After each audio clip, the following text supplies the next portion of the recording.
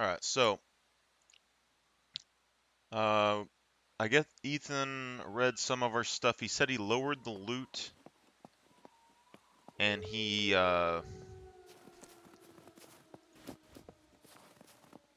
disabled base building apparently.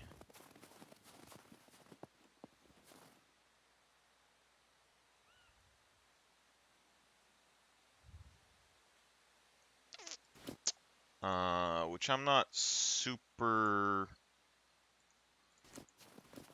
crazy about.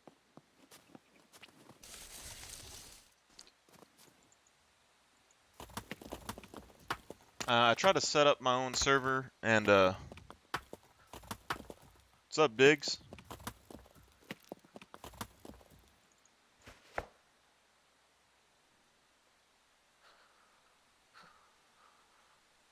Let me refresh this. 301? Okay. It doesn't say that you're in my chat, but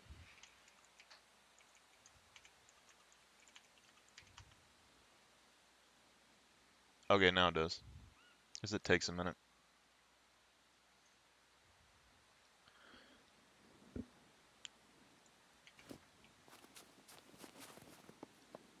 So if y'all guys don't know, we're slowly trying to work on a server, and I want to make it where it's a good balance. I think where the game needs to be, because the normal servers on official, I think that is easy mode, all right, and then hardcore official servers, it's it's okay, but it's still, I think that's like the base, that's how hard the game should be, like at the beginning. I don't think it's super hard. It's just you don't have a map, and a lot of people don't play on it because it doesn't have a map, I guess. Um, but the server settings that we had on this one before,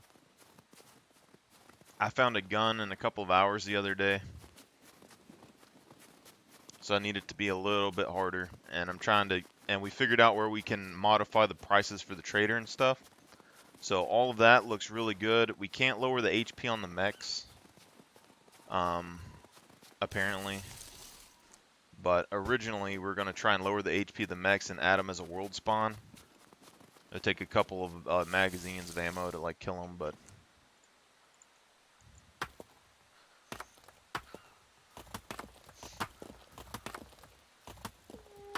I don't know how much you know what was going on, because that's basically what I'm doing, is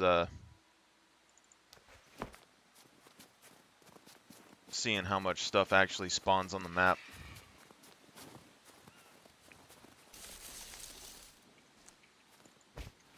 But the issue is I don't have control over it, so Ethan's the only one that can make adjustments. And I guess they just disabled base building. Or they're going to. And I don't know if I agree with that.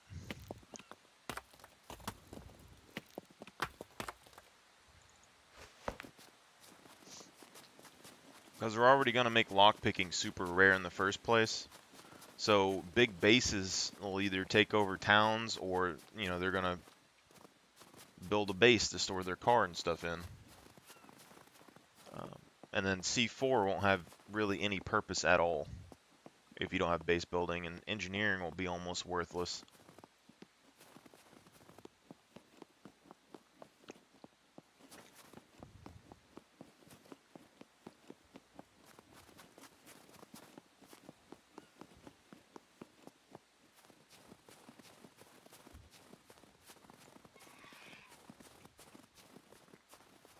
I think we're somewhere near C2.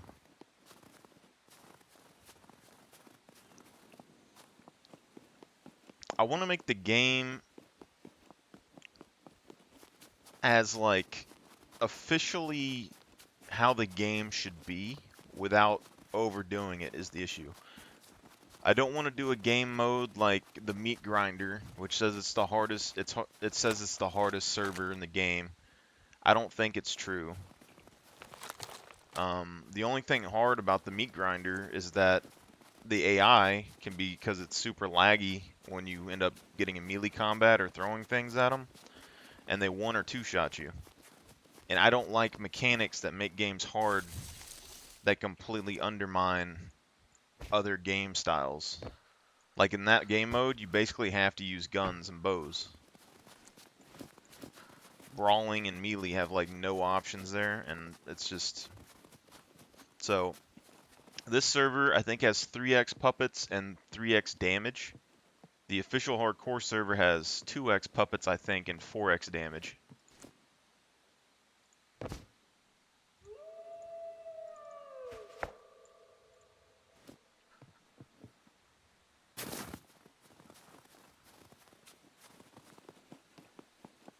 And I think the official hardcore, I mean, it's okay. Damage-wise, like a big puppet, when I had 4.5 HP, did 20% of my HP with one hit. And then the small ones are doing like 5 or 10%. So it took 4 or 5 hits or something to kind of wear you down. It wasn't too bad. But with 3x damage, it feels like, it takes maybe 7 or 8 hits to get you. So I would think 3x to 4x damage is fine. The main thing is that we're getting 3 times the puppets, and since I'm playing on the solo, the server by myself pretty much, it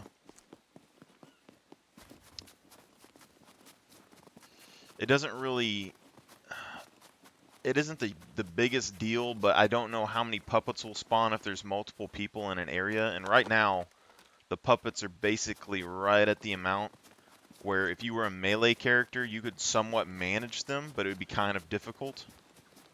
And if you're a brawling character, you can manage it as long as you can take them on like one at a time. 1 or 2 at a time.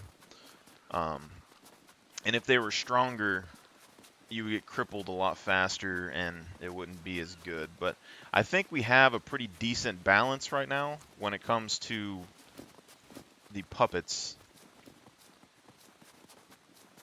But now we just got to get the guns off the map, make them super rare, and then raise the trader prices. And we should be pretty close.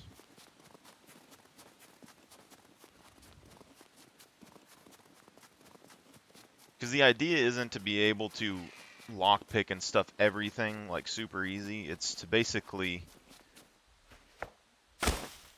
you want a balance where maybe you get a screwdriver every couple days, like every day or so you find a screwdriver here or there. If you find a 40 out of 40, you're like foaming at the mouth.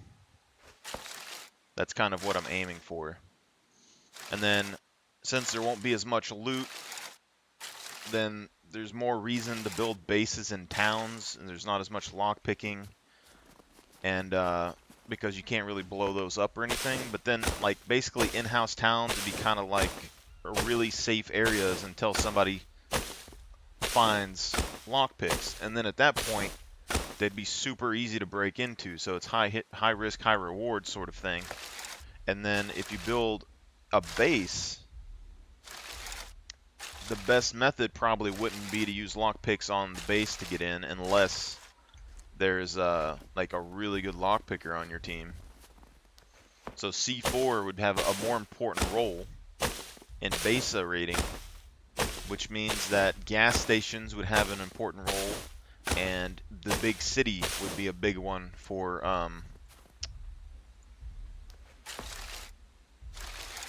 C4. There'd be a reason to go there.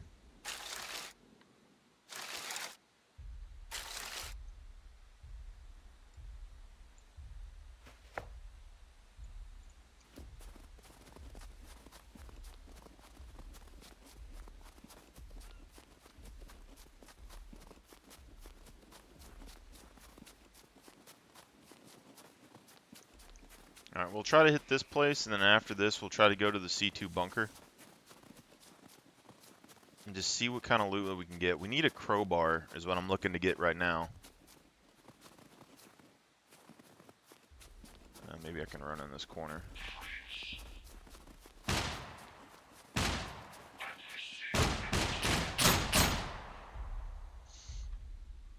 Now also, I would say that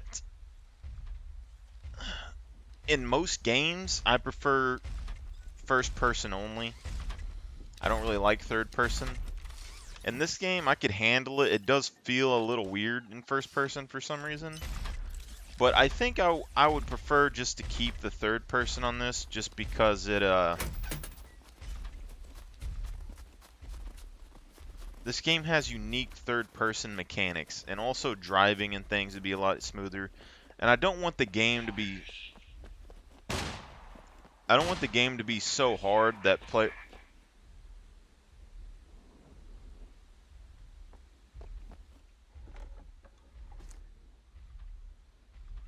like this right here, like being able to just find a gun like this, that's too easy. Now who the hell has been here?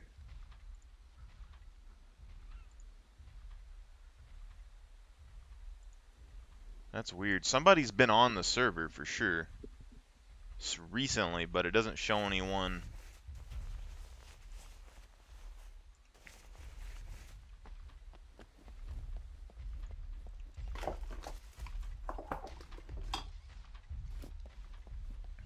Now, if this is like a 1 in a million shot that I found this gun, like first thing, I'm not opposed to it. And a shotgun alone isn't really going to make the game super busted. But like, that's a huge power spike since we were going to try and make guns like really expensive.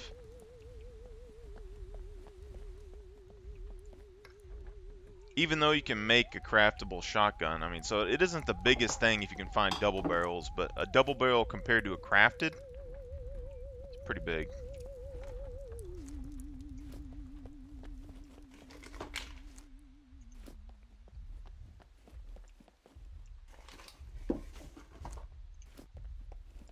See, but all of these, like, and there's so many puppets as well that like double barrels and things won't necessarily be overpowered.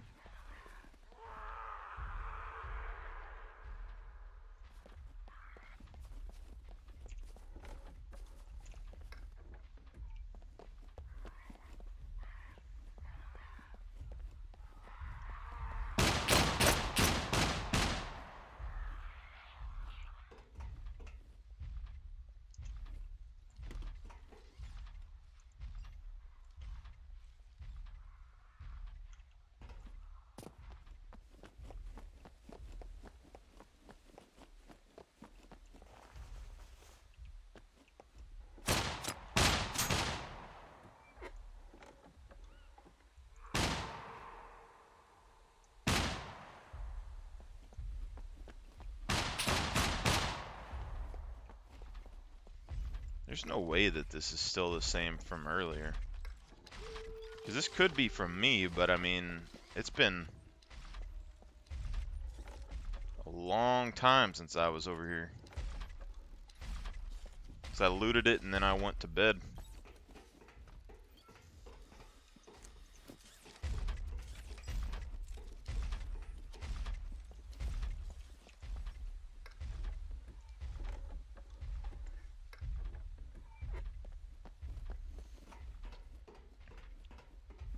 But the main goal here is I want a server that's technically like pretty hardcore from most people's point of view, but I think how the game should be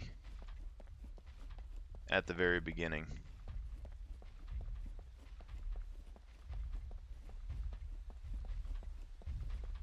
This is where I found a gun last time.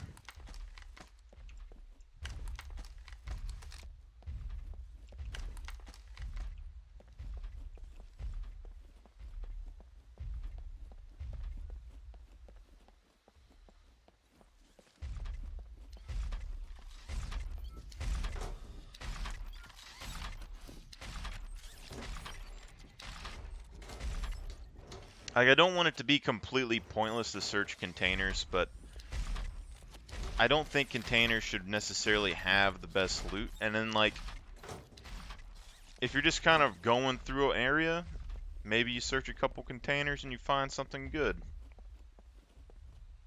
But I don't think it should necessarily be like, hey, let's search every container in a building for something and then find it. We need to make the traders more, you know, if the traders weren't in the game, then I wouldn't be opposed to having it easier to find things. But since the traders can literally sell everything, we just need to lower the price, or lower the spawns. Because before we were finding a lot of gas cans. Gas cans sell for like $400 or $500. Like this waste thing, I mean, depending, you know, if that's... I just don't know if he's like, how much he's lowering the loot spawns and stuff.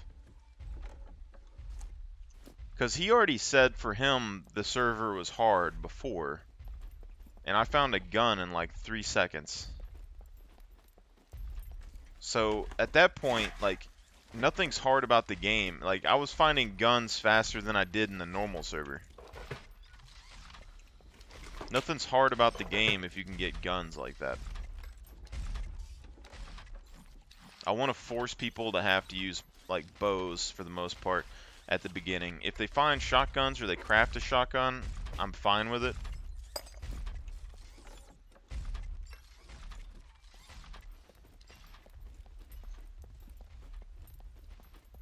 Because it'll attract more puppets and things to you, but...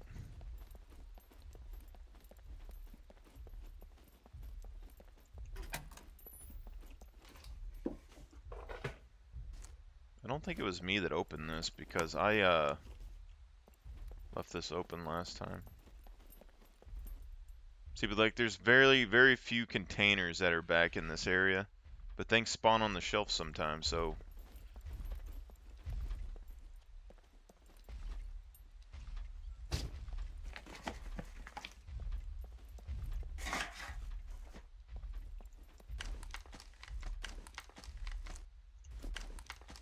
Because the main issue with the game right now is the base game modes.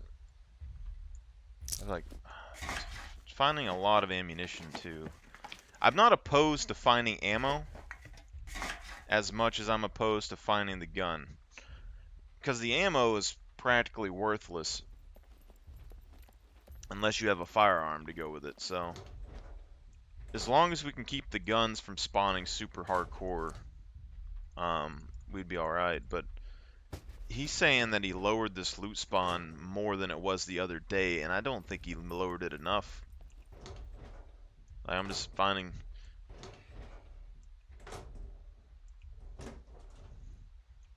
And it might be like the population on the server might affect the loot spawn rates. I don't really know, but I just haven't really had that hard of a time.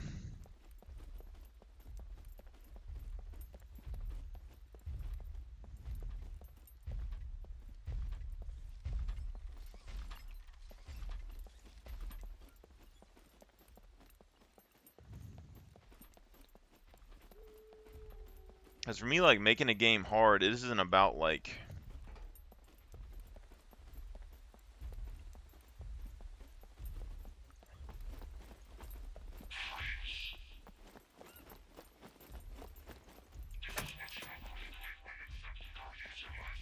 I don't even know where all the puppets are.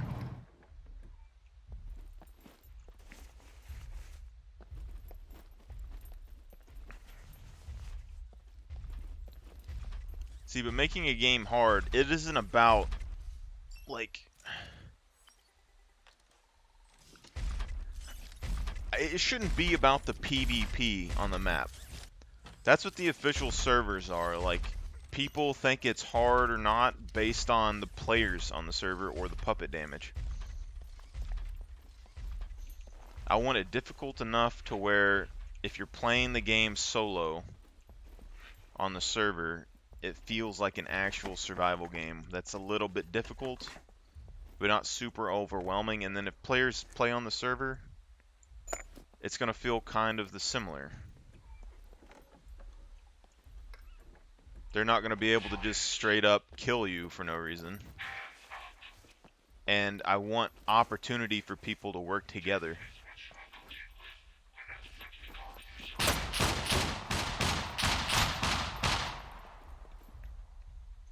which is the whole point. So in the official servers, well, single player, a wolf can sell for 800 or 900, and a bear can sell for 1600. That's what I'm basing this whole thing on. Now, in the official servers on multiplayer, the wolves are selling for like 400 or so, and the bears are selling for like 800 or so. So that means even if you completely remove all the animals and stuff, or all of the loot off the map, the traders on the official servers, if you wanted a car or if you wanted a gun, and a gun's 10,000, then literally all you'd have to do is sell like 10 bears. And since the animal spawns are relatively common, it wouldn't take you very long at all. Like, all you'd have to do is go and hunt the animal. But I think hunting animals takes a little bit more skill than, say, something like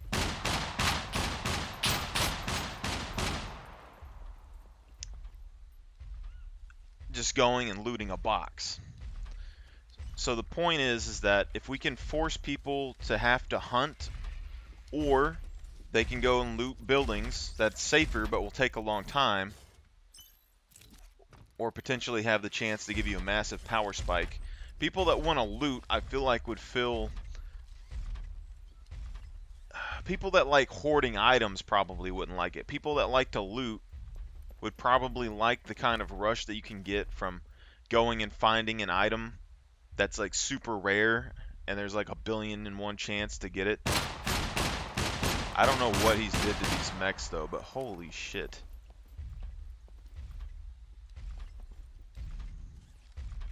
I've never had a mech this on me at all, so. But, yeah. But the thing is that if we up the prices, so even if you made guns 50,000, that's 50 bears to be able to go and do that.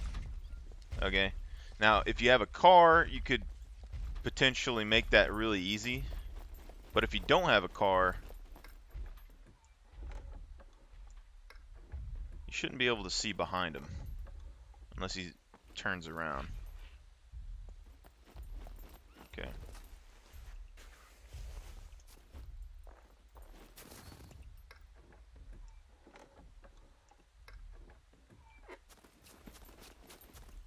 Because there wasn't a bunch of stuff spawning in this before anyway, but just that like that.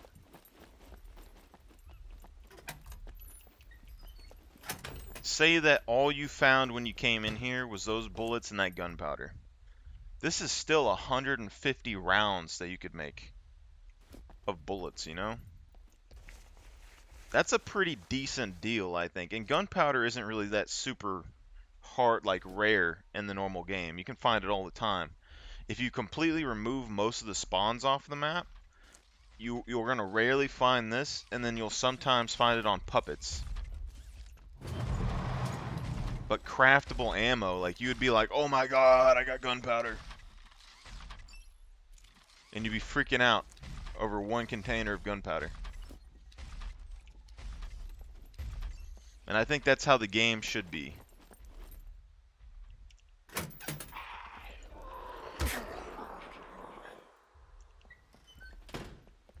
Can I? I can hit him through that.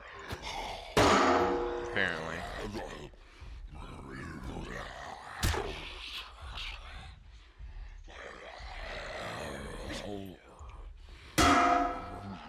These game devs are pretty dang good.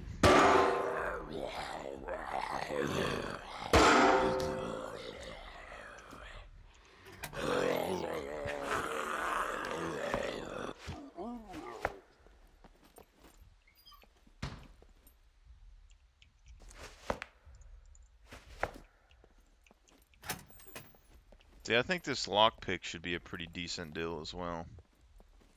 Here, puppet, puppet, puppet.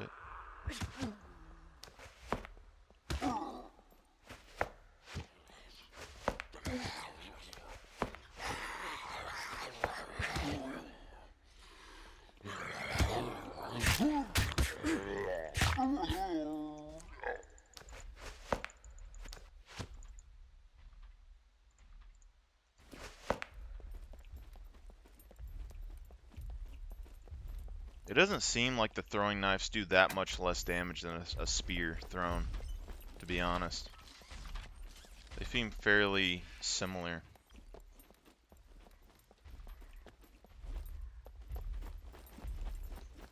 It definitely weakens people enough to like kill them with boxing. I think, because like I think it's like 3 metal spears. You can kill most things. I'll be back here in a second. I just gotta make a pit stop real quick. Oop. Excuse me, pup. I'll be back.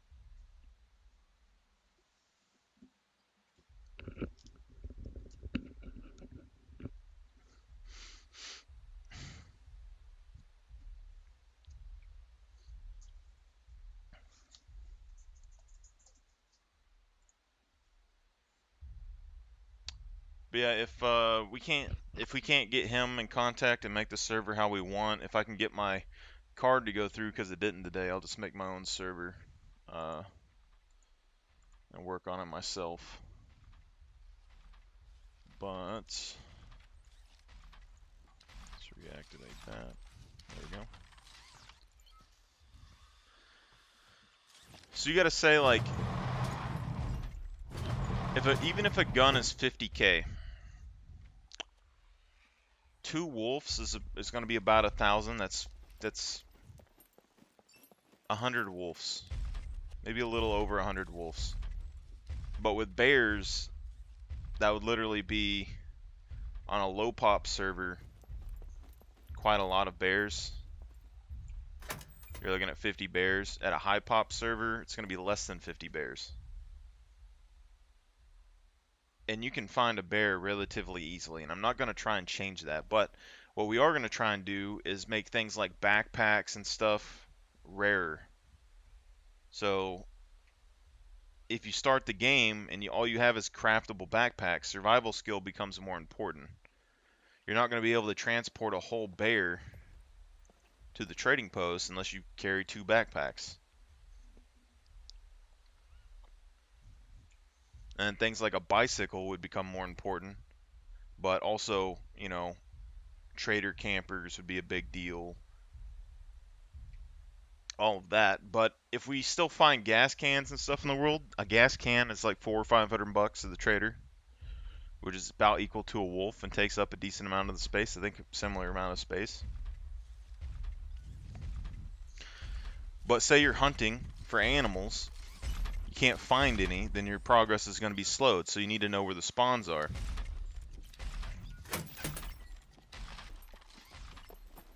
And then if you do find them, there's the potential of another person being able to find them, you know? How does that not go into your head?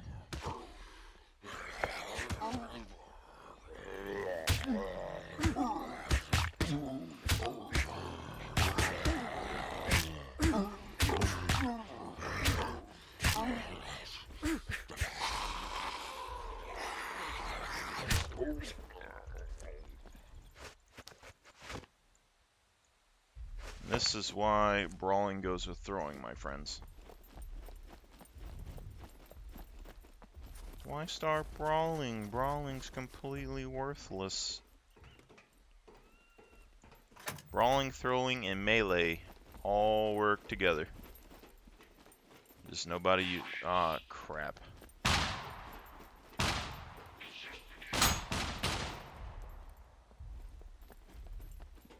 Let's just chill down here for a second. He's did something to these mechs, man, I swear.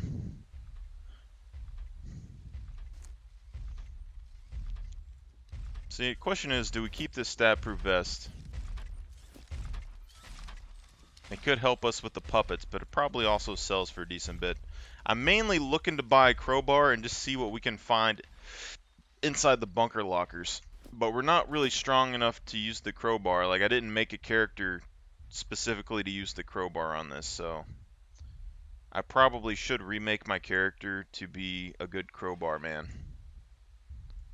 So like 515 or something, or 533. Because we need to see what the loopholes are for sure, but I'm definitely thinking we need to lower this even more. I just don't think the other guys on the server understand what I'm trying to do. It's the same thing with the team that I was playing with before. They wanted a harder server. They're like, man, we need to go to a harder server. But then they were like, but you need to get rid of mechs and increase the amount of puppets. And it's like, you want a harder server, but you want to get rid of mechs. Like, mechs are some of the only thing that slow players down at bunkers. Now, I'm not opposed to lowering the mech HP, which is what I wanted to do. It's just not an option. Because if you can make the mechs to where you can kill them in like 2 to 5 magazines, maybe, of ammunition, it gives people the option to kill them but also get rid of some of their ammo, you know. And then if you can make them a rare open world spawn, then that causes situations where like someone could crash their car next to one and die. It would help you get rid of more cars on the map. Leel, leel, leel, leel.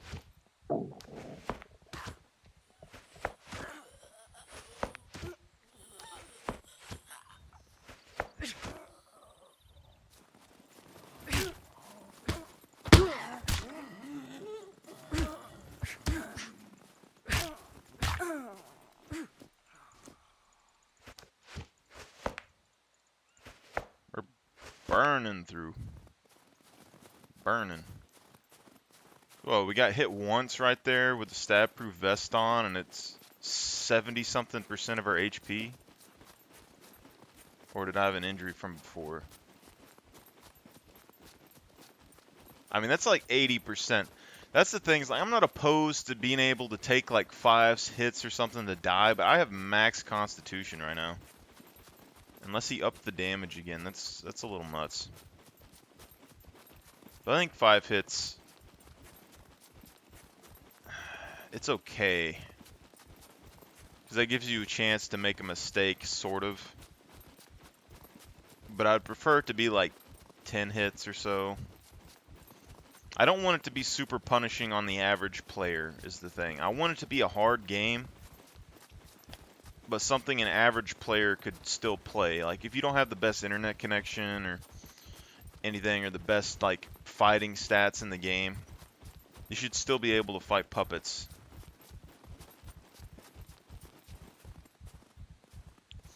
And I played on the meat grinder earlier today, too, just to see what it was like, and all the videos I've seen with the meat grinder, they're like, it's the hardest server ever, and you just have to play it to see how hard it is, and like, I literally played it. All it is like there's high damage puppets, and a lot of them.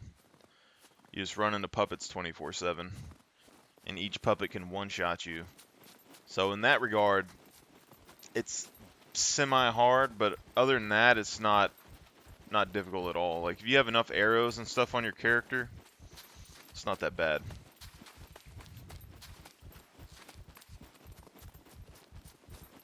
Fighting in melee, though, impossible. And that lies the problem, because the spawn rates really aren't even that bad on that server. Like, they have lower loot spawn on the server, but you can still find guns, and they have the traders. I don't even use guns in the first place anyway, for the most part.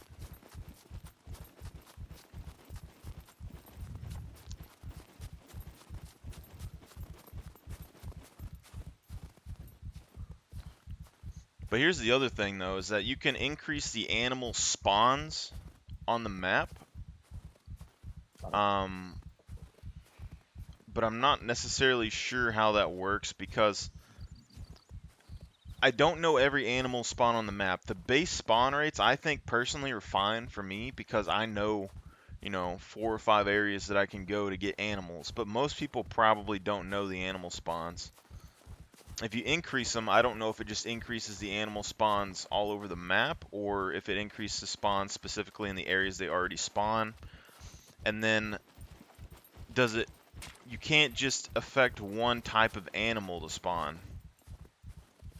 So you're going to have more deer and stuff on the map, which would be easier to hunt, I would think. Whereas if more wolves and bears and stuff spawned, it would make the game a lot harder. Potentially. Like, a pack of wolves is a lot more dangerous than a puppet, for sure. But the other thing is that if you increase the amount of animals, it might make the game easier. Like, where I hunt, it's wolves and bears. So it would make it harder on me, because where I hunt, there's a lot of predators. But then that would make it to where people might just go and hunt deer, depending on how much they sell for. And it would be too easy for them to get money.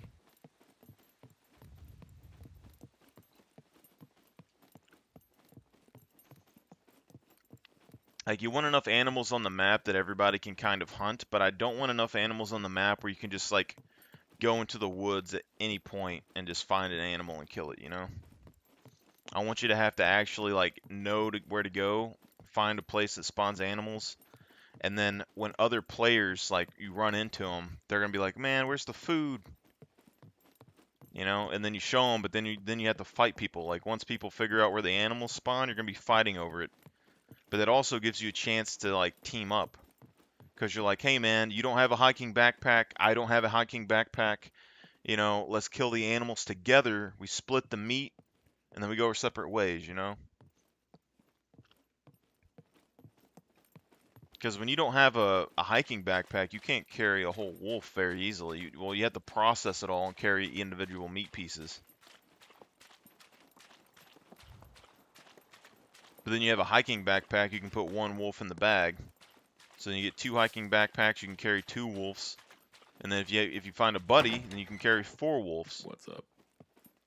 If you're trying Which to on a rob the low place, loot pop I server guarantee would you, be I'm well armed. like $1,600, and a high pop server would be like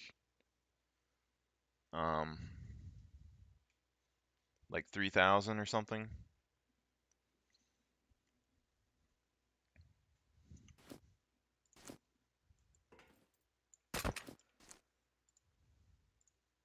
That thing registered. Kidding. Nobody cares. I'm not Guns even come super unloaded. opposed to thread Security being hard to reasons, find, to be honest. obviously. $200. I thought we just sold that shotgun for like 400.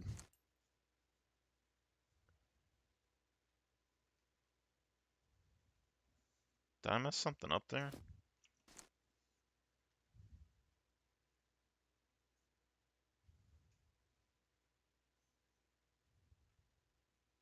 Oh, okay. Yeah. I'm blind. $650. See, right now the trader prices aren't super breaking. I don't think that it's necessarily bad the way it is. It's just,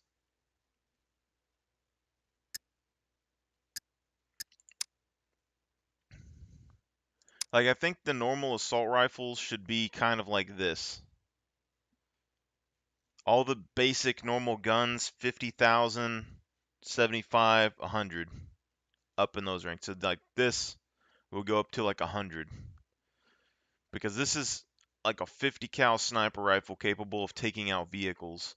Vehicles should be like 100K as well, like the trucks and stuff. And then we can lay everything else out. All right, let's do this. Like these shotguns, all these still relatively cheap. If the spawn rates aren't super low, I can just go to the castle and find more shotguns. Crossbow, like all these, like pistols should be like the very beginning of guns, so 50K. And like 50K up to 70K, 75K, depending on the pistol. Then rifles, let's say 50 to 70K, 50 to 60K maybe. Say 50 to 60. And All then right, the let's do rifles this. start to like 75 to 100. And you might be thinking that's crazy, but if you're able to get guns quickly, I mean, it's just night and day difference.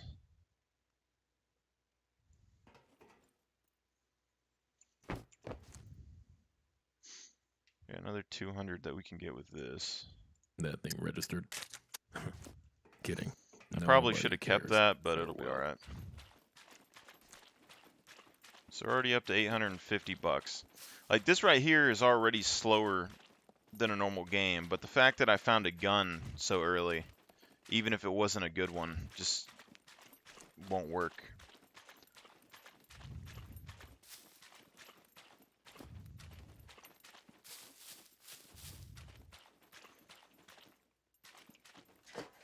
Like, to be able to make a progress directly to a gun day one.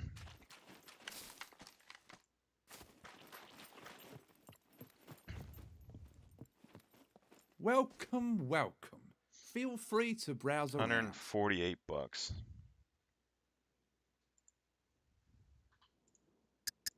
Let's see what you have.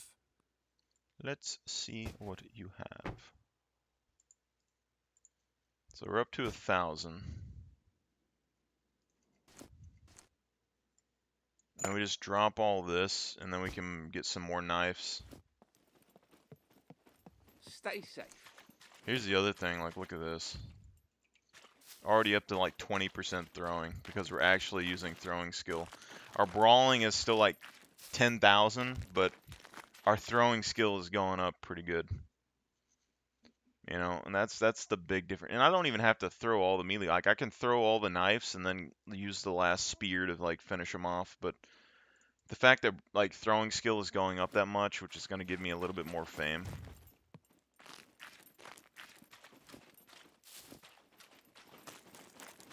So we're already at 1,000 bucks.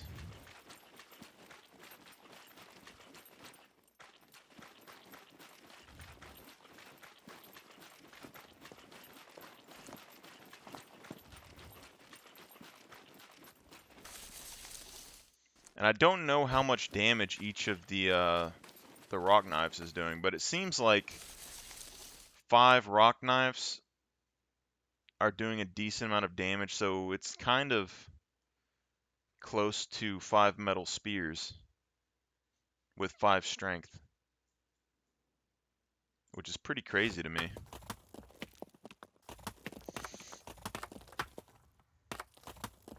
I almost feel like I should build a chest over here. Just stash the money for now. People sleep on the rock knives though, man. Like, it's not a bunch of damage, but it's enough damage to matter, especially when you can carry a bunch of these. You can carry like 4 of these from the same space of 1 spear almost. Well, it is a double slot, so maybe like 2 or 3, but still.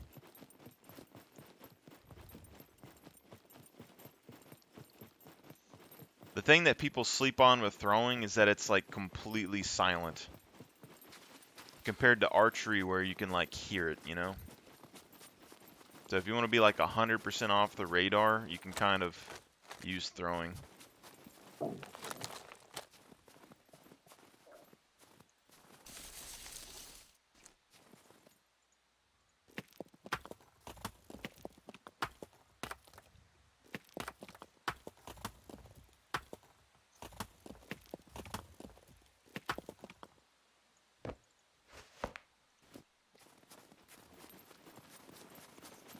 I guess we try to go to the bunker. Like, I would prefer to do the bunker with a bow, to be honest. So we might need to make a quiver real quick.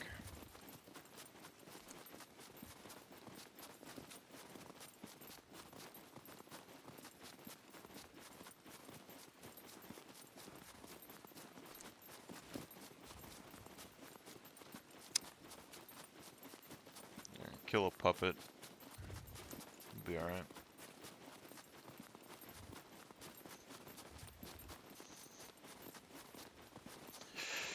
Kill the puppet.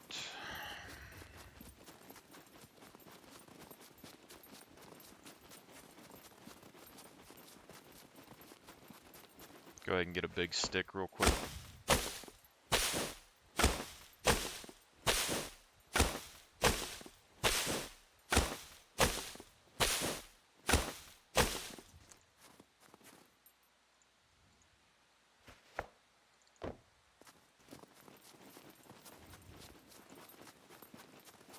Shouldn't be that hard to kill a puppet. I also like the calorie consumption on this character. I mean, even though it isn't the best still, like if I went to 1 strength, but the fact that it's chilling, it takes a little bit for it to kind of go up. It's sitting around 400, which is a couple hundred calories an hour less than everywhere else. And then if I go down to a jog pace, which is like where my stamina doesn't really go down at all when I do that.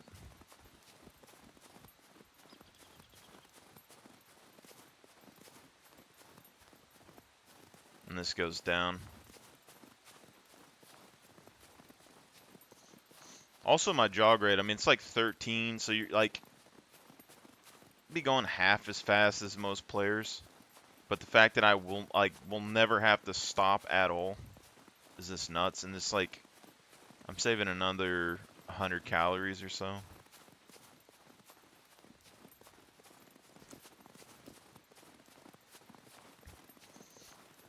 Like, this character basically doesn't have to stop moving ever. Because you can sprint and then you can jog, and if you're going downhill, you're going to regen all of your stamina really quickly.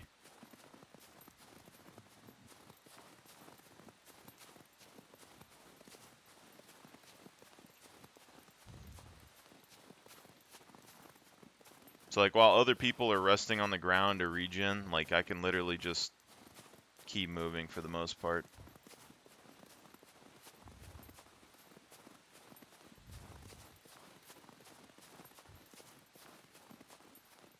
And that's the main thing with my character too, is like when I play a survival game like this especially, I like being able to save as much time as possible. It's part of the reason why I'm not opposed to starting with survival skill, but medical's just too good in a server that you take so much damage and it takes you a long time to heal.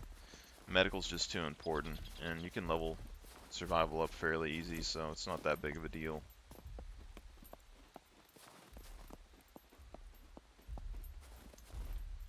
We need a puppet.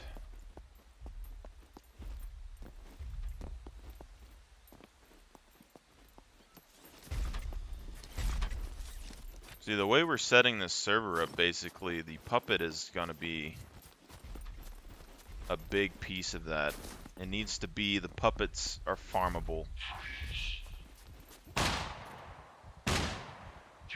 See, that mech's back was turned on me. These guys, they did something to these mechs, man. I don't know why they're so aggressive.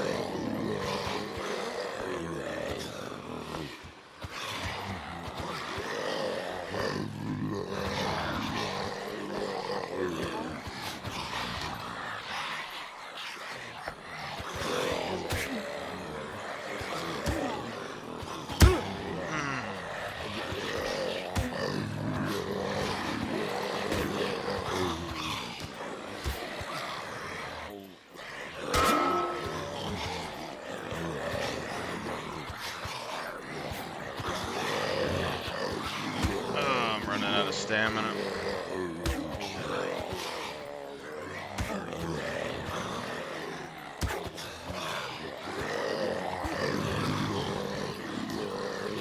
Come on, MMO skills, don't let me down.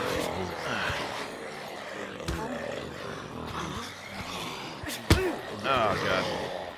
If we take another hit, we're gonna get cool. Might need to look for a door.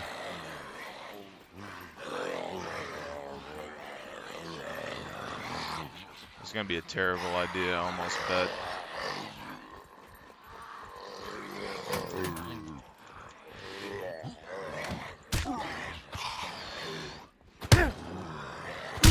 Yep. God dang it.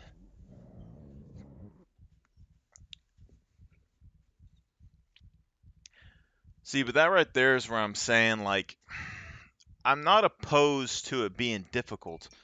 But if those were all one-shot puppets like they do on the other server, they do one-shot puppets and they do like ×7 or like they'll do like ×5 puppets and they all can one-shot. Whereas that seemed at least winnable.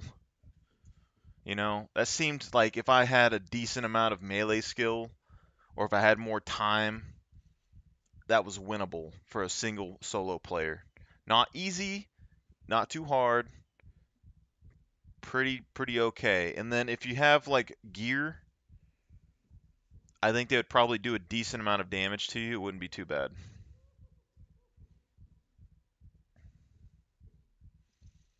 Let's try this bunker over here.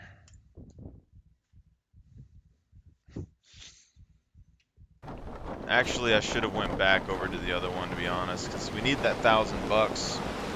We needed to go back to the prison, get $1,200 and get a crowbar, but I know this bunker over here is fairly easy to get in and out of. My thoughts are is that the spawn rate's still really, like, able to spawn guns.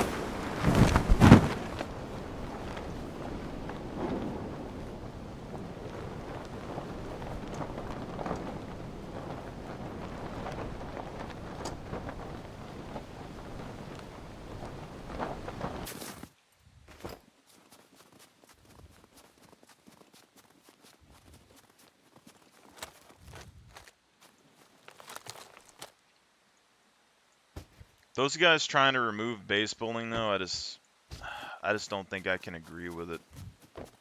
Because that means for a player like me, engineering skill is completely worthless.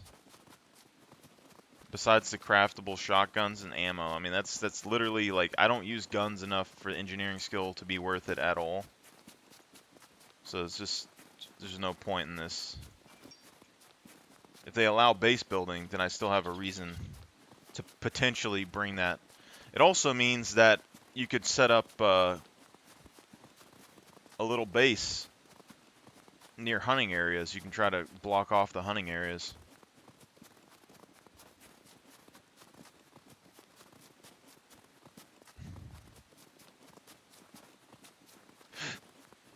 No base building.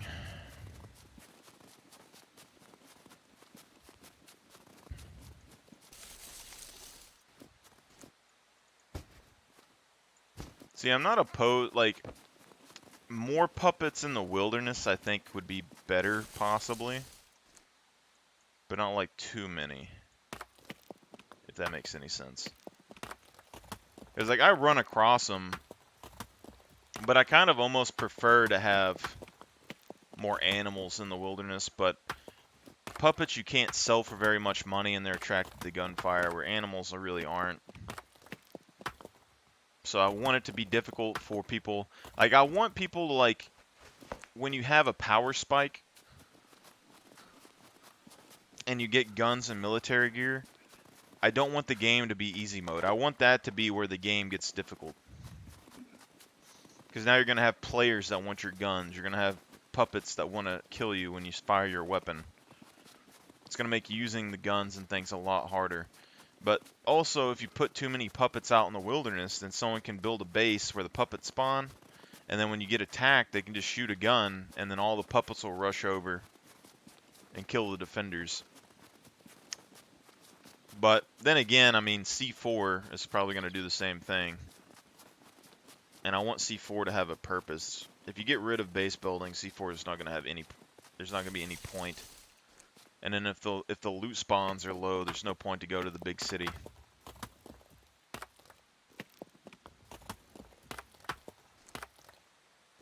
I think that's where the other guys aren't thinking things through as much. Like, I'm thinking at the overall picture, and they're thinking at their personal preferences.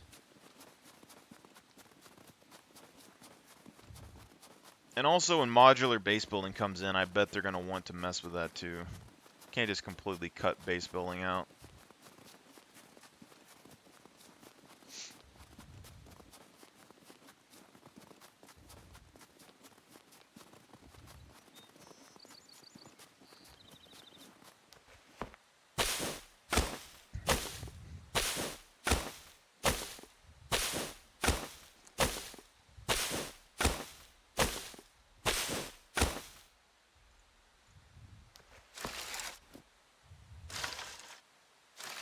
Let's go ahead and make a spear.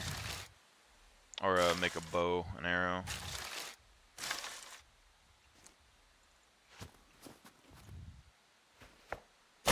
Show you all guys the early game kit, my friends. Throwing rocks and arrows. And when you get better pants and stuff, you just get more and more arrows. How did I not get more sticks than that?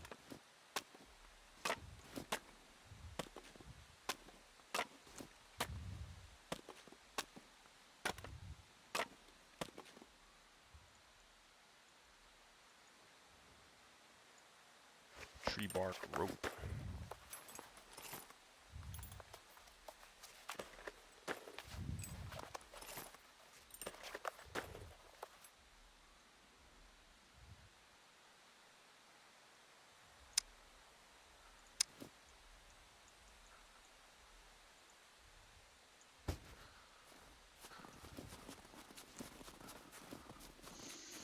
Tree bark rope.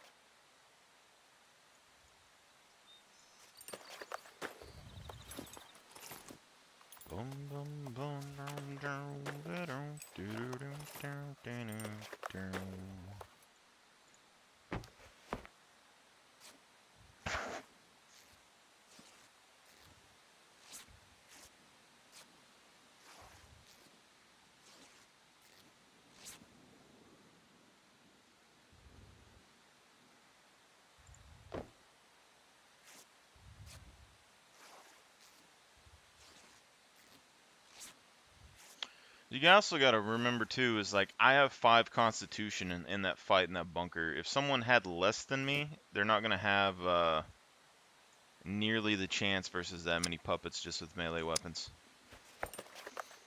But also the point is that there isn't a high probability if the loot spawns are low that anything good is gonna be in that bunker. So is it really worth the risk of me going in there with just melee weapons? Probably not. But I could potentially make that like my loot area at the beginning of the game.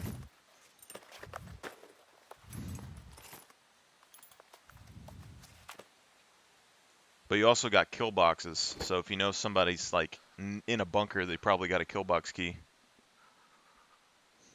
Which would be easy loot, my friends, easy loot.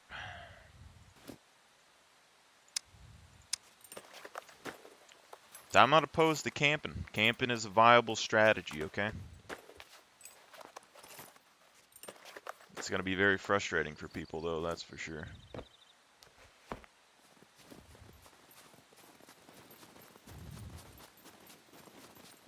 Alright, let's get up here. We could make a quiver.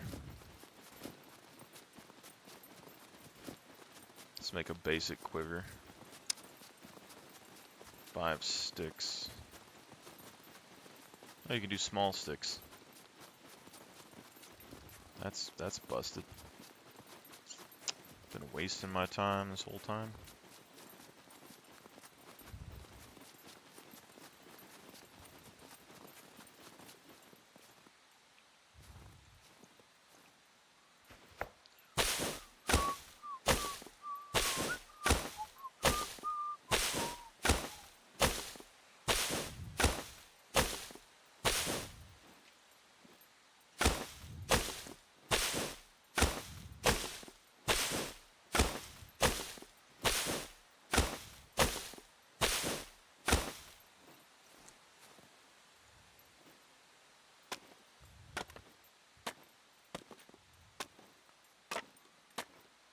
What's going on? Welcome to the chat.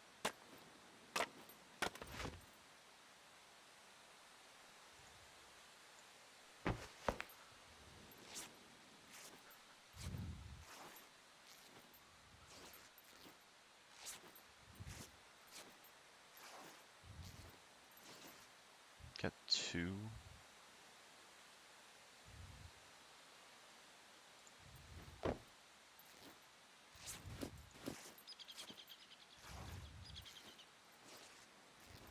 I still need rope. Crap.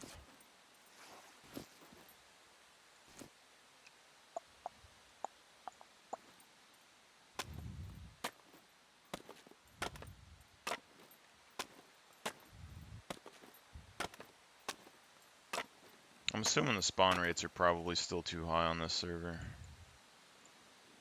If I was to guess.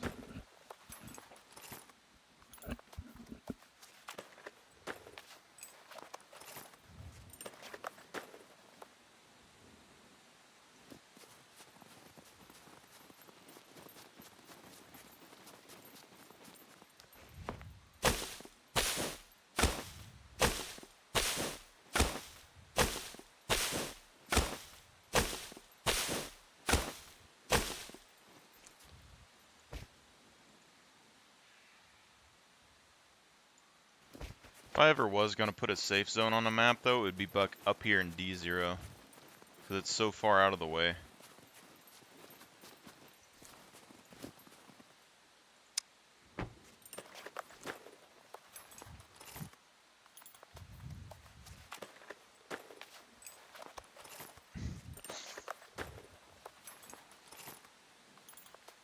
See, because you already start the game with in-game gear right here.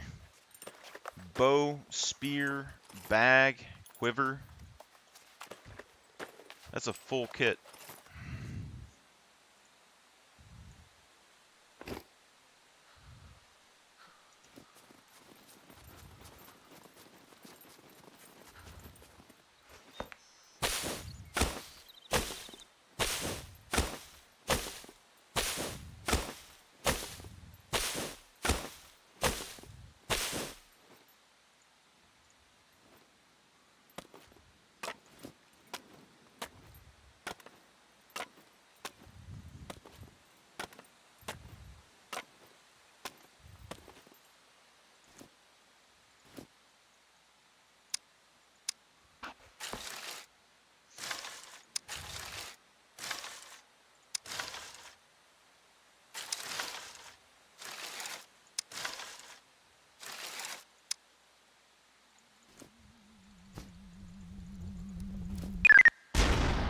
Jeez.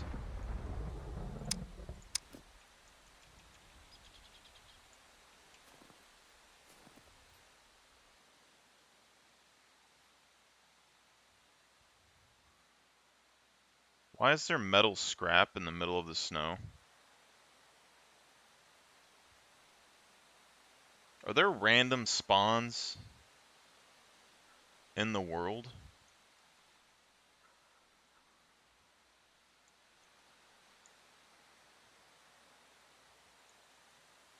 I gotta make a Reddit post about this.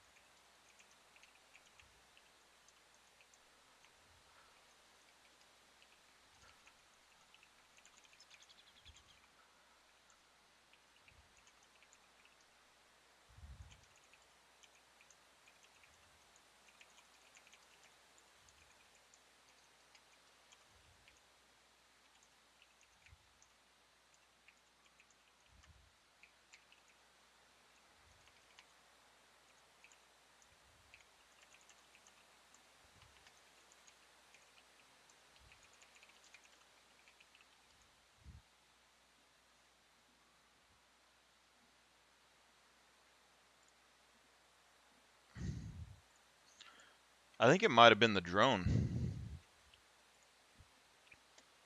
That drone exploded next to me, I think, right here. Maybe this is part of the drone. It dropped scrap metal.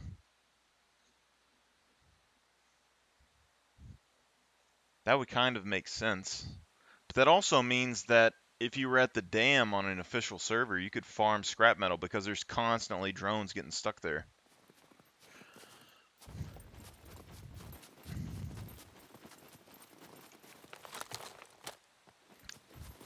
I know I'm not super popular or anything, but I feel like I got a lot of game knowledge over the last few months. It's the amount of farming and leveling of characters and stuff that I've found, crazy.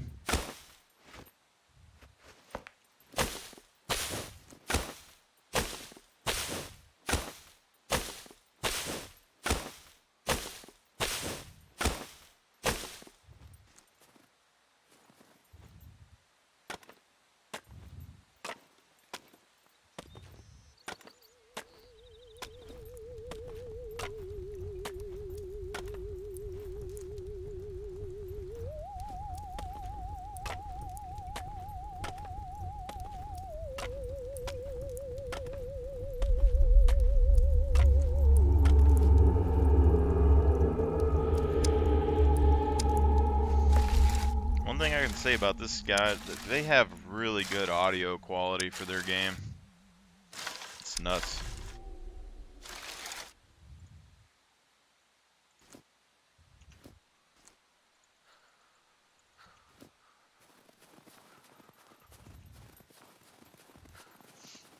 People were trying to get me to go play that new Call of Duty too, but I'm like, I don't think it's... I don't really trust Call of Duty to keep their games balanced and good. Like, they always add more stuff to it as it goes on, and it's just kind of... And I think Scum's, like, gameplay, gunfight-wise, is pretty similar.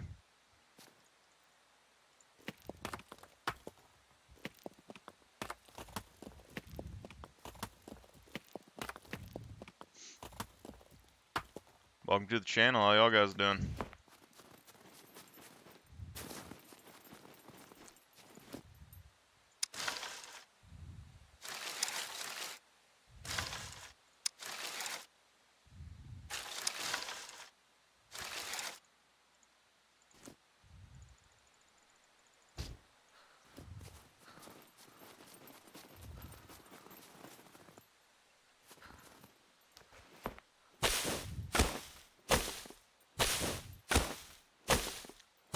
I don't know if we go in here and then travel all the way back to the trader or not.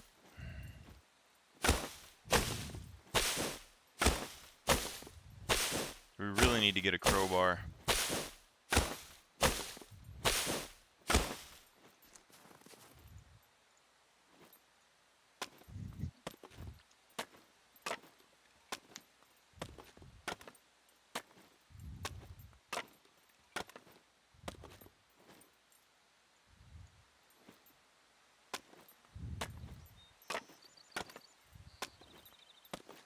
Y'all guys watching, we're testing some server settings.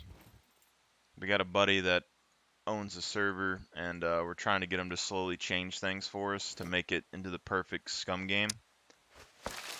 But main issue is there's other people giving him suggestions, and it's kind of throwing and he isn't able to change settings all the time. Like, I get to talk to him like once a week,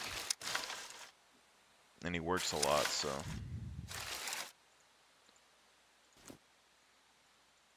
I still don't think that the loot pools are low enough.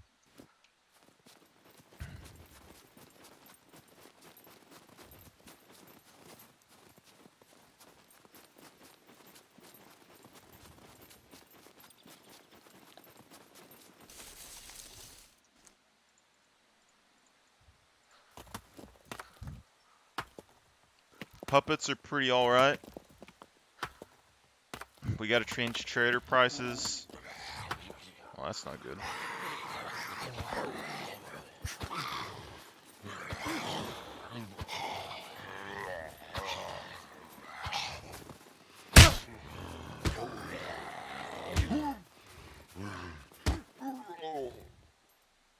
15% damage from a small puppet. He said he had 3 times puppets and 3 times damage, but in the hardcore server, official hardcore, they did 4 times damage, 2 times puppets, as far as I knew. And the small puppets were still doing like 5 or 10% damage, as far as I knew. Where'd that hit me? I guess he hit me in the head, so I mean, I don't know. Do not know on that one.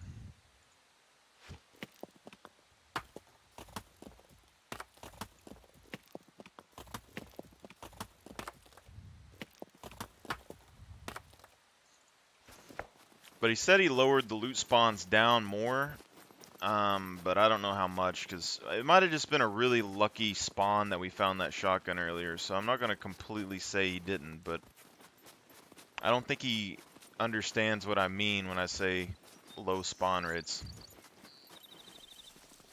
Because every time I come in here, like, I'm finding shotguns and magazines and ammunition and stuff, like, very easily.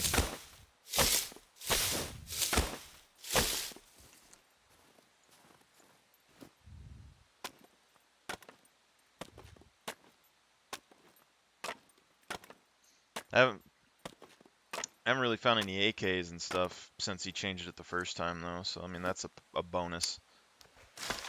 Because he said he set it really low the first time I came in here to test the server, and I found night vision goggles and a sniper rifle and some other stuff pretty easily.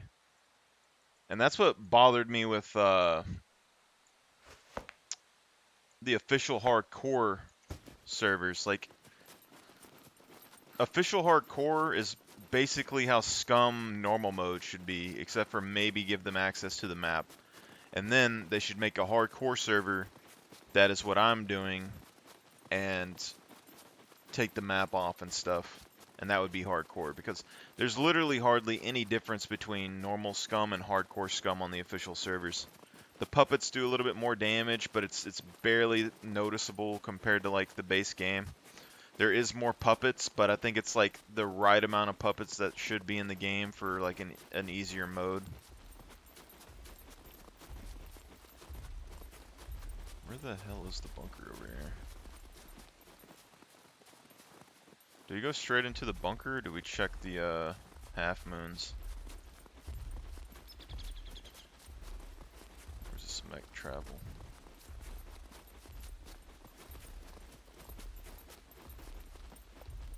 This is probably one of the easiest bunkers you can go to, I bet. There's nothing in here. Because most of these, like, the loot spawn isn't terrible. Like, it's not, like, super crazy where you go in here and you find loot in every single building.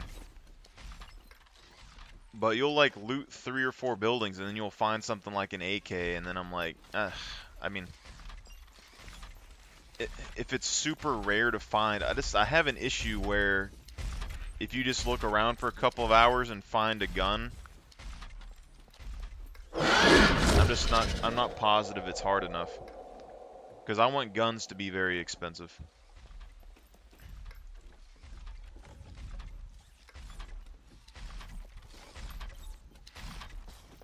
I would say, like, being able to find a piece of military gear or something per bunker would be alright. But the traders are going to be, like, super important, so, like, if we can make people need to go to the trader, we can micromanage how much stuff gets put onto the map at each period of time, you know?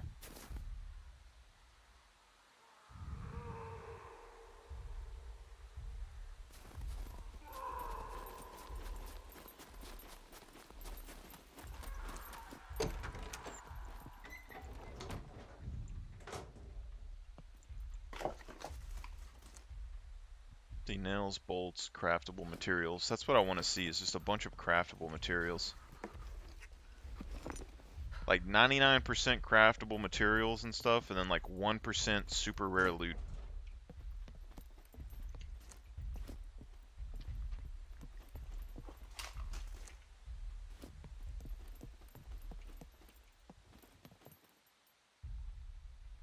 I have no idea where this bunker entrance is.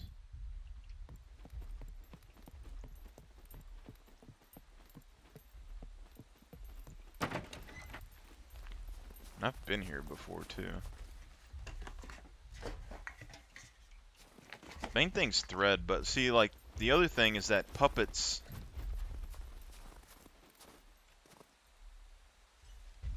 I think it's right here.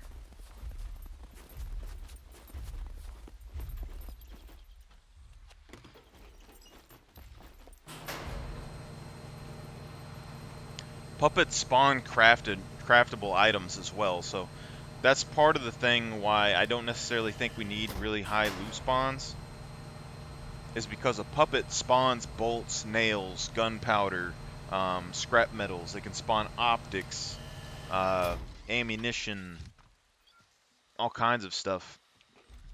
And if you increase the amount of puppets on a map, then they're that much easier to farm. And having ways to actively farm materials compared to searching boxes makes the game a lot more competitive, I think, for the most part. But this is like one of the easiest bunkers that I know, so I don't think it's going to be too bad. See, baseball bat, I would accept that, you know?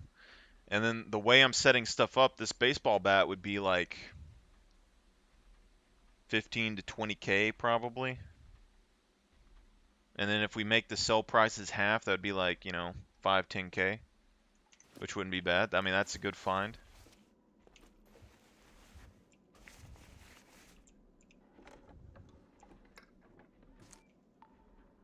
See, Hunter.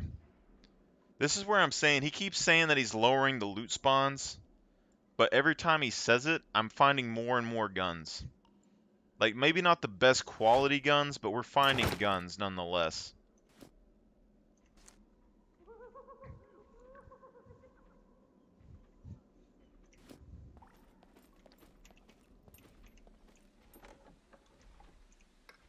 That's why I'm saying that the loot isn't low enough, because that, like, the Hunter is like the lowest tier rifle that you could possibly get, and I would still probably try and keep those off of the map as much as possible. Like, this would have to be like,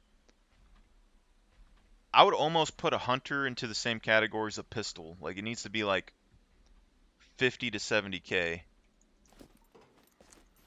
What was that? Is that my spear? Because you're saying like 50k.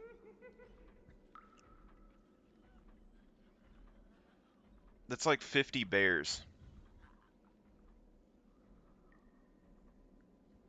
Might take like a week. I don't know. It depends on like how hard I hunt the bear. You can find a bear like every 15 minutes, something like that. Like, there's places that they spawn consistently. But then you have to travel to the trader at the beginning of the game. Save up money to buy a hiking backpack. Save up money to buy a car, all that stuff, which increases the amount of money you can make per trip, because at the beginning of the game, you're not going to be able to carry a full bear to the trader, most likely. I mean, unless you have 2 backpacks, I guess, but you need thread. Get thread, you're going to have to farm puppets.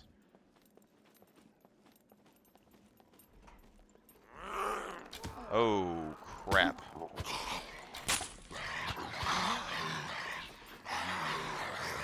That's not good.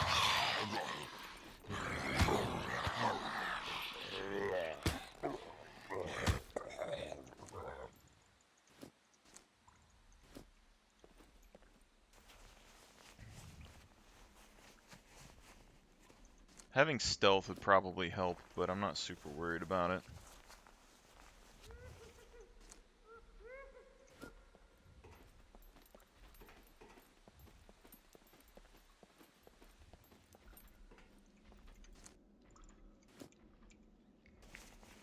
So I'm saying, like, four-wheelers, stuff like that, you could probably keep down to like 40k, 50k.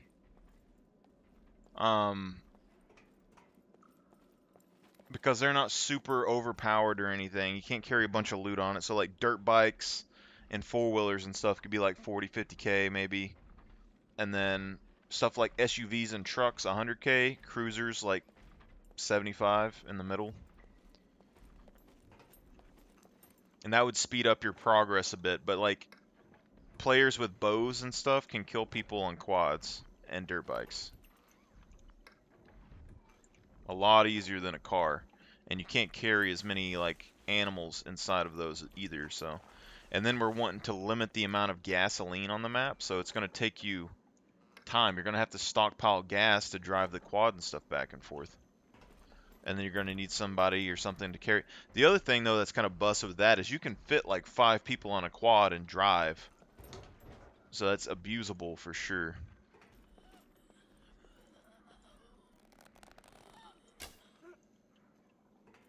I've gotten really good with this bow.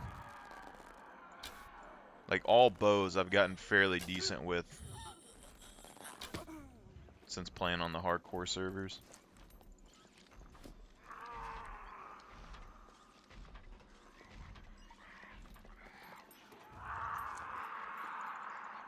Hello, sir.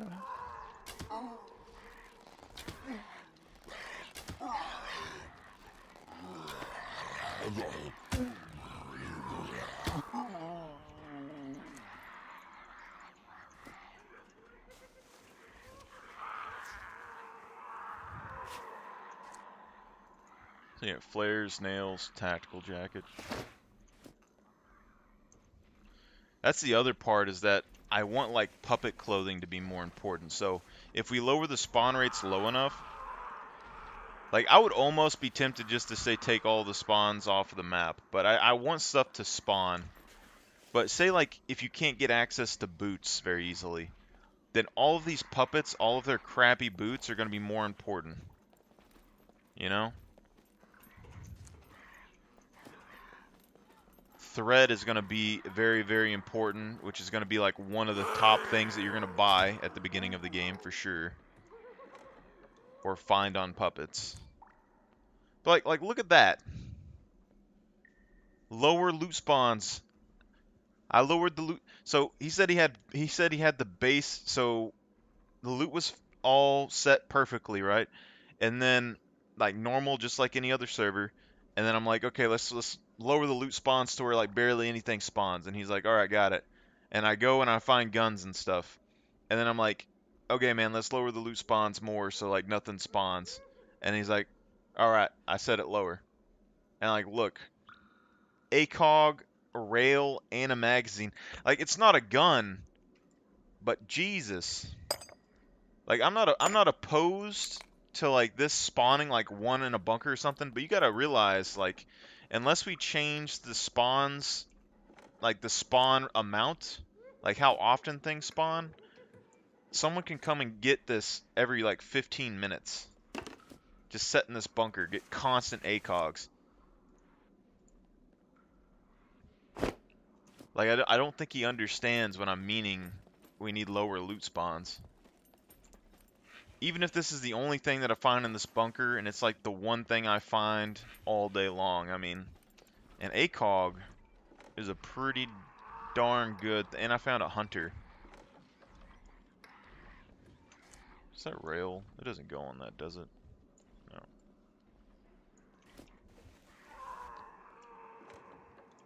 Like, I shouldn't be able to just go into any bunker, like any POI, and just find a gun. Like, that's what's been happening the last 3 times.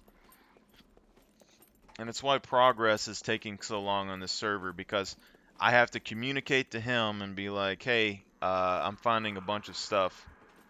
And then he gets back to me in like a week, and then he like says he changes it, and then I come back in and test it, and it just, not much is different.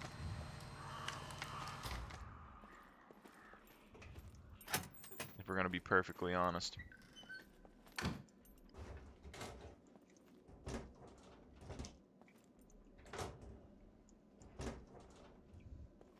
But I'm not mad about it. It's not too bad. Like stuff like this, like bobby pins. You know, like I haven't found that many bobby pins very often. So like bobby pins and screwdrivers are kind of rare, and I'm okay with that. But you can buy bobby pins. The screwdrivers are going to be the big one.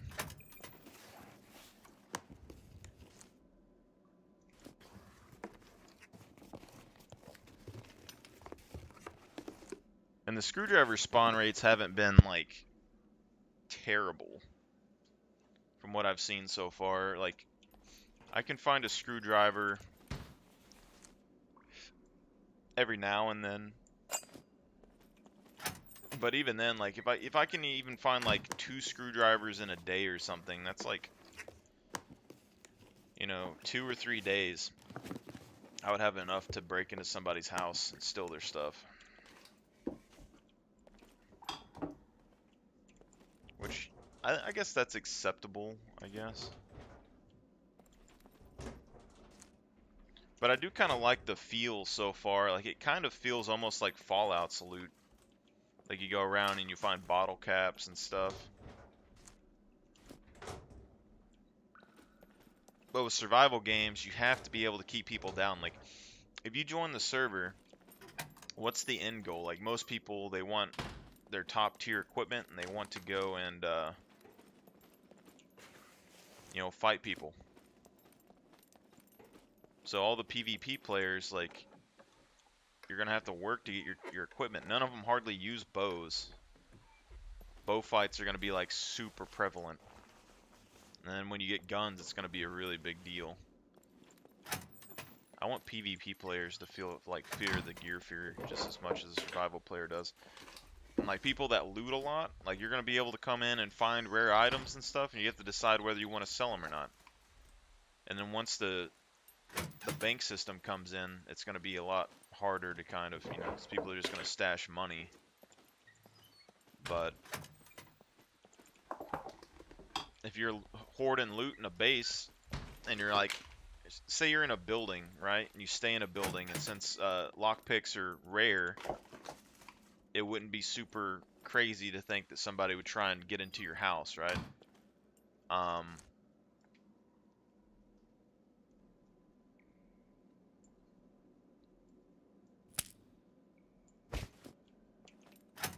So you sit there and you're hoarding loot for like a week, and then you never move out of the house, but you can't build in town, so literally it's going to be like 1 or 2 doors that they have to lockpick to get in, and then they lockpick it and break in, and you lose your stuff.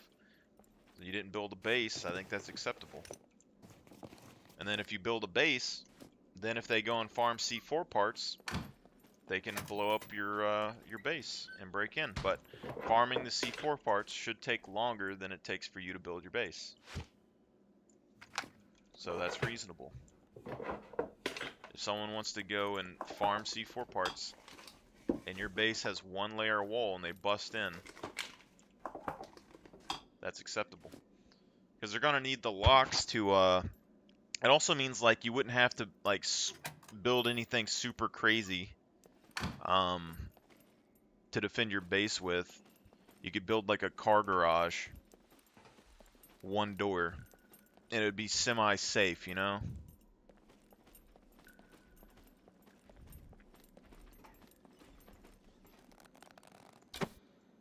Oh, there's no way. Dodge 2, my guy. I know this is an easy bunker, but I completely don't remember the way around this place.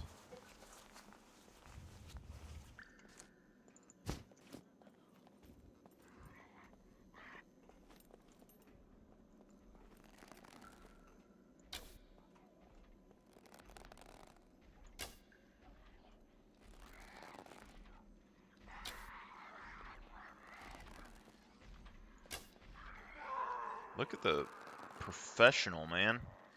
What is that, like 50 yards?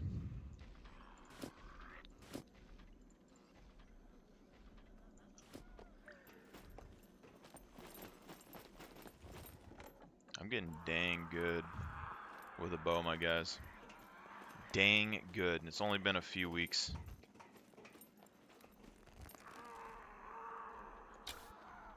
Look.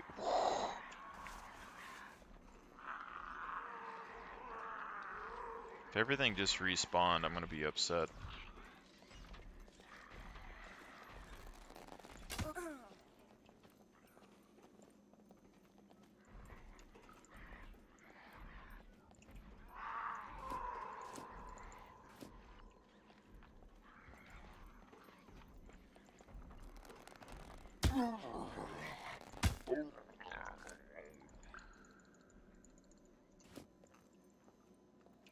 See, stuff like this. Bulletproof vest on an armored puppet should be important. If you want like high tier military gear, you come in and you farm these puppets. You get like you repair it, you get a 50% bulletproof armor, which would be amazing versus bows. Absolutely like god tier versus bows. But then you go to like rifles. People finally get a rifle. You're only gonna be able to absorb like one shot, you know. But like look at this, like pistol mag. I don't even have a crowbar yet. Pistol mag. And I'm not opposed to pistol mags and stuff spawning necessarily, but you got to understand that these sell for a couple $100 a piece. One slot items. Now, this is harder than hunting for the most part. Like, there are puppets in here, but you see, this is an easy bunker.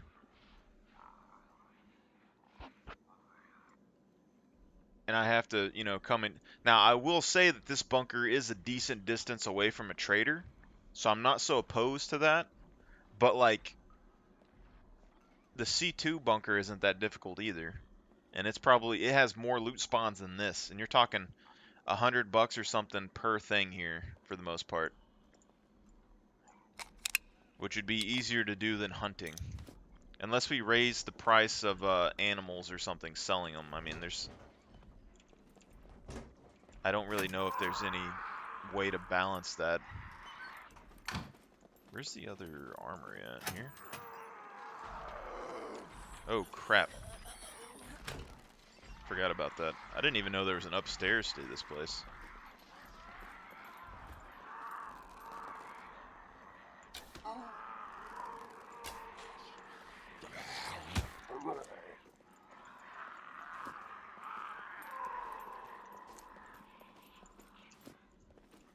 See, but at least this is taking some time. The thing is, there's so many bunkers around the map.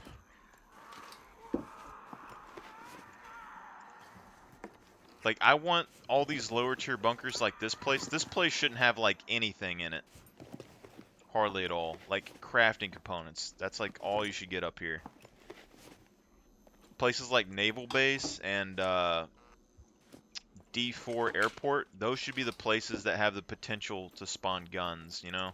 They have a naturally higher spawn rate than other places anyway.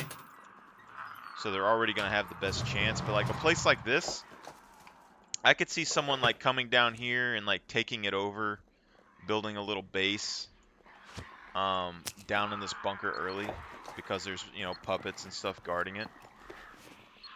You wouldn't be able to lock any doors or anything, but you could, like, lock your chest and stick it down here. If you didn't want to bury it, construction gloves.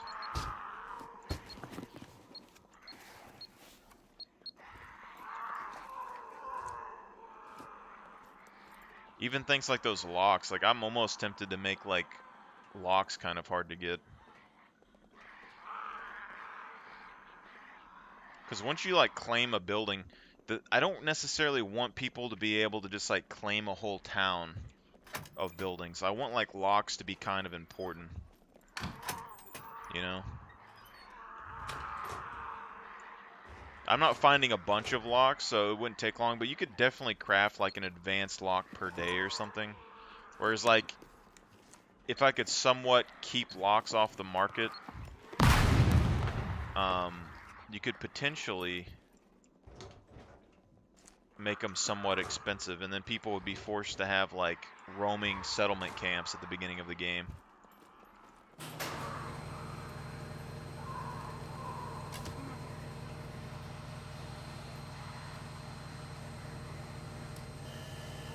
I don't know if I should shut that. I probably should.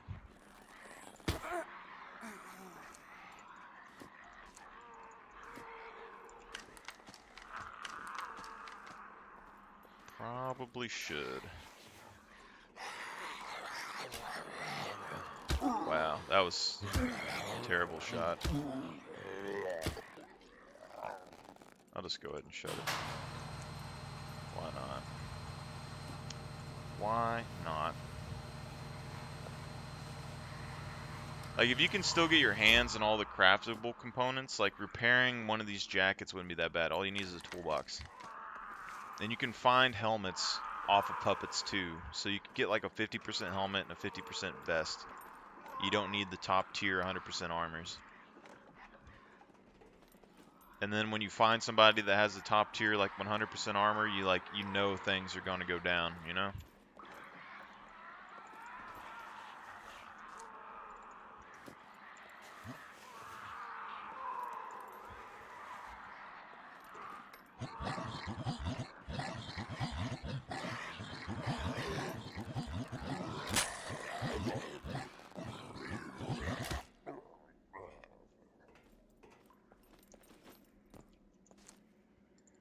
That was weird.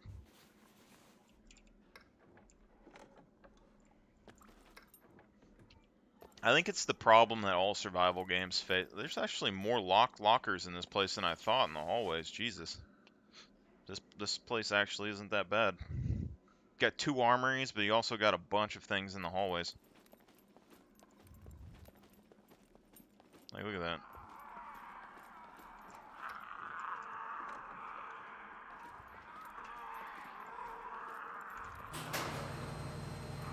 I don't know if we go upstairs. I mean, we already got a whole bunch of loot from here for the most part. I think we just go back to the trader.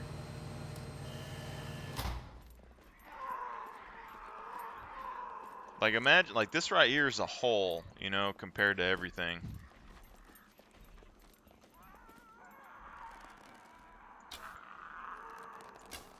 Oh, no. How do I miss 3 shots?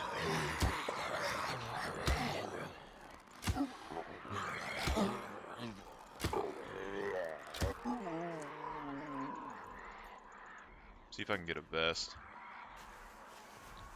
I mean, we did find those items, but I guess we need to see how long it takes to find them, because I know where the animal spawns are.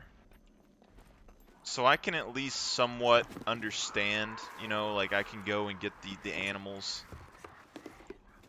And even then, like, that's going to take me a decent amount of time to, like, go find the animal, hunt it, cut it up, bring it to the trader. So if it takes a similar amount of time for someone to go into a bunker, I guess I'm not opposed to it. But I don't want the guns to be in here. I'm not opposed to them being able to make the money. Oh my god. These guys are faster than I thought. God damn, I'm gonna die right now, really?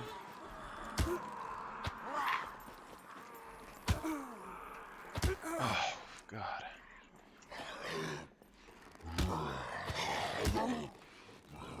I need more archery. Oh my Jesus. Oh my Jesus. If I get hit one more time, I'm gonna be crippled.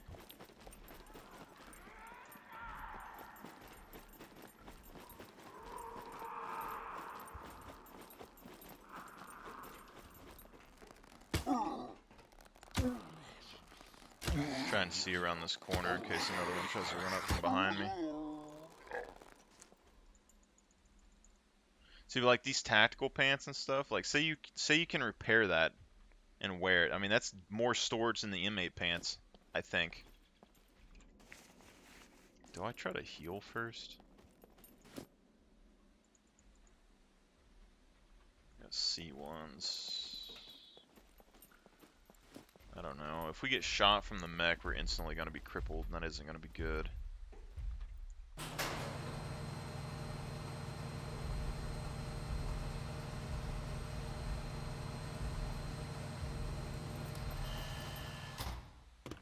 Did we fuck up? No.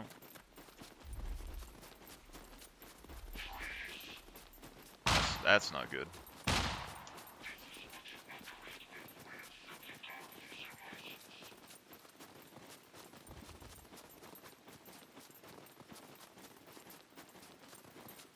See, but let's just look at this haul though. Like, if we're talking about a base game official server, what we got isn't the best loot ever. If we're talking about just a normal survival game, and it's hard to find ammunition and stuff, then what we got I think would be pretty decent. You know, like a hunter rifle and all that would be pretty decent.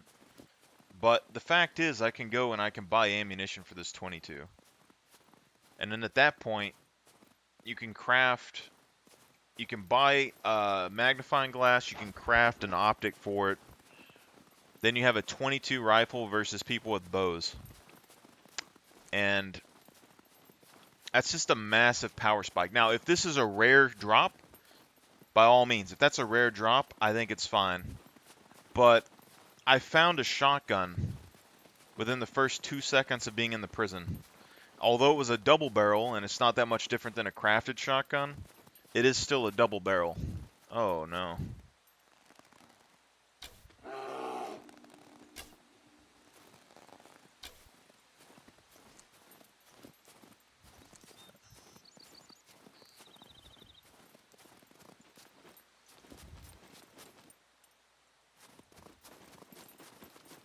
Dude, that guy moves fast, Jesus.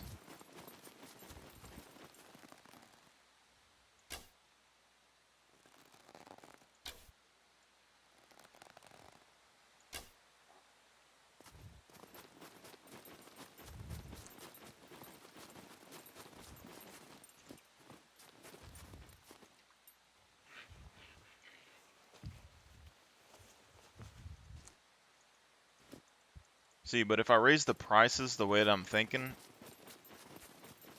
that means this 22's that is like a bunch of money. That bat is like $5,000, $10, 5,000, 10,000 sold at the trader if we set the trader prices the way we want. And then the gun would be like 50K. And then if we half the sold price, that'd be like 25K and something else. So like that would be an insane amount of money to get that quickly on like a server. Now we could lower the sell prices to make it like 2,000 or something that you get for selling it. But then nobody would sell it, they'd just hold on to it. And then you'd have a bunch of loot on the map, which that isn't necessarily bad, I guess, but I mean, it just means that more and more guns are going to be stockpiled instead of sold. So if you find somebody that has like, they save up and they buy AKs for an example, and then they go and raid a base and they find another, couple of AKs, they would have to decide, hey, do we want to stash all these AKs? And then eventually when they get like 10, 20, 30 AKs, like, do they still want to stash them or do they want to sell them? And at that point, you might be able to get some guns off the map. Because, like, say they want a car, and a car is like 100K. They could sell those AKs and get like 25, 50,000. So you sell 4 of them, buy a car, and you drive around. The car attracts more puppets, attracts more players, which causes them to die. And then someone else gets their AK or something.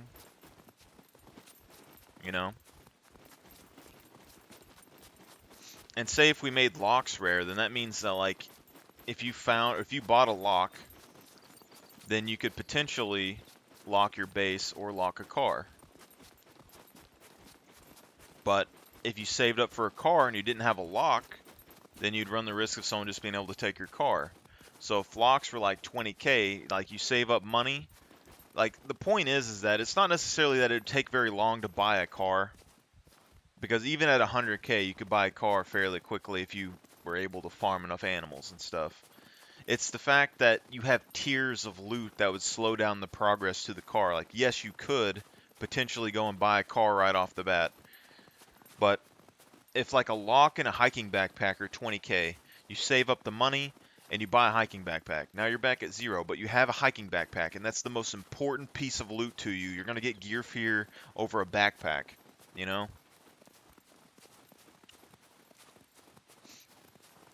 But that gives you the potential to earn more money.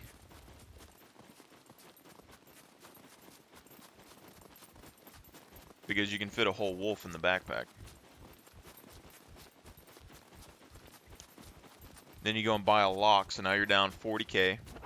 So you could have almost bought a gun, or you could have, that would be right there. That would be almost like on par with buying a 4-wheeler. You'd basically almost be able to buy a 4-wheeler for that. But if you buy the four-wheeler and you don't have a lock, people can steal it. And since it's a four-wheeler, you can get shot off of it fairly easy. But they're also pretty silent. And they would decrease the travel time to the trader, so you make more money. I think we need to go this way to the trader. You know? So it's just like the trade-offs that I don't think many survival games do. Like, they make it way too easy. Like, Miscreated even. That game, when I first started playing it, it was very difficult to find loot for anything. Like, you'd find a gun, then you'd find like 2 bullets somewhere, and that was great. Over the whole map, it was just like hard to find loot. But then eventually you learn like, hey, you can just go AFK in the bunkers and get loot out of it, and then you have like M4s and all the rarest loot in the game. Whereas like if you set up the server the way I want to and have it to where the spawn rates are very, very low, basically non-existent almost, you can go and log on and off the bunker, you know, as much as you want, 30 minutes at a time. But you're going to be finding like an occasional magazine, you know, and crafting components. It's not going to be worth your time. So you're going to have to physically get out there and hunt some animals and stuff and get to the trader.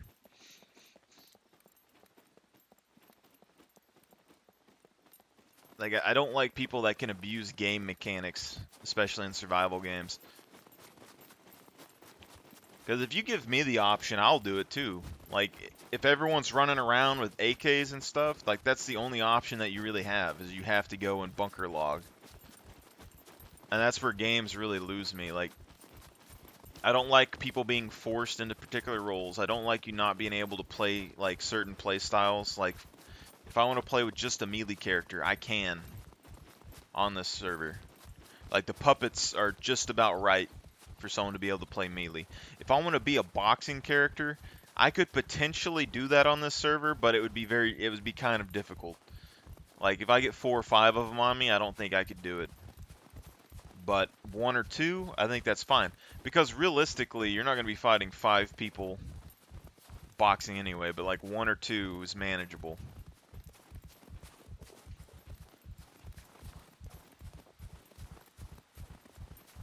I think we gotta keep going this direction.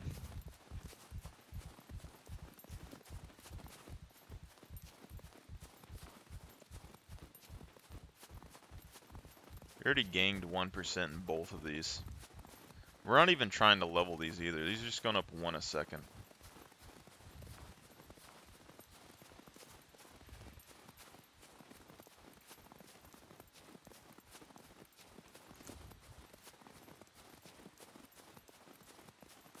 So at base trader prices, I'm thinking this is like a couple $100, I think. I think this is a couple $100. These might be a couple $100 if they're antibiotics. All these, I think, are a couple $100. So maybe we get a couple grand, we get a crowbar. And then I don't know if we go back to C2 bunker. Like, we could go back to C2, but that's the issue. The other thing, though, is like, so right now I'm traveling to the trader. If you had a populated server with the settings that I'm talking about, you're talking about you could go to a bunker and potentially find something really rare, but you probably won't have the ammunition or the magazines and stuff for it if you did find a gun. You still got to get to the trader or your base. But if you build a base, you're not going to have locks. So if someone gets a C4 and they see you have a base, they can blow it up. If you go to a building, you're not going to have a lock until you get like 20k. Then even if you get a lock on it, somebody could potentially find a screwdriver and lockpick that. You know, but once you get 3 locks or something, then you probably got a pretty decently defended base. So the main issue is that I want to keep screwdrivers off the map, so I got to lower the spawn rates for those as well. If I completely remove loot, you're not going to be able to find screwdrivers naturally. You'd have to buy them at the trader still. And then it's like, how do you balance that, you know? Like, do you make screwdrivers the same cost as a lock?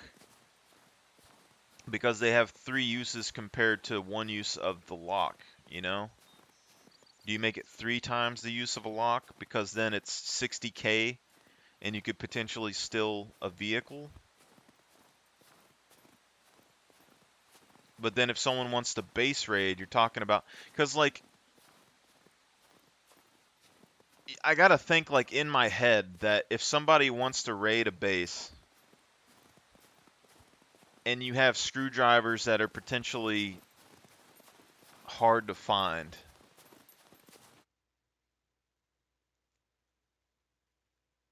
$60K for a screwdriver, it's gonna take you a while just to save up enough to get that screwdriver. But if everyone is buying screwdrivers and then people raid each other, then that means the amount of screwdrivers on the map is slowly decreasing.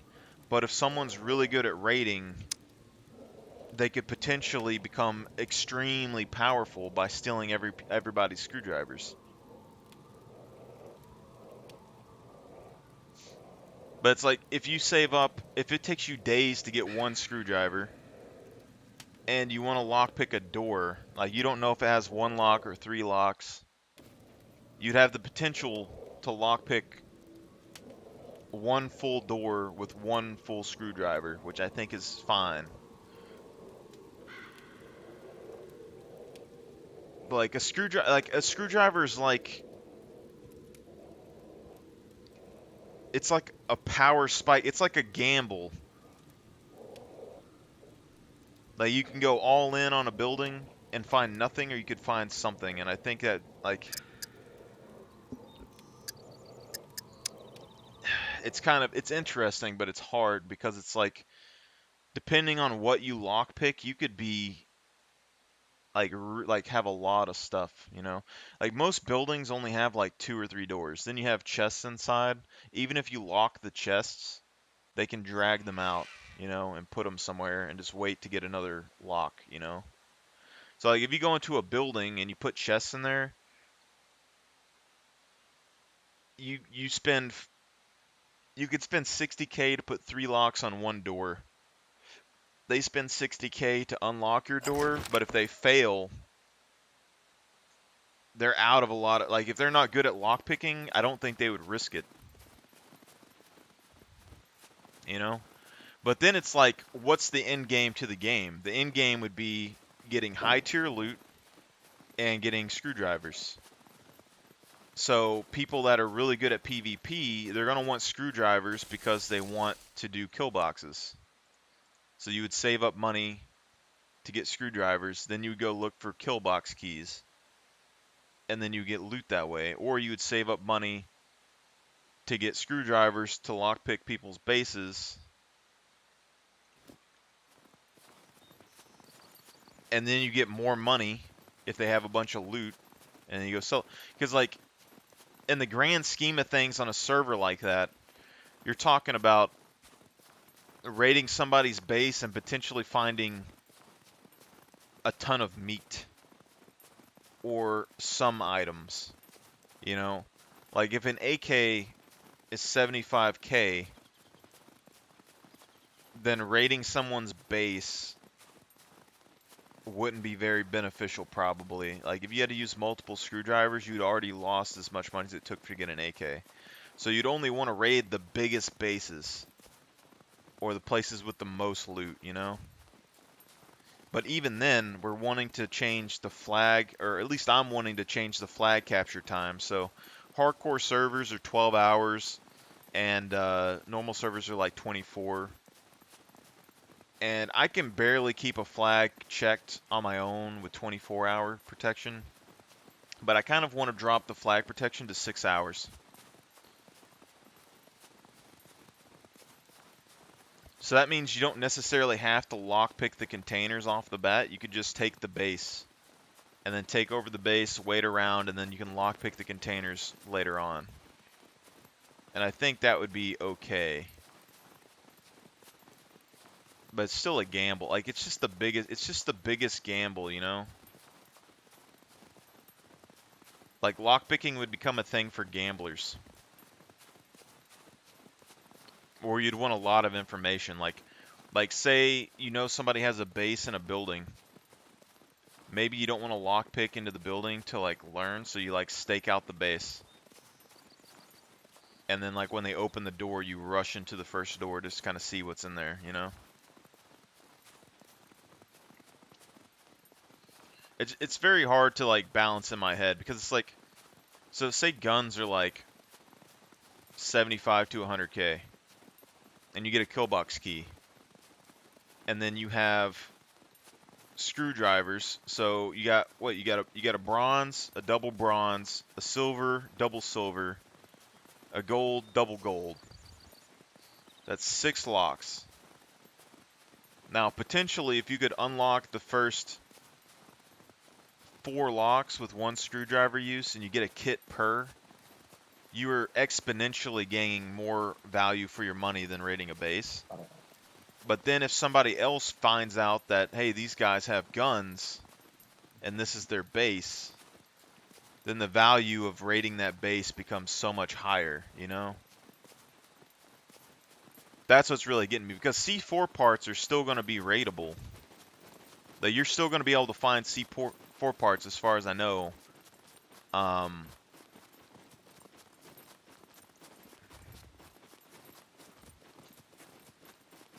So that alone is going to be a big deal.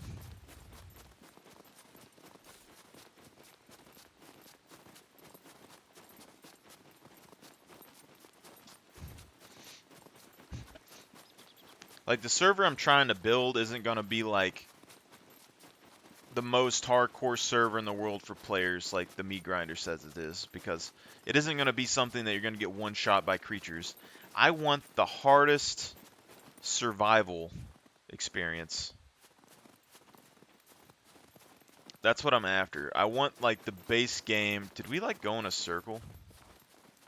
This is a river. I think we went in a big circle.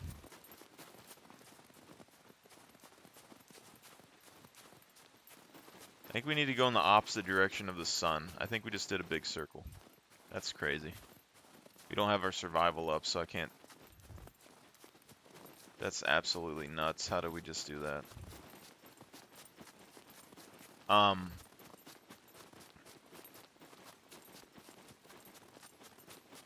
Yeah, I want it to be like, I want it to be a game where like people that play PvE only would be like, I kind of want to play on that server, you know?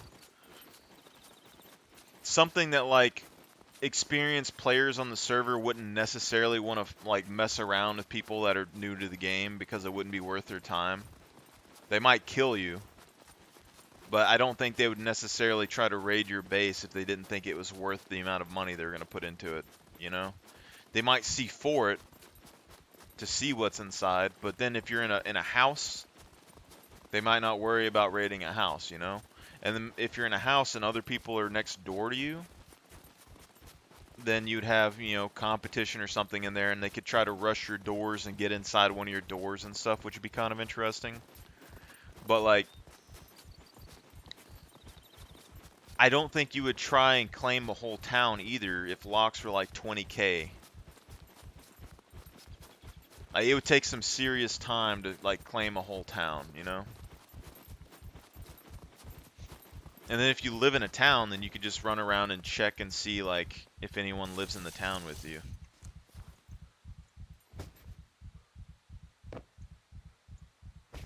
I'm not saying that I'm right. I'm just saying I think that's kind of how the game should be set up from the get-go. Like, normal Scum, just use the hardcore official server settings and then put the map back on. That should be the normal base level of Scum, where people can go and get loot and PvP and whatever they want. And then hardcore Scum should be, it's going to take you a while to get to endgame. That way when you actually get guns, you feel accomplished. Because like right now, this hunter, I don't feel accomplished right now. I just think I went to a bunker that was really easy and I found a gun.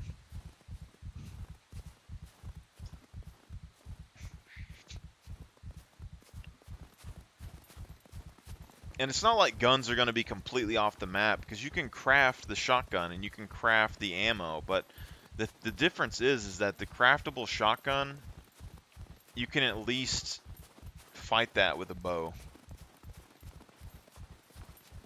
And at that point, the craftable pistol is going to be the top tier weapon on the server early game.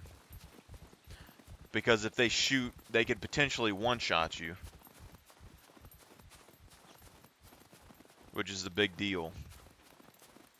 But it also means that if you're a stealthy person and you're using a bow and they try to shoot you with a craftable pistol, they're going to have puppets after them. So you have the puppets on your side, which is going to be kind of interesting. I think, you know, it'll take some balance work, but crafted ammo and the crafted guns would definitely be a big deal. And I think people would be stockpiling ammo early on into the game.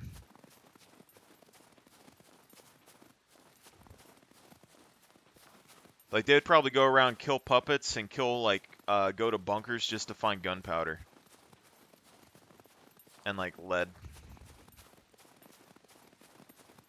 It's like one full gunpowder is 150 rounds. One lead is 20 rounds. One battery is 40 rounds. And then, like, in a survival game that's, like, hard to find loot in, that's a big deal. 40 rounds of ammo is potentially 40 dead bodies.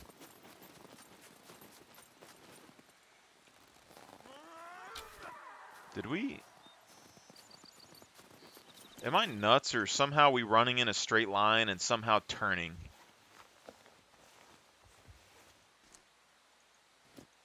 Like, look, that's grass down there, and that's the sun, which we were running in this direction. And somehow we completely turned into the sun again. That doesn't make any sense.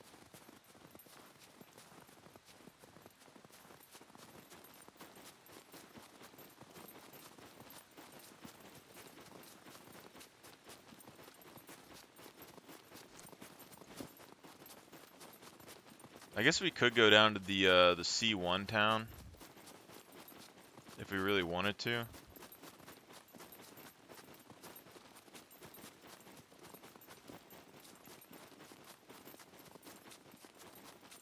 See how many screwdrivers that we can find, because honestly, like, because here's the thing, is like, just looking at this today, I think the spawn rates are too high. Like, it takes me literally 10 minutes to find a gun, so that's literally all I gotta test when I come on here. You say that they drop the server spawns, you get on, you find a gun. No, it's not good enough, man. Potentially, if it's only the double barrel and the hunter spawning, it might be okay. Like, I could make that acceptable, but the hunter would need to be like the best gun possible that could be found. Because it could take, you know, 5-6 shots from a hunter to kill somebody. Unless you get a headshot.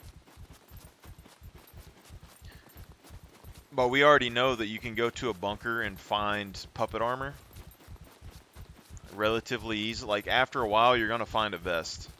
So you can get a 50 durability puppet armor, and it could probably absorb quite a few hunter rounds. So maybe the spawn rate's okay. Like, let's just play and we can find out. But I would prefer the hunter to be rare. I mean, the double barrel alone is already like above and beyond like a norm. Are we next to the There's a World War II bunker over here? What?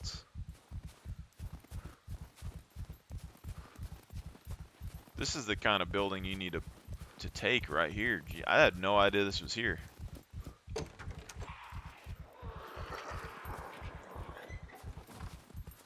You're telling me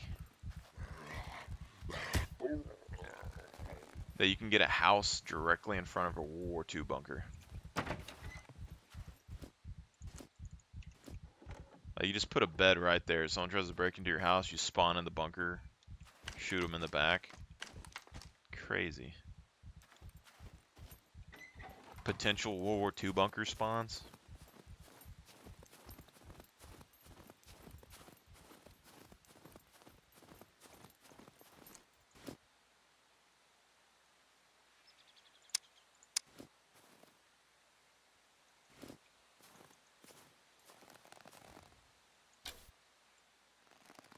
That was a whiff.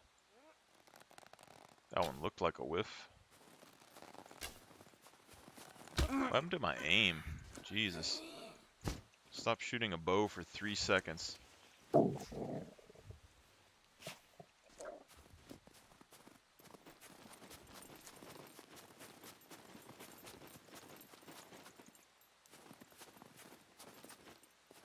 just happened?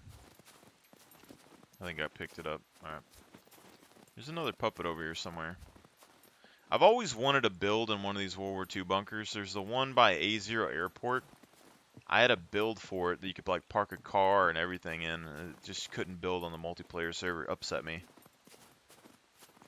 But making POIs buildable, I think it would be rough. Like this wouldn't be so bad because there's no doors you can lock on it. So literally someone could just blow up your wall and come in. My issue with buildable POIs is that people are going to take buildings that are indestructible, then build a bunch of walls around it. You know?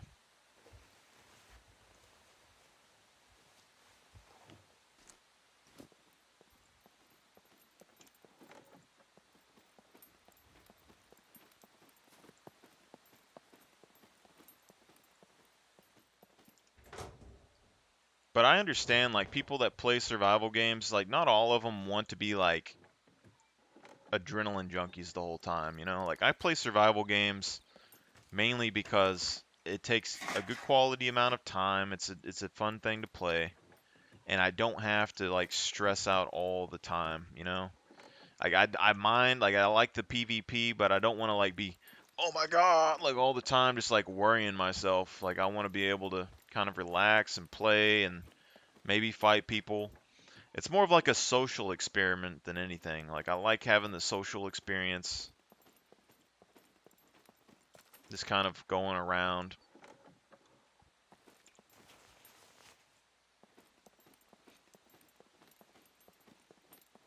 It's just kind of something to pass the time and make friends, you know? It's like Metaverse, but with guns. It's like a Zoom call, but like you could shoot somebody in the face at any moment. And then, you know, once farming and all that stuff comes out, just have a little place here set up. Like, it's the only thing I'd ever really liked about, like, I don't play single-player survival games very much. Like, I did at Minecraft because I made it, like, super hardcore and, like, realistic. So it felt like an actual, like, serious survival game. And I was dying every day. So I never could really get past the front. But the point was like, even that, like, I had it pretty well balanced to where it was, like, how Minecraft should have been in single player. But it just, when you try and build something, and then, like, a creeper blows you up, and you do that, like, 1,600 times, and if I was playing, like, with infinite lives, it would have been fine, but I was playing hardcore. So you'd work, like, a couple of days, and then you would die and lose everything, and it was terrible.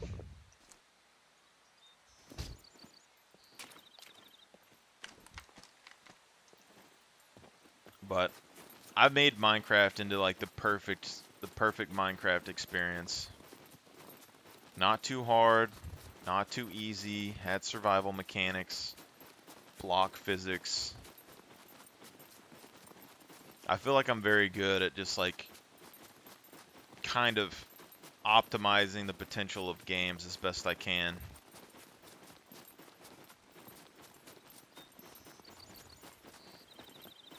That's what I'm trying to do here.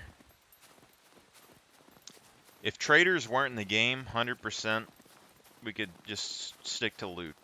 You could potentially stick to loot and then take a lot of items away from the trader. But I say, you know, if traders are going to be an important factor to this game and they're in here, and it's a game show, like, you just put it in the context, it's a game show. Now, you got two options there. The first season of Scum has already happened.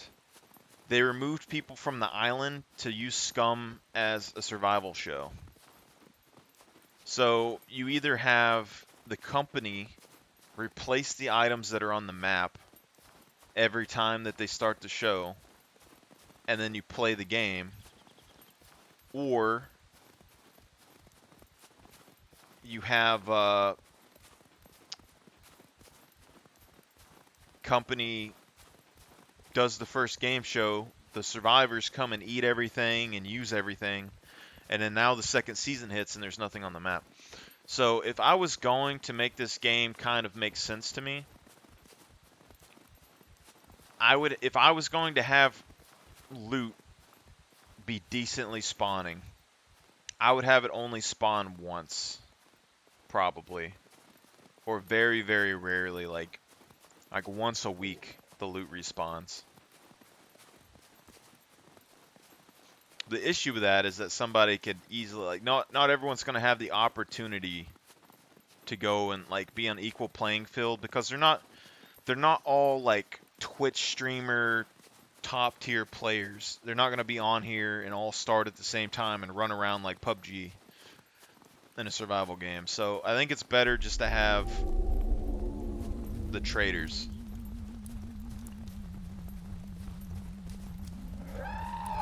You survive in the wilderness, you kill people, you know, because that's the other thing. Potentially we could raise the sell price of BCUs.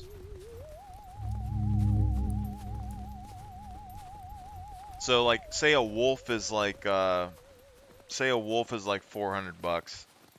We could potentially like make a BCU like 200 bucks or something.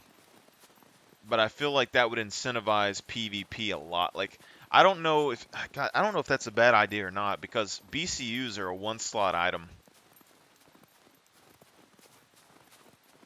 I feel like players could, unless it's based on your reputation or something, I think players could abuse that, because you could just kill yourself over and over. Stick a bunch of BCUs in a box, and then go to the trader and sell it.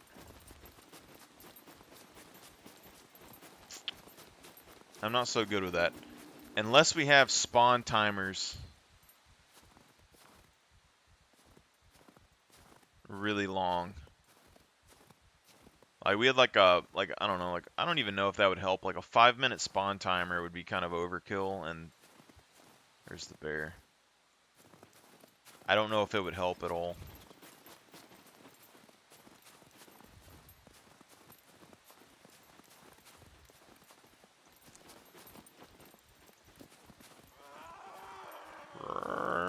What happens if I shoot you in the knees? You can't cripple puppets, can you? They should definitely like add that at some point. It would make it so much easier to deal with these. I get that they're undead, but like whenever they add broken bones or something to the game, they should just let us like crack a puppet's kneecap.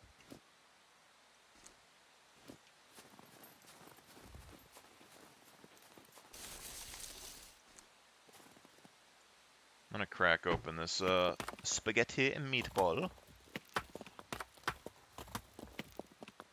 Spaghetti.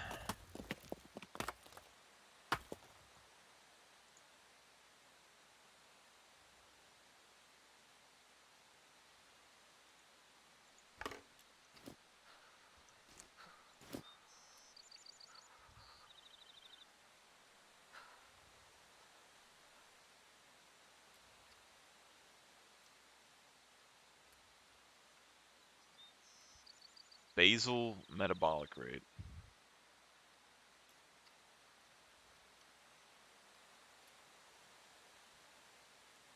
Intake rate's at 0.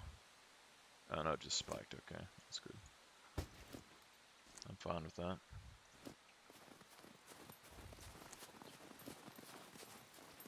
I gotta think in the game, I mean, you can craft improvised bulletproof armor.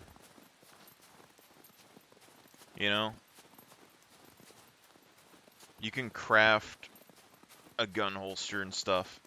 So thread would be important.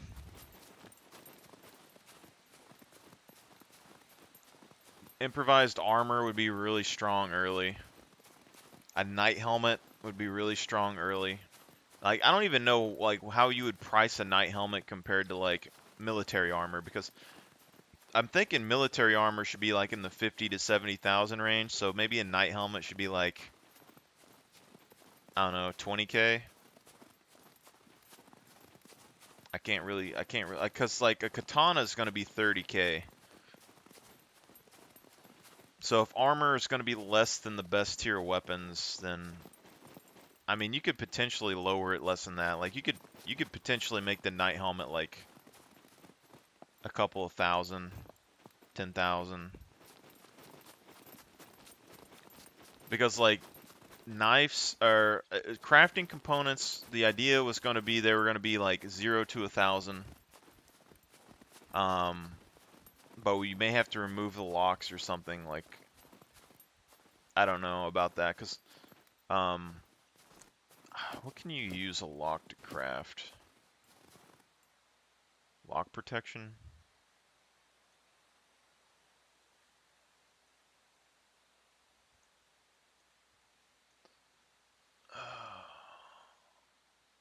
Where is it?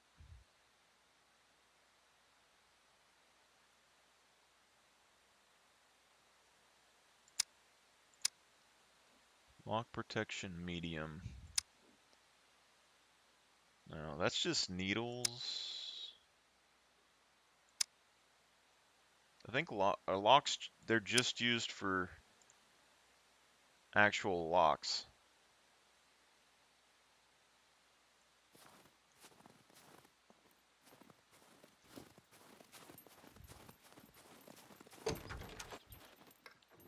Yeah, so if locks are only used for crafting locks, I might just remove them. Like maybe if you find one in the open world, good on you, but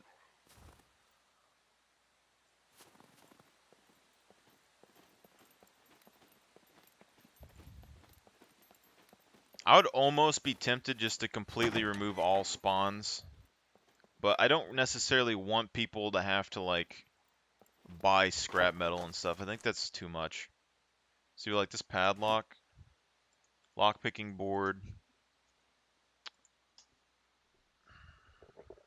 That's kind of hard because I don't necessarily like I don't necessarily want to take the lockpicking board from people, but it's not really giving you much, you know?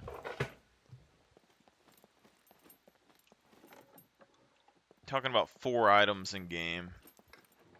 All we got to do is like raise the price. But also like say we're talking about locks being 20k earlier, like there's different quality of locks, so you know, if you like the basic lock would have to be like 20k. And then like the medium tier lock would have to be like 60, and then the advanced would need to be like 80k or something. And then if screwdrivers were 60k, you'd be able to go through 3 basic locks, potentially 3 medium locks, because neither of those are too difficult. But you'd also have the potential to go through 3 advanced locks, but most players wouldn't be able to do that.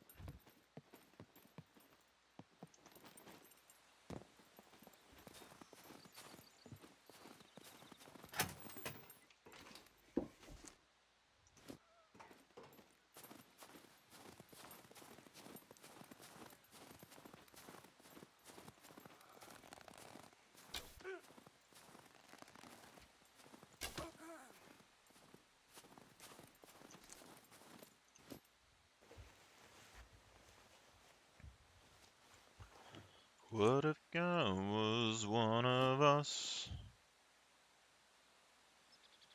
Rest in peace.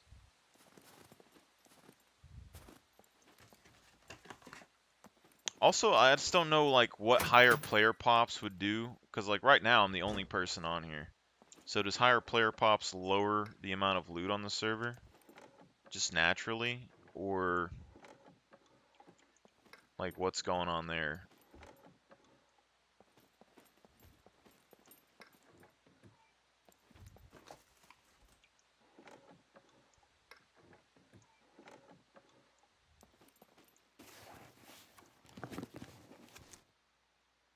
Painkillers.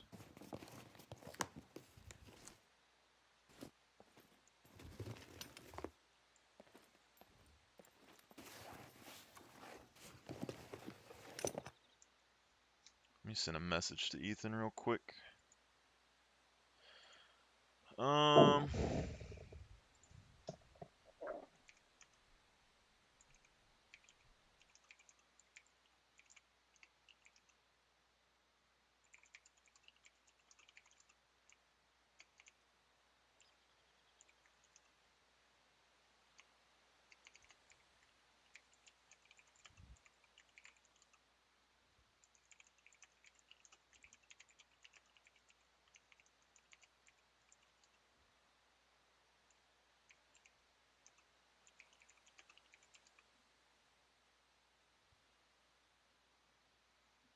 Wait, do we do... So if a normal lock is 20k and that's 60, let's go normal lock 40k, screwdriver 60.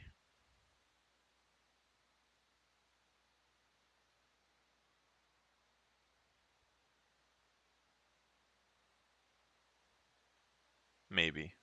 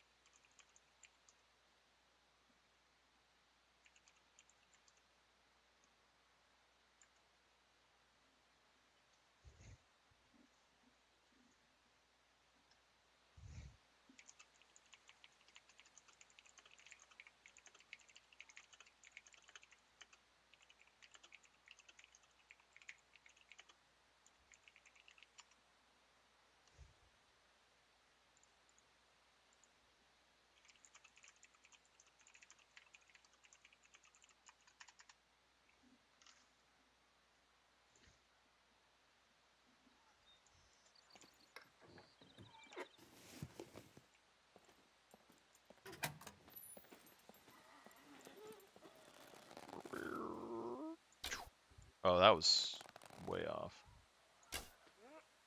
Oh, that was so a headshot. Alright, that one whiffed a little bit.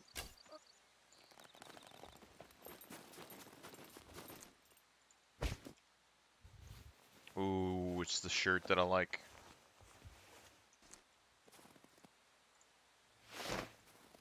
A.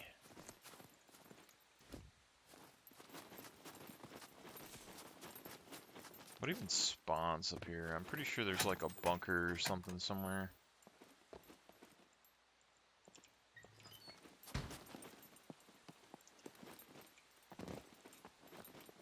See, there's things that happen in games though that like you would think making it harder would ruin the game experience. But sometimes making the game harder opens up more opportunities, you know? Because like lockpicking isn't just like, oh, I'm gonna go lockpick. It's like a scavenger hunt now. You gotta find the right base. You gotta explore around a little bit. What do you want to do with it?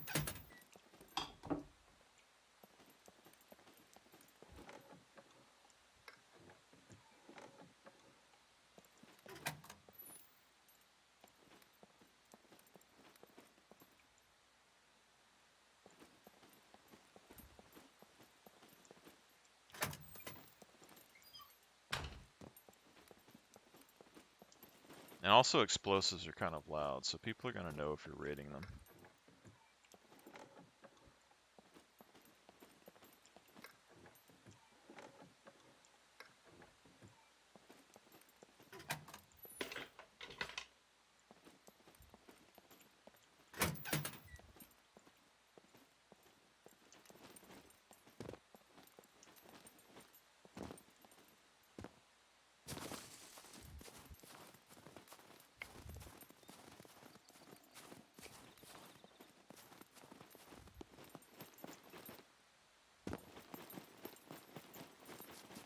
This is the shirt that I would wear, 100%.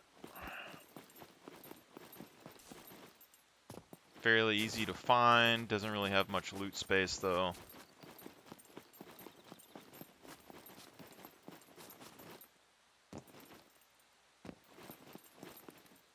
That's a little bit, we need to go like right here, I think. This is metabolism rate. We're already down to 0% again, jeez. Like, we are digesting food very quickly, but I mean...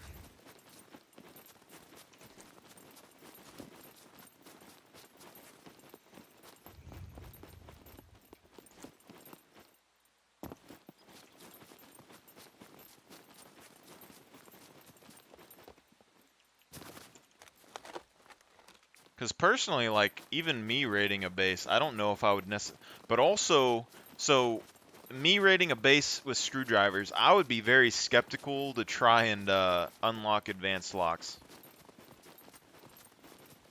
Because that would take a lot of screwdrivers, I think, for me, for the most part.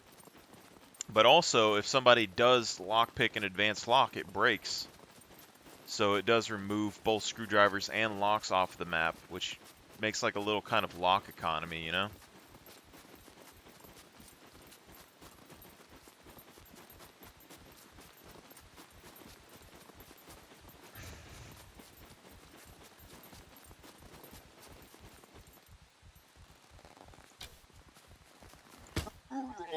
That's the problem with going with headshots in the bow. Sometimes it just like, it's right there, but it's just like barely to the left or right.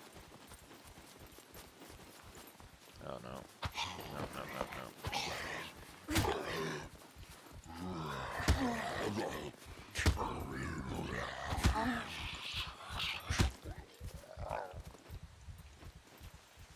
Louisville Slugger, boy.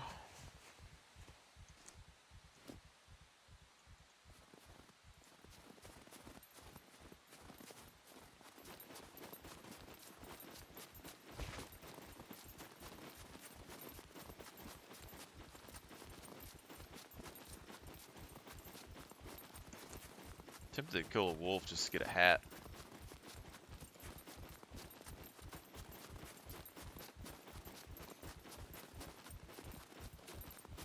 Now, with the loot as it is at the moment, depending on if we can get the prices right at the trader, I'm not opposed to what we're finding here. The shotguns would be somewhat annoying, but acceptable. The 22 is okay, but we can get armor. You know, we can get low-tier armor.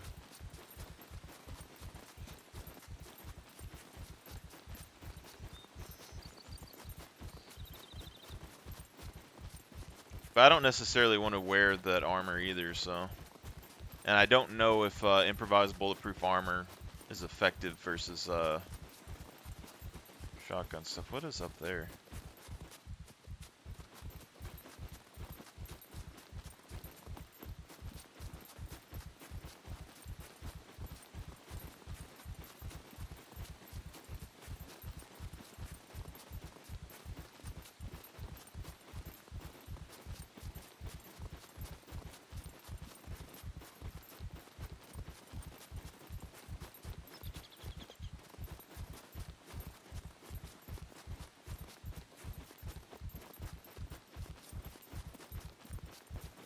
Did we just pass the trader? That looks like we passed prison. It's like the backside of dam or something. That or we turned. No, because the wall's right there. What? I could have swore we just saw water a second ago.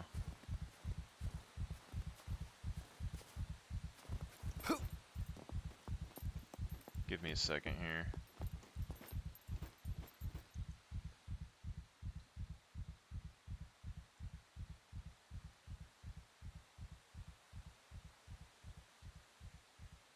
I thought the trader was right here, but I'm seeing grass. Maybe we're just high enough that we can see the grass.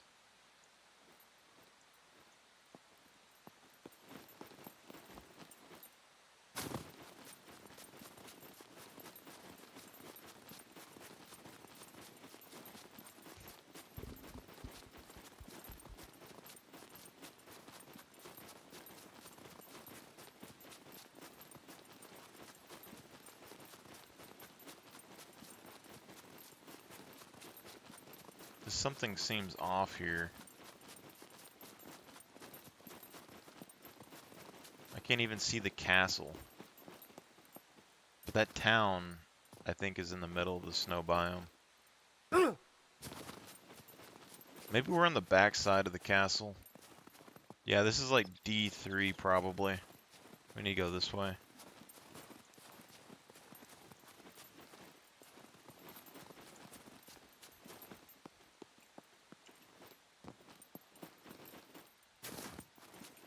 See, like right now, running around in the wilderness, like there isn't much out here. Which I don't know if it's good or bad. Like I don't want it to be like the meat grinder where every 2 seconds you're fighting puppets. But maybe there should be more danger in the wilderness. Because I want it to be like, if you're out in the wilderness and you shoot a gun, I want puppets to kind of go to you. Right now there's like groups of 2, it seems like in the wild. Every now and then, but... Because I want ammo to be somewhat rare as well. Like, crafted ammo should be pretty big.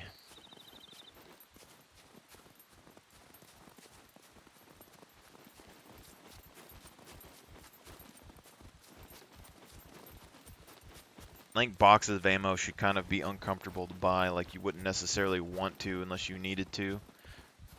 But you would if, like, craftable ammo was rare to find. I know.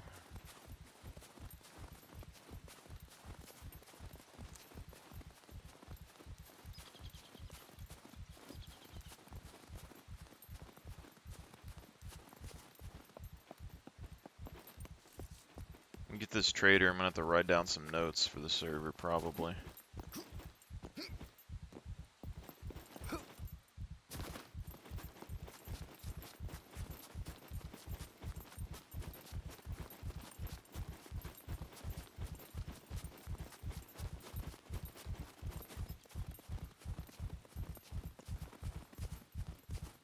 If I can get my card to process today, I might just make my own server from the ground up, but I'm not sure yet.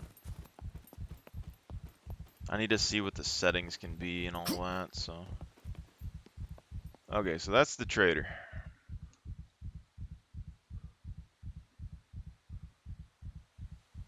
I guess we could go to the castle and see if we could find a sword. I don't necessarily want the sword spawn rates to be super high either, but it's at least something, you know?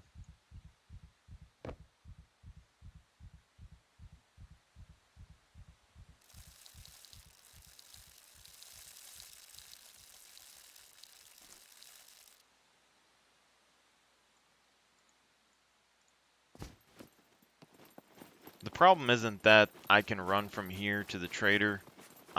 It's that C2 bunker is right next to the trader. And although it's pretty easy to camp that, like you can't guarantee, you know, it's too easy for people to bunker log. It's too easy for people to, you know, go when the server's not populated. So I don't want them just to be able to abuse certain mechanics of a game, an online game, to get loot and money. If I could control where stuff would spawn, I definitely would. If I was an admin, I'd be tempted to make certain areas buildable and then just block it off with my own walls, seal it from everyone else. Then they wouldn't be able to get in unless they destroyed my walls. So they'd have to farm C4 to blow up the wall and then get in. I think that would be okay.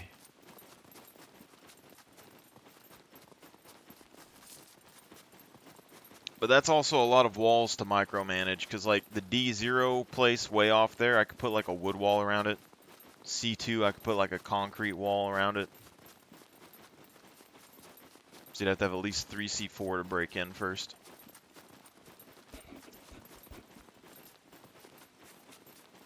That's the only other way I could really consider like balancing stuff.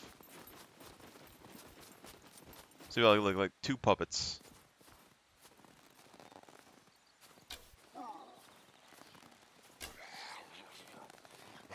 Like, these aren't going to be a big enough threat for somebody with a gun. Now, brawling-wise, you could take on these 2 puppets, that would be fine. But I'm thinking 3 to 4 puppets.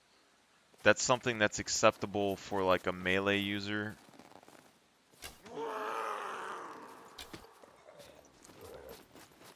And would be somewhat acceptable for brawling. So let me get my pen real quick. I need a notebook. Alright. So let me look over here. So I think bunker puppets are decent. Bunker puppet equal okay. World puppets 2 need 3/4. Basic lock 40k. Medium lock 60k. Advanced lock 80k. That also means that cars, unless you have an advanced lock, are going to be fairly acceptable to raid. Because, like, if you have 1 screwdriver and they have a car, it's not likely they're going to have an advanced lock on it if they just buy the car at the beginning. So you could probably lockpick that, which would then destroy their lock, and then you would have to get a lock.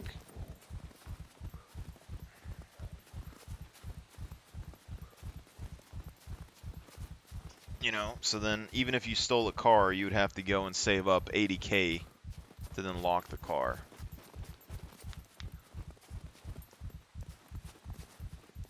For the most part.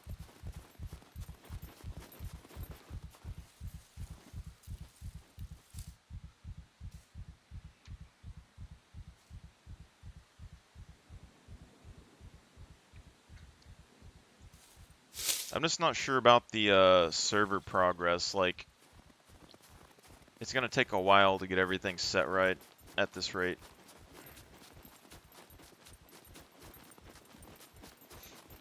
And then, with multiple people making decisions on the server, it might not be possible to set it up the way that I want, because any of those other guys that play it, they're probably going to not like it. But the main thing, though, is that, like, you can find 1,000 different servers that have high loot spawn tables. Even the official servers have good loot spawns, so there's just not that many that have lower loot spawns.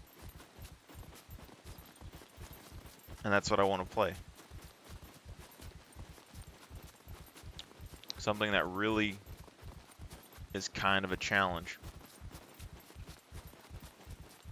Not necessarily a challenge, like, gameplay-wise, but just general survival-wise, you know? Like, once they add more monsters and stuff to the game, not having guns to fight them is going to be, like, big deal.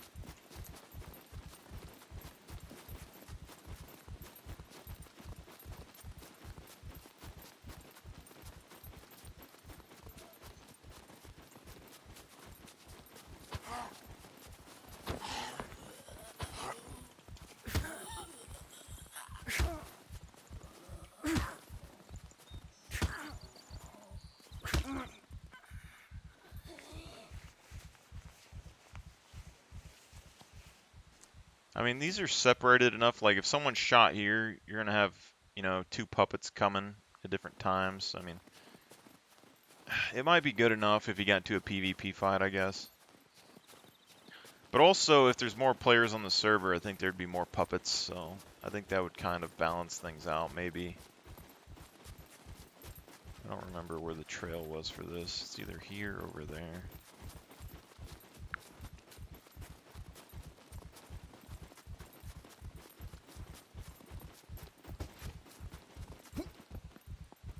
I think it's right here.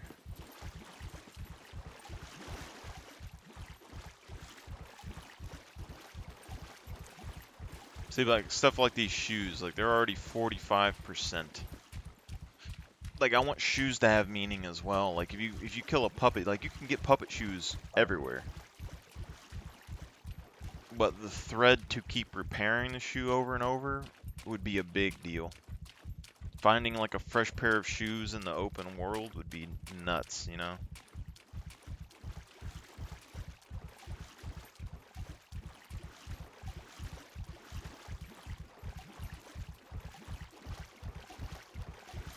Or, like, killing another player for their shoes. That would probably be the easiest source of, like, shoes. Like, holding a player up to make them take off their shoes. Because, like, you gotta realize, like, if you take, like, clothing, for instance, and I don't necessarily want to take clothing away from the trader, but, like, if you take clothing away from the game, like, you can get puppet clothing, but you wouldn't be able to store as much stuff in it. And you have to repair it because you can only go up to 50%. So then when you find a new player, like, taking their clothes might be, you know, something you might do. It's a bargaining item.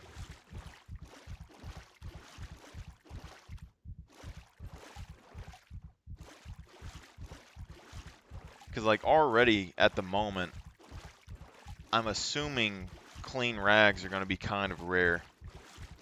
Which means that all of the spawnable clothing from a prisoner will be like the main source of clean clothes on the island.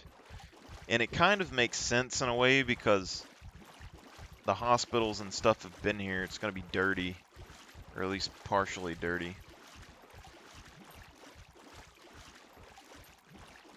That means, like, people would hunt down new players, though, just to get the clean rags off their clothing.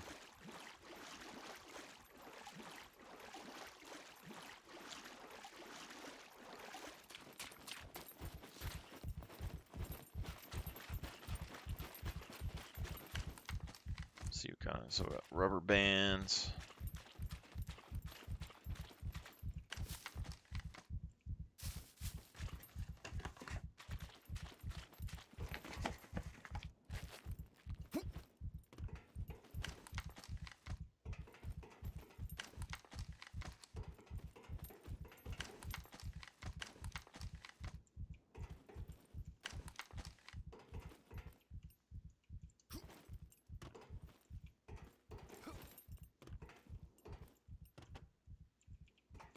Could have swore these were searchable before.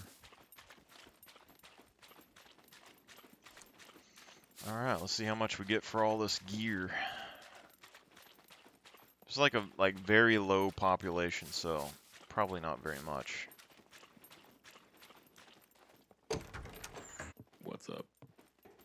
If you're trying to rob the place, I guarantee you, I'm well armed. So you're already looking That thing at registered. 800 and something there. Kidding. Nobody cares. If that's rare, like if this is not very common, I think this is fine, but the fact that that was one bunker run, you know, like the C2 bunker is not far away from this trader, and I don't want the bunkers to be Guns come unloaded. Security reasons, obviously. super OP. 200 and something That bucks, thing like, registered. Kidding. not terrible. Nobody But cares. we already got 1500 now. Goodbye.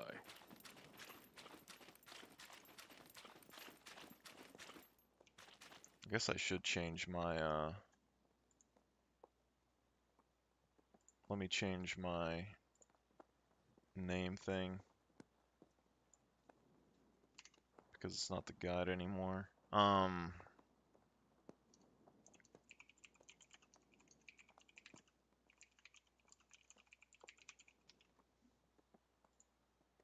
apologize, I didn't change my title, but we're just testing server settings for a server we're making. If you want to know anything about skill leveling or anything, though, just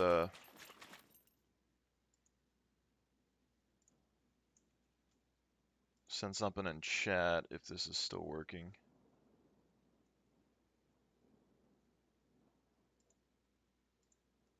Pop out. Yeah, just send something in chat and I'll talk to you about it.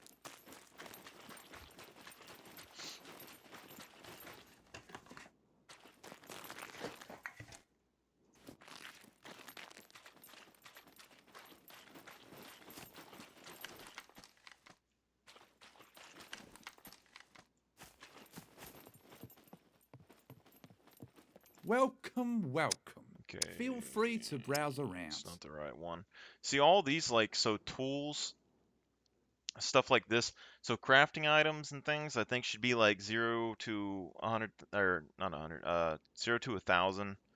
And I think tools should be like 10,000 to 20,000. Or, yeah, 10 to 20. So like axes would be like in the tens. So, what will it be? Chainsaw would be like 20 something thousand.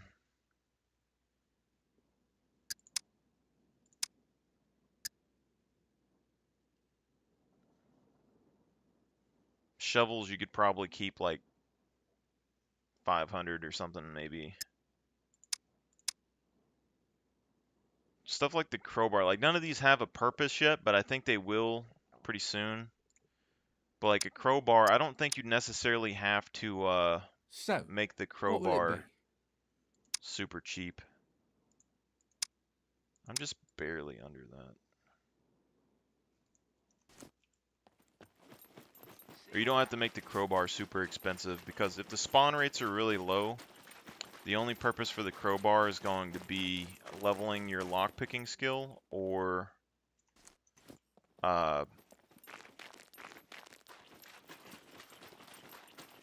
finding key cards, mostly. Hello, what is your emergency? And the key cards won't really be worth anything unless you have a Never mind about the expiration date. Those are. Remember to keep hydrated. screwdrivers.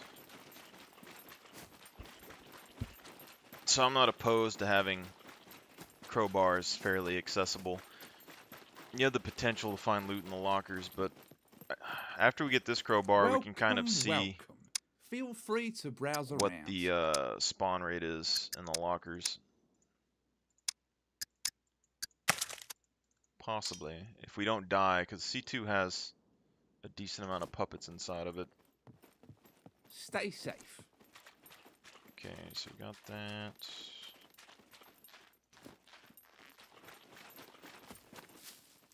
Gonna find some rocks real quick.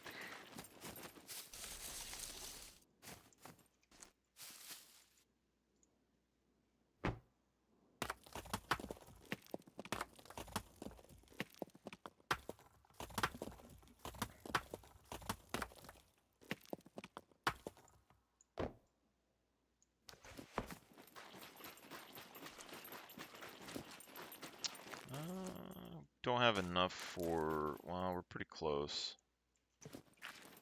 See if we can get like 600 bucks. I think the MREs are about 600. Welcome, welcome. Feel free to browse around. Let's see what you have. Make sure to stop. If not, we can buy some bread.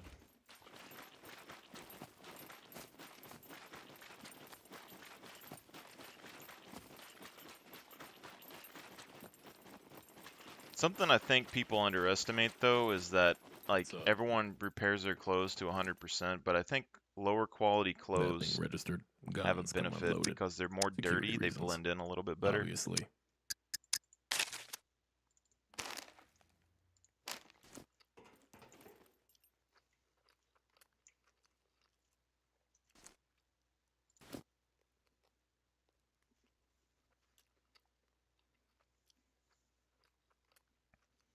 I want to see how fast this absorbs. Something that I've never really paid attention to. Because I know at 4.5, it still took a little while to absorb food.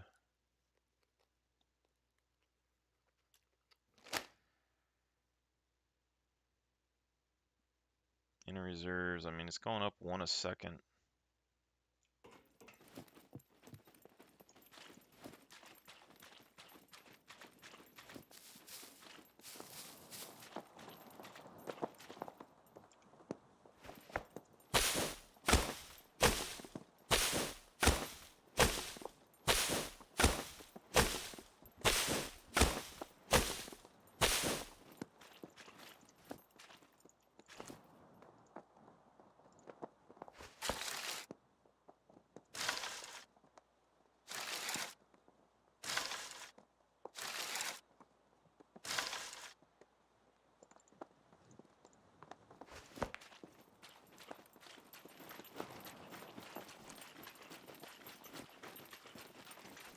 Try to make some more arrows before we go over there. I think we have... Getting close to medium. The other thing, though, is, like, this server so far, like, just playing on it, I haven't really felt the need to build a base because I know loot doesn't spawn super rarely, or, like, super commonly, so... There's no reason for me to settle down so far. And then, if we make it, like, really hardcore, you're still going to be able to build a base, but you wouldn't be able to lock it, so you'd basically have to, like, have a door section you can break down and then put back up, which would make base raiding a lot easier for other people because you're going to have a section of your base that's smaller than everywhere else.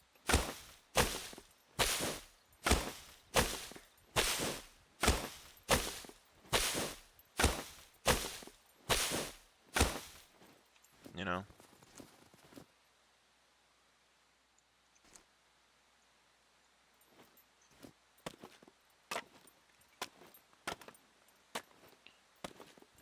Let's try not to die this time.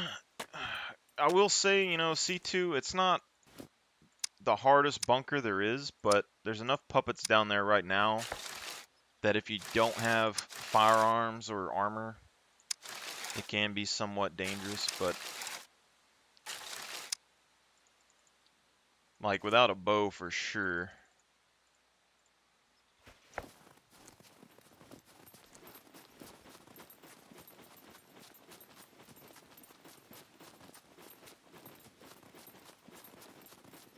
But you see, like, the clothing, it's not, like, fully repaired, so it's dingier. It's, like, darker.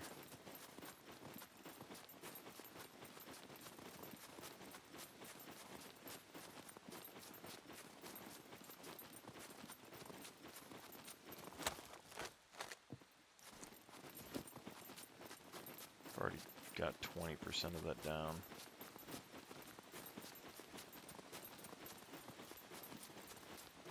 Should hit as many of these bushes as I can on the way over.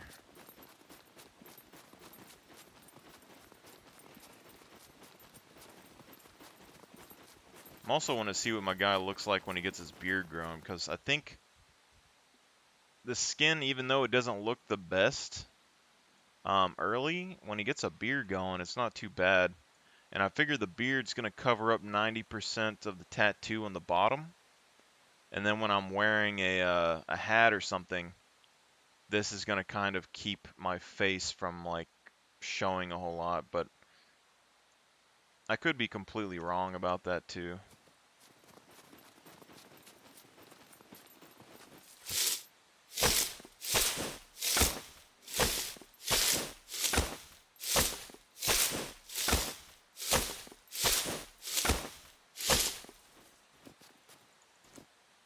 I wish we could just increase the amount of predators that spawned on the map. Like, more wolves, more bears could be good. And it would kind of make sense with the lore. Season 2 of Scum, you know, they had a bunch of prisoners that died here in the previous season. The wolves and stuff had extra meat. They grew in population. I think it would make sense.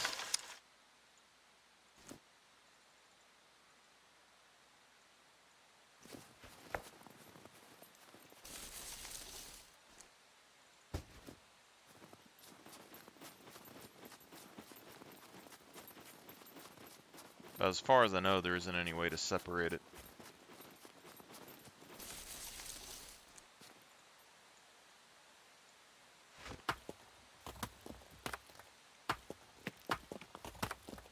I don't know how hard it is to hunt a deer or anything though, but I know like donkeys and stuff can be. But the thing is like, if you have a high enough awareness, you can track those things down. But I guess that would give more credence to having a high awareness skill if there's more animals that can escape easier. Because I know like goats get away from me pretty commonly. Boars and stuff sometimes, wolves sometimes.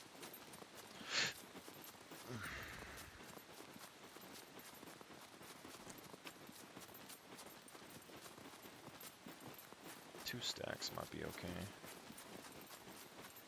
I really just need to go ahead and make a stone spear.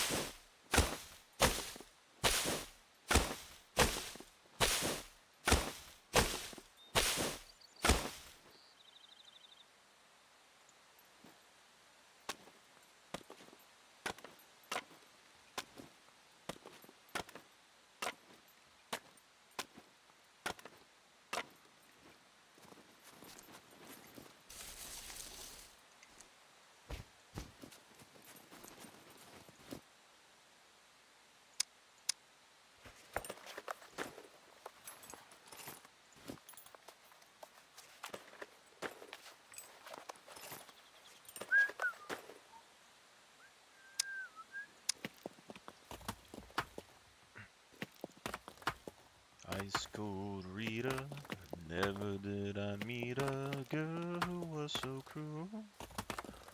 I offered a jewel, just in his round the duck. What a shoddy thing to do to Roddy, me.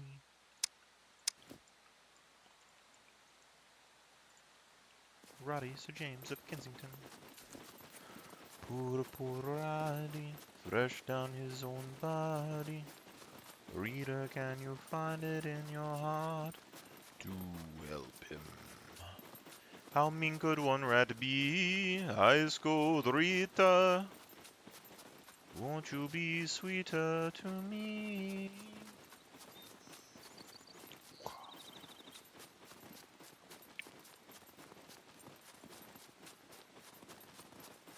I've already got 200 fame again. I've already, like, farmed, I don't even know, probably 1,000 fame at this point. Not even trying. That's nuts.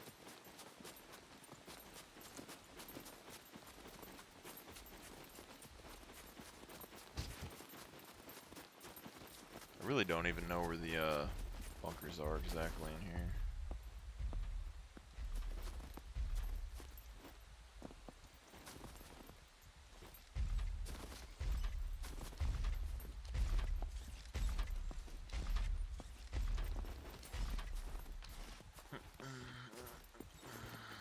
What's that?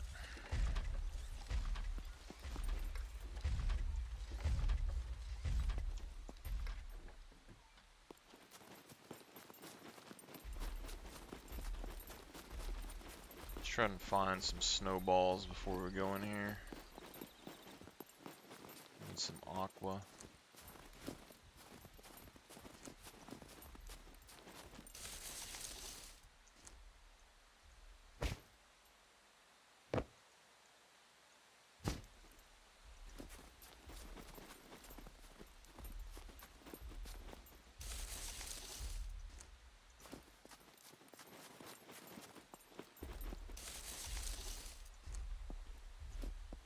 Wow.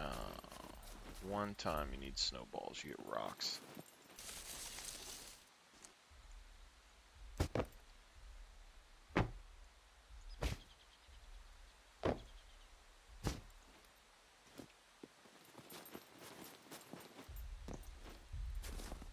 I wonder if it'd be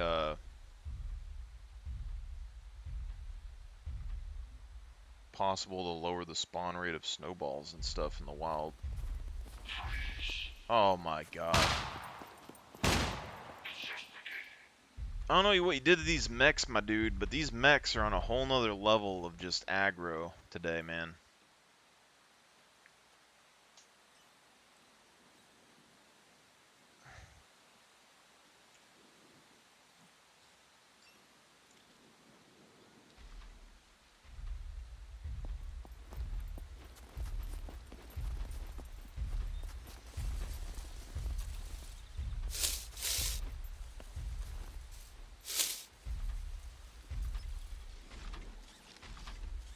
Look at that. Oof. We are blending, my guys.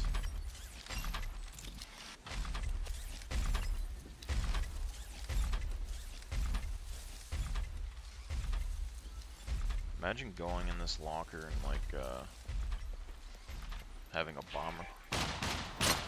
There's no way.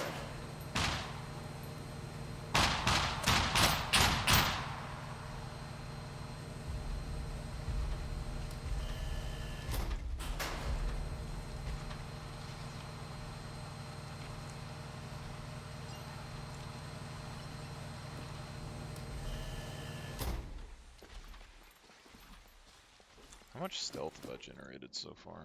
1%. What am I supposed to do? Sneak around the corners.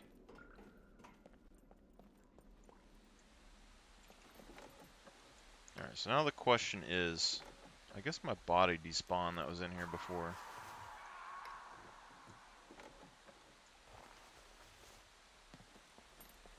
It'd be nice to get my money back.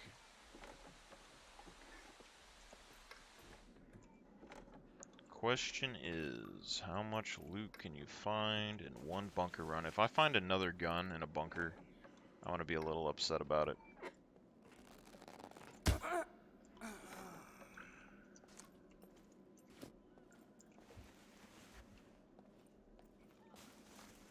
It's like every POI that I've went to so far, I've found at least one gun.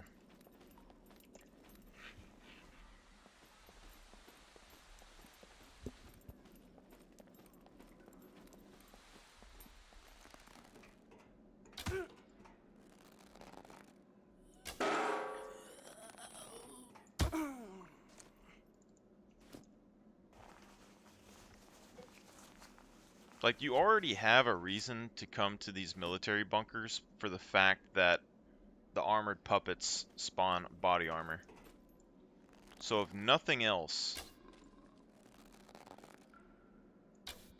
there's a reason to come.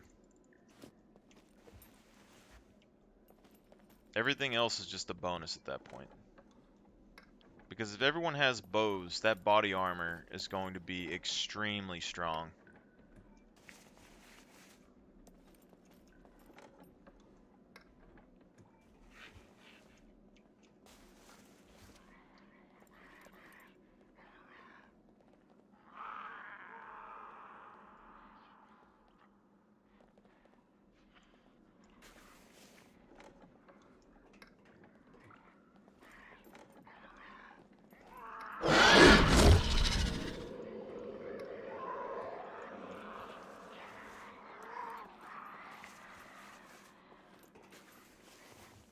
See, but that's a game mechanic that we can't really do anything about.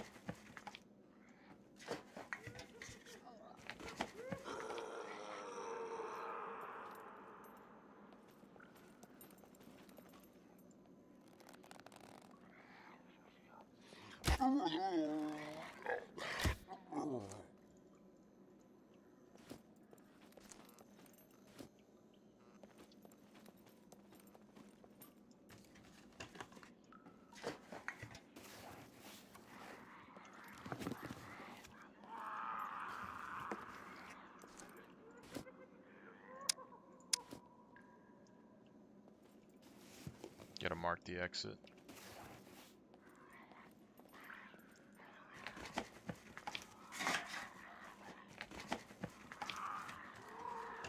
I don't know if I shut all the doors last time,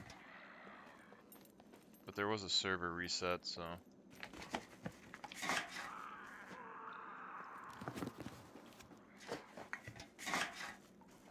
It's making sure that there's not any guns spawning here. If it's like, you know, like once per reset or something, a gun spawns, and I mean, maybe that would be fine.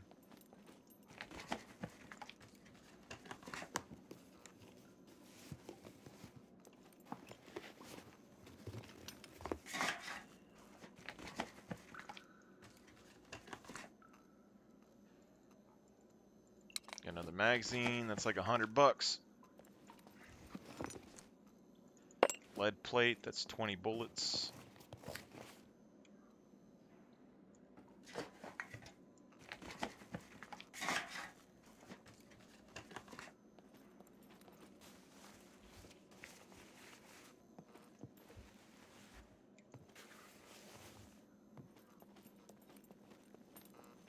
I think the armories are upstairs, but I'm not positive.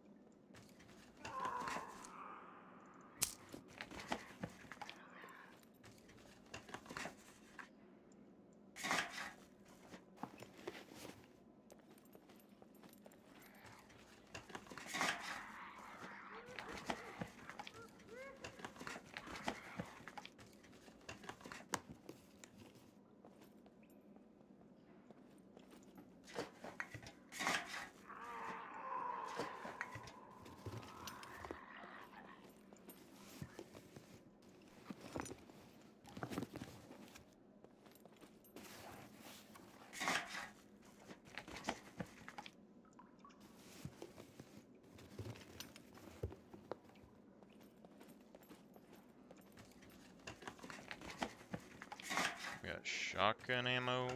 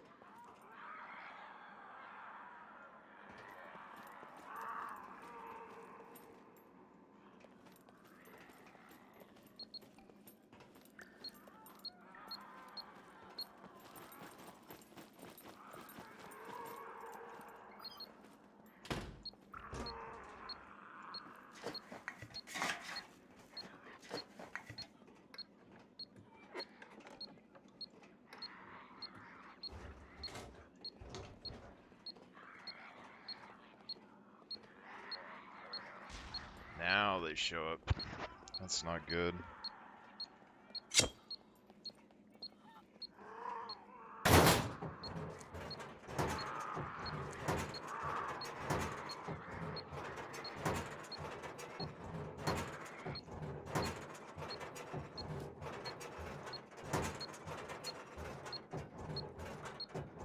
Is that outside my door, or is that...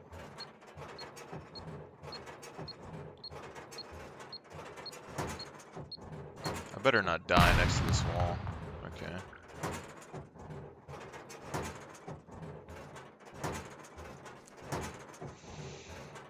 So we're burning through a good... Oh, shoot. I thought he almost came through the door. We're burning like over 10% of the crowbar per use right now. That's not good.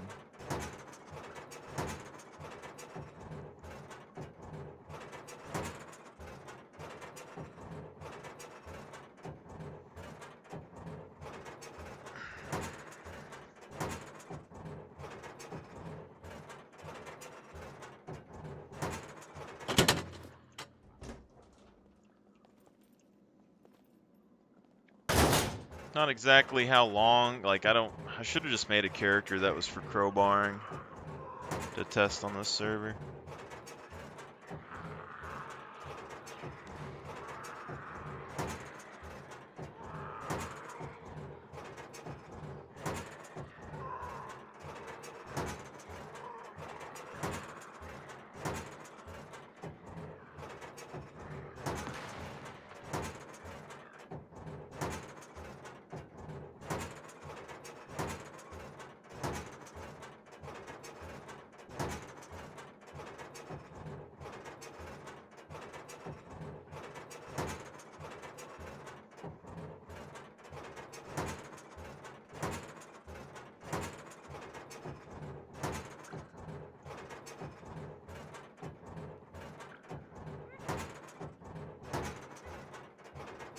That looks dumb.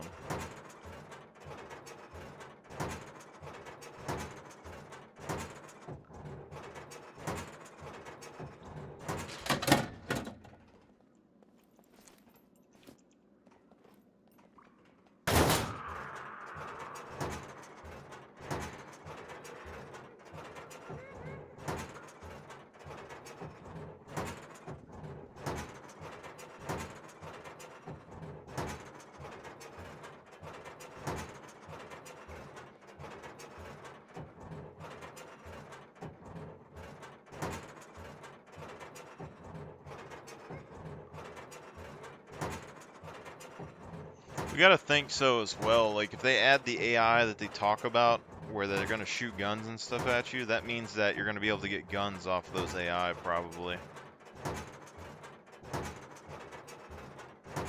So whenever that comes to the game, guns might be too common. But I think I'm more okay with finding guns off of NPCs than just finding them randomly. Especially if they're like lower durability or something. I guess they could make the soldiers, like if you kill them, they explode or something. That'd be interesting.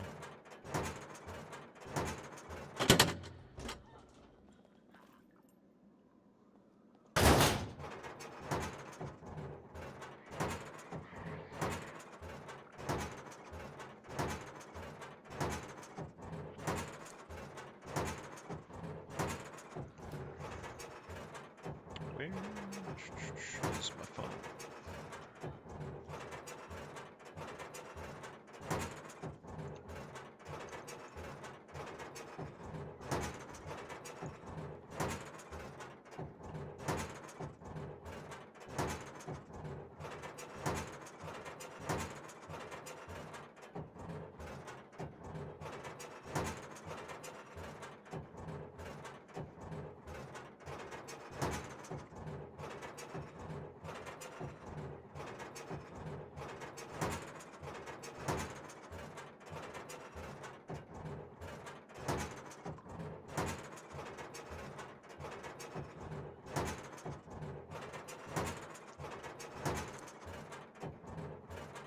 Four lockers taking a whole crowbar.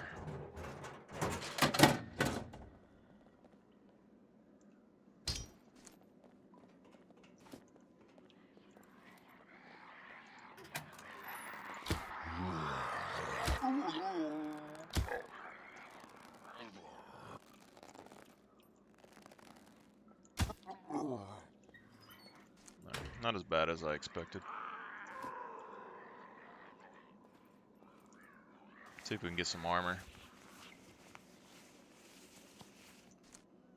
Nope.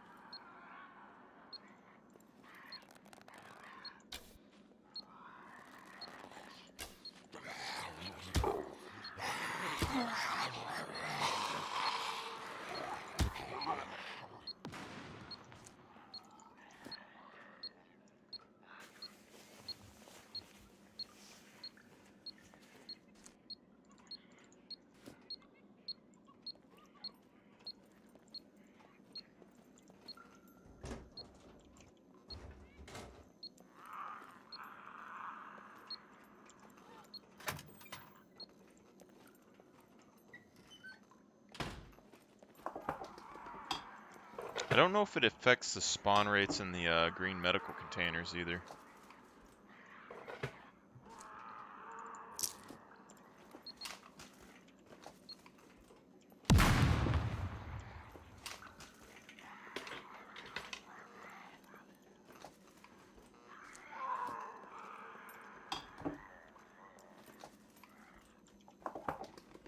You gotta think, they're adding quest lines and stuff to the game at some point, which will probably have, like, in-game rewards.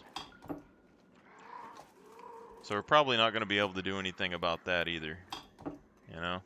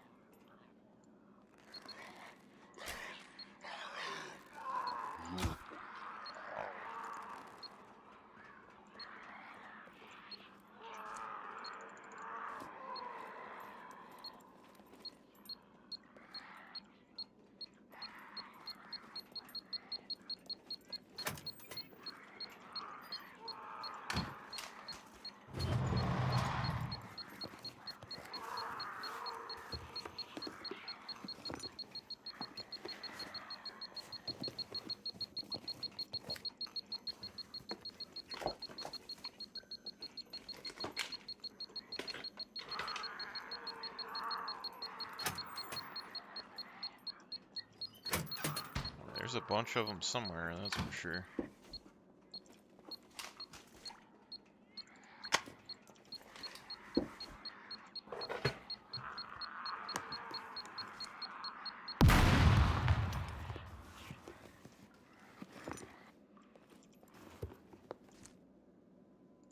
Look at that. Gun holster, my guys. Gun holster.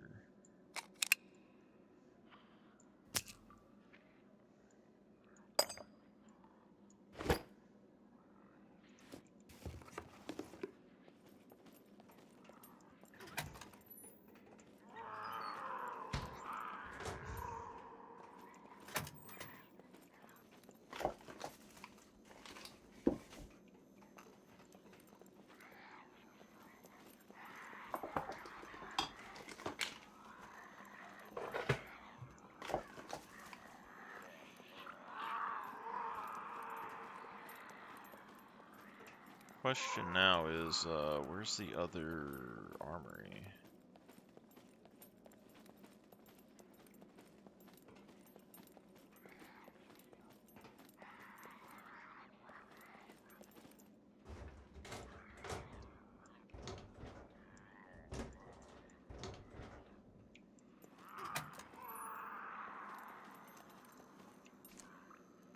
There's some water.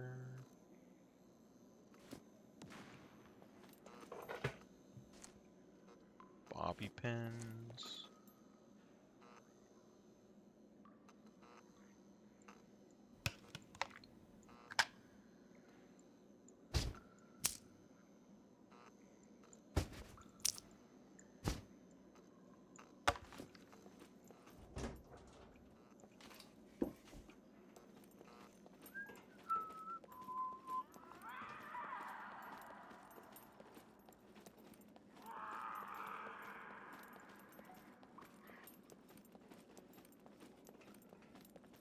Cargo and C0.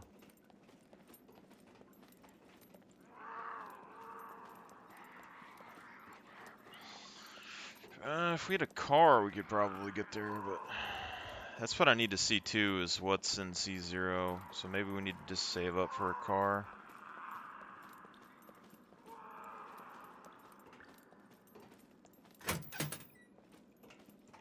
I'm gonna assume if there's an armory on this side, there's probably an armory on the other side of this.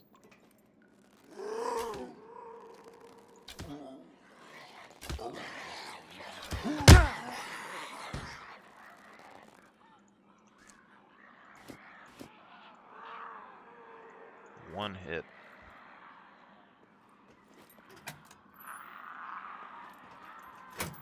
This could seriously come to bite me here in a second, but...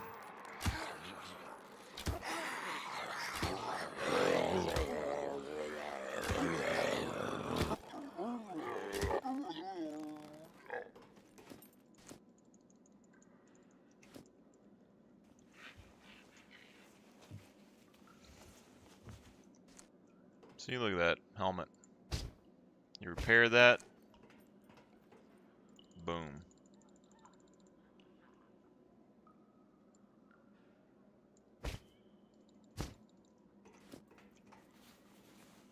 %50 helmet. Like, a helmet can stop an arrow 100%.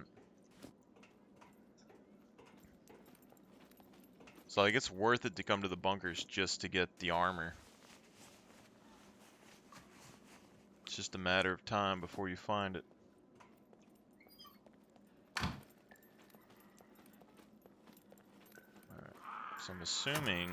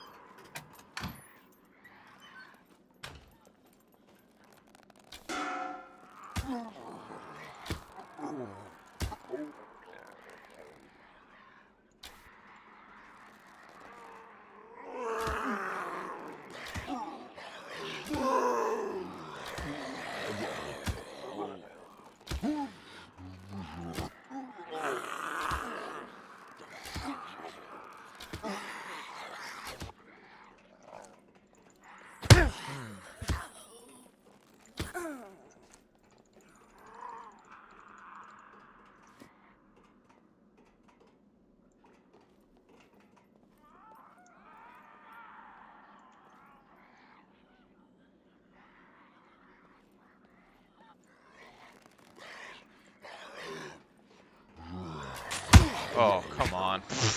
I would whiff the easiest shot, 100%.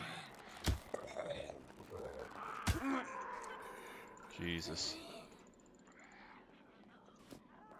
Look at all that. Like, this right here, look how easy it is to farm. Like, look. Look at this. 503?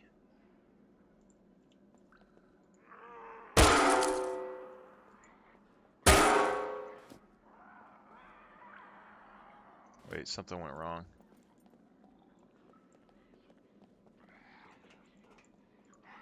That was like 513. Something's going wrong here, but it might be too close.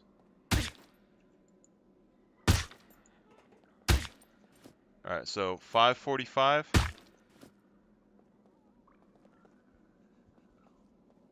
Gaining 10. Oh, we have no skill. So we're gaining 10, so we're hitting all 3 puppet bodies right there.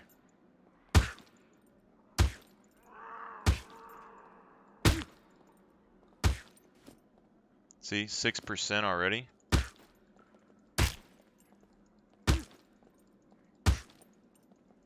Three puppet bodies means I could go from 0 to advanced in like 7 hours.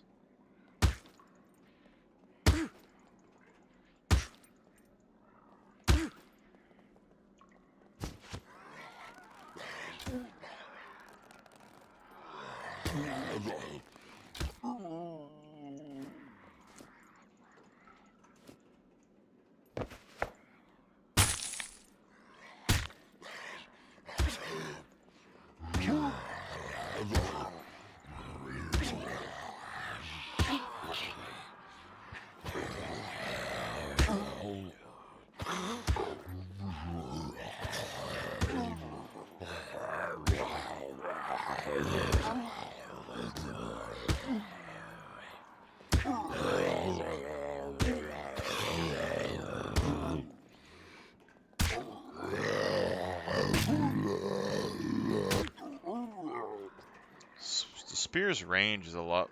Jeez, they just keep coming, man. Spear's range is longer than I think it is when I use it.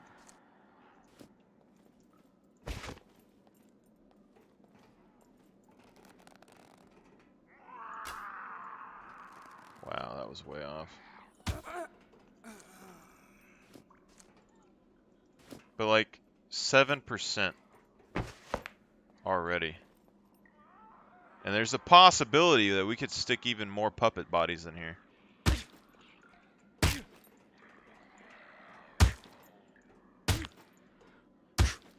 Alright, so this is 764. So we hit 2 on that one. 75 to 85, so we're hitting all 3 there.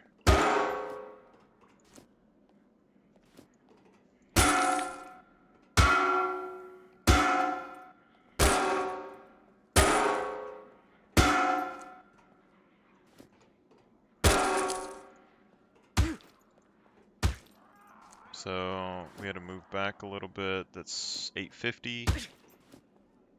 6.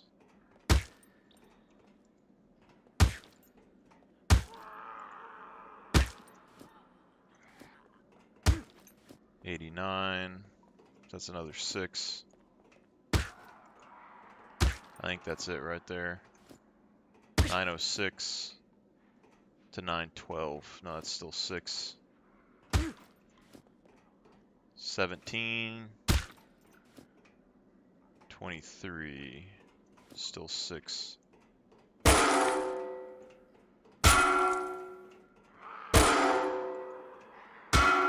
don't really want to hit the metal piece. It's loud and it Alright, so that right there. 953. 72. So that's 10 right there. We're hitting all 3 of them. So 1 puppet, 4 hours, you can get 100,000 XP. 2 puppets should be 2 hours, 100,000 XP. So 3 puppets should be like an hour or something like that. Shouldn't even be that long, to be honest.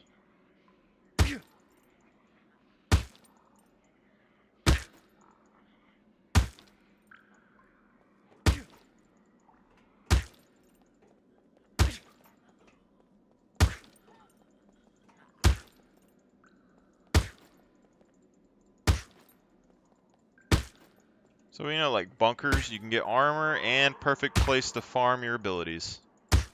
Who would have thought?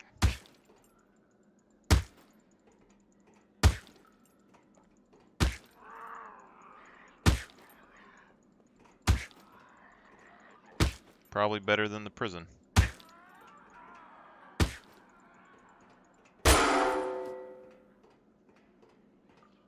Already at 10%, man. That's nuts.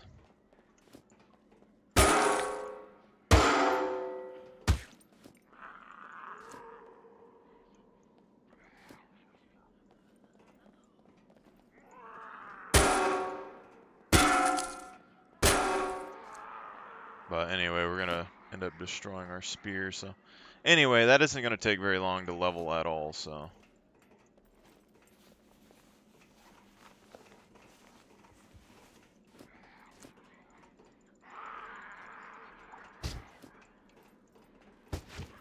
but also there's a bunch of armored puppets here, which means potential body armor.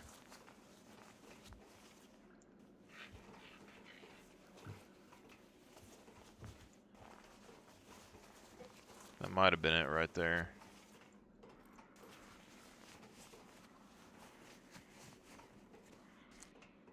Yeah, look at that. 3 body armors. That's what I'm talking about. See right there? You can repair all those to 50%. So there's still a reason to come to the bunkers. It's just not going to be what you think. Because a 50% durability armor should be able to stop arrows. And absorb some of the lower tier bullets. So it's not like you're going to be completely useless early game. Like, imagine people with shotguns, like crafted shotguns with buckshot and a 50 durability armor. That's already going to be plenty of challenge for somebody that has a bow.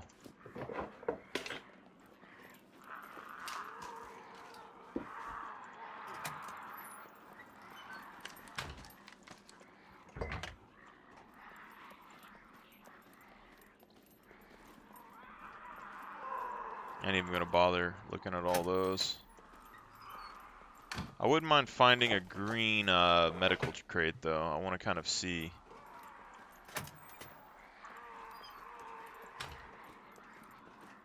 What's going on there? If I could manipulate the XP values a little bit, I wouldn't be opposed to that. For, like, leveling up your skills. I don't really think the skills should be the main thing that makes the game hard, but it's not too bad the way it is either, so I can't really complain. What we got in here?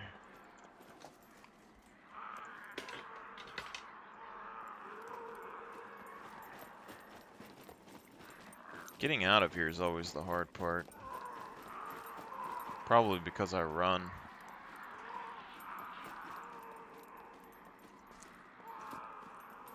Three bulletproof armors. I just can't believe that one.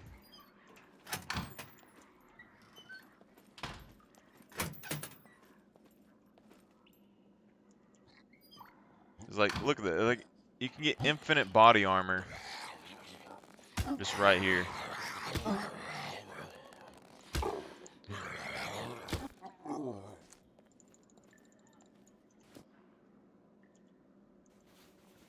Like, you don't have to worry about body armor at all. I mean, you just, it wouldn't be a fact. Look at that, another body armor. It's not a factor. It's just not very good body armor.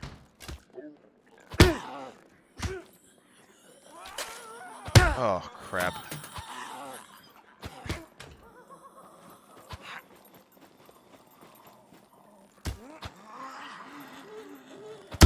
Oh, crap.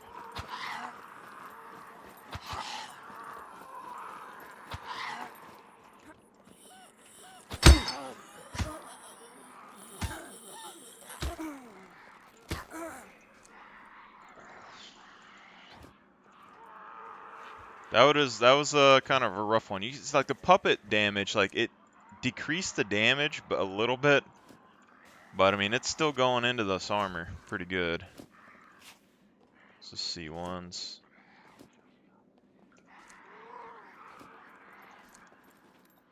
See, my clothes are already messed up. This is the big one going to these places because if your bags get destroyed and you can't keep up with the thread.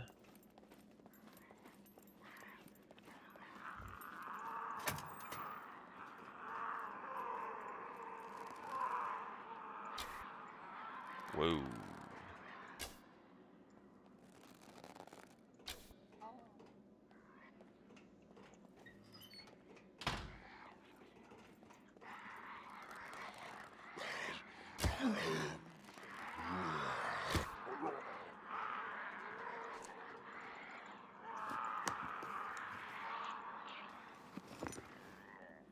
Maybe they should increase stealth based on how many people are around your area. Make it very easy to level.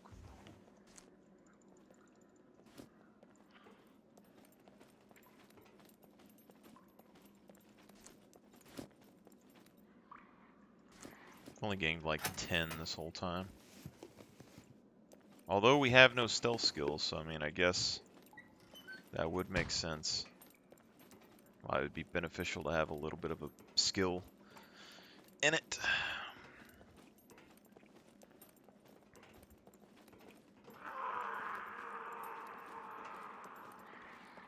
Alright, this is the second armory, so...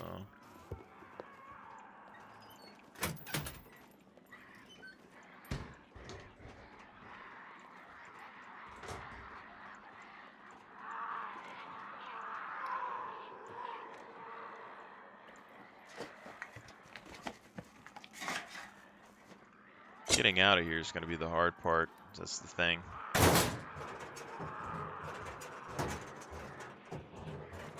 But I also like the idea of having more variety of gear because like a 50% repaired puppet armor compared to like when you see people with puppet armor that's 50% repaired, you're like, okay, those guys are probably decently kitted, you know?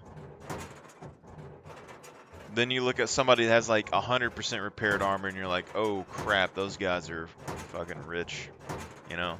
Like these guys might have some guns.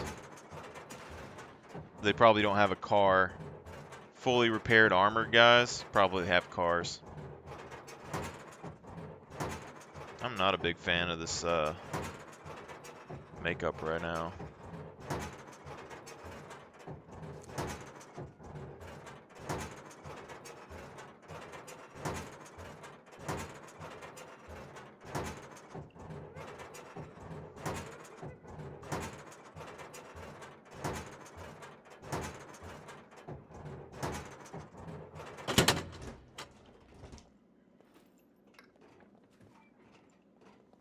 I never really found anything in these lockers in the first place. So that's the thing I'm kind of...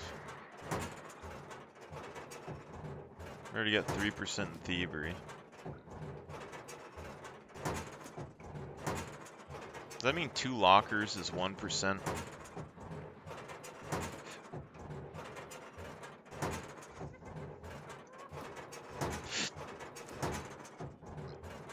I think the way the server is right now, it's playable, but it's not exactly the way I would like it. If we adjust the prices on the server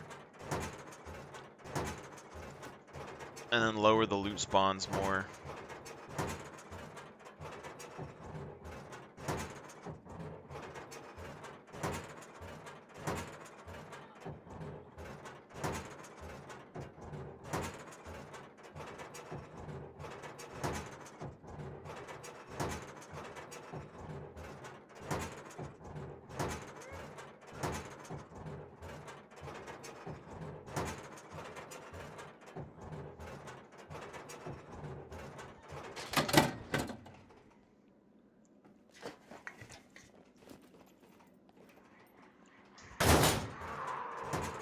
The other thing, if you make a lot of the spawns on the map, like non-existent, super rare, if someone finds a car would be worth like $100,000, alright? So they have to decide if they want to sell it or keep it.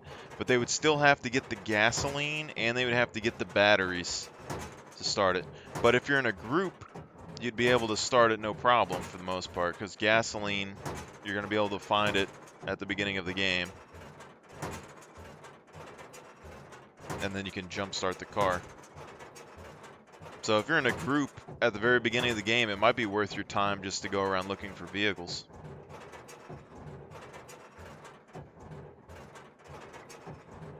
Now that I think about it, if we actually put vehicle spawns on the map, unless we make them very rare.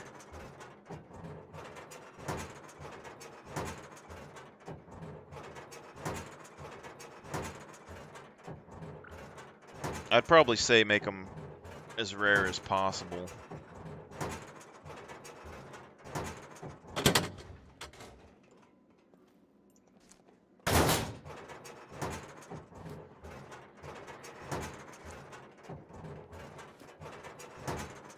See, we need toolboxes to repair our gear, and we need toolboxes to repair the crowbar.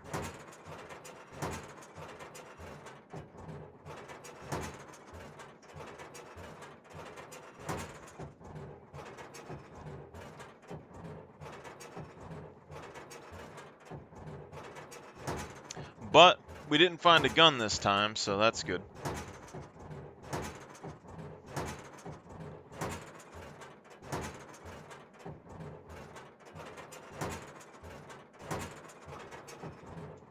I need to look that up on Scum if the Scum does player population affect spawn rates.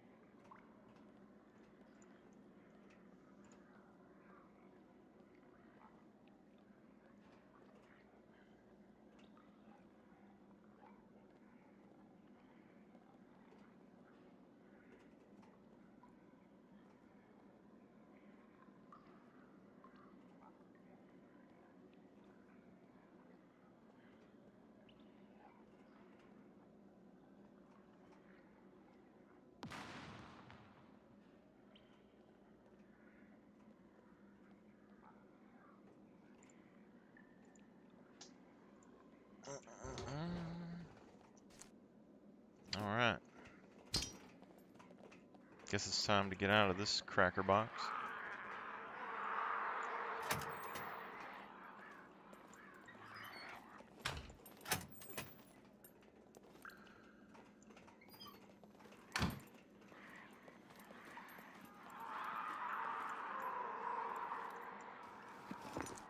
So this run not as bad as the last run, to be honest. So I mean, it wasn't too terrible.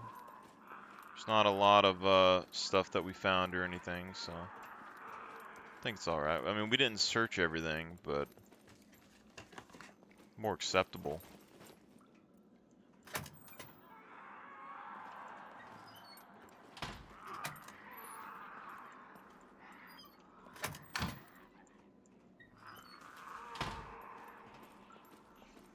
Let's get out of this cracker box.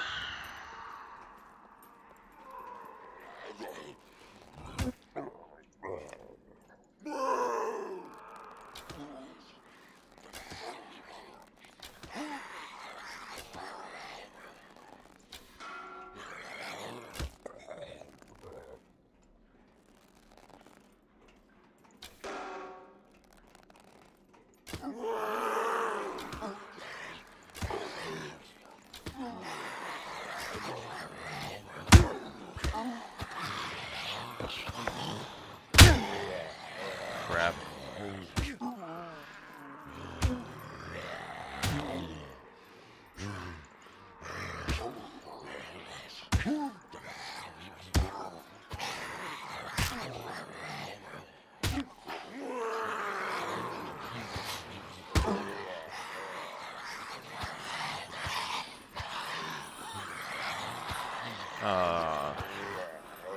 It's always the same thing every time I try to leave, Jesus.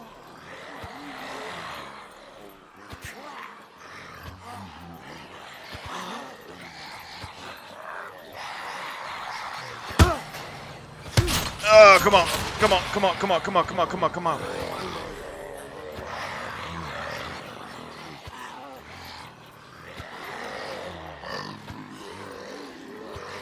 I need to make my way back through these guys. Football juke. Then we got to manage to run out the door to the right before the mech.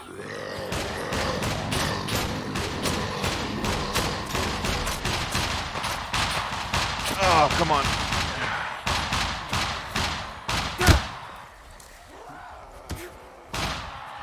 I needed to stay in the bush.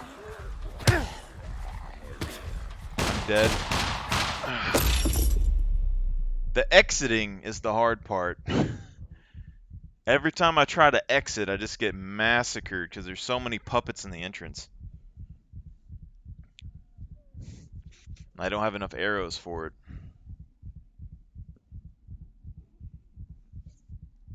So I think the puppet rate is decent the way it is. Spawn rate, it's getting close. It's getting close.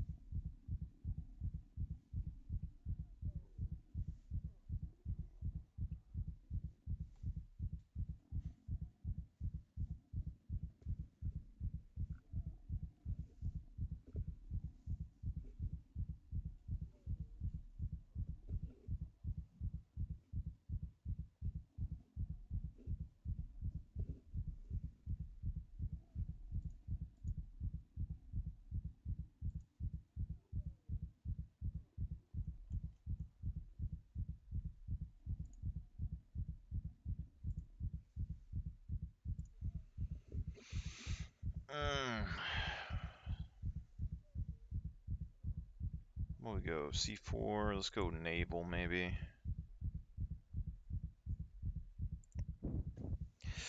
Let's try naval. Let's loot around on the docks and stuff, see what we can find.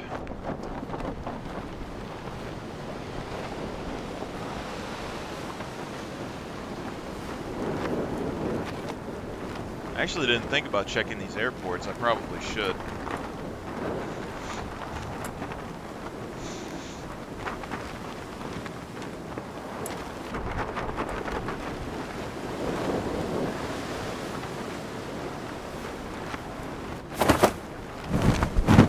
I actually really like this town here.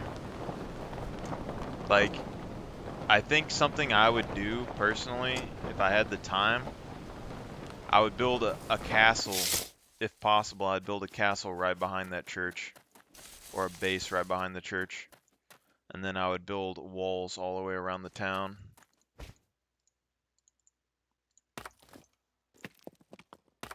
The only problem is that this town has 2 roads, I believe. Yeah. It'd be hard to block off. I mean, it's not unacceptable, but to block this off would take some time. Let me look at this. Depending on where the build area is. Looks like it's going to be pretty far out. If you can even build here at all.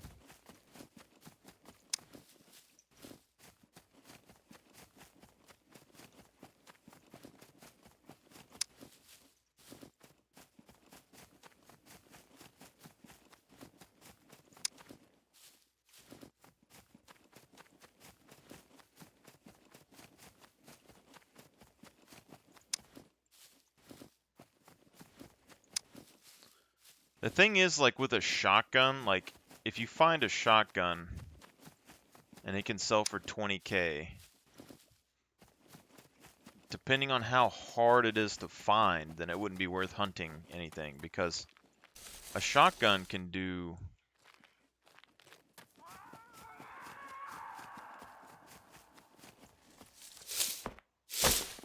I mean, you're looking at 20k.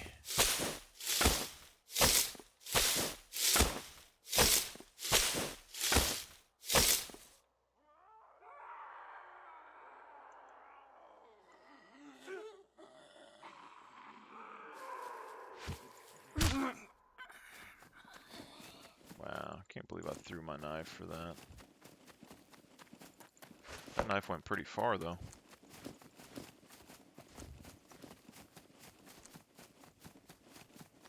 I don't even know where that puppet is.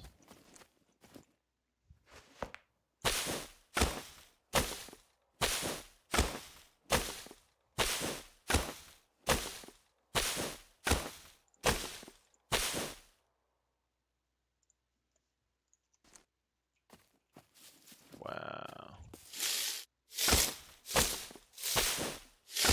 Oh, I didn't put up the food that I cooked yesterday, man. What was I thinking?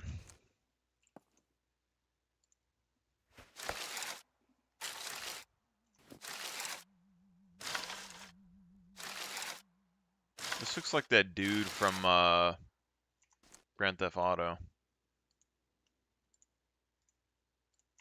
Look at his face. 100% that guy from Grand Theft Auto.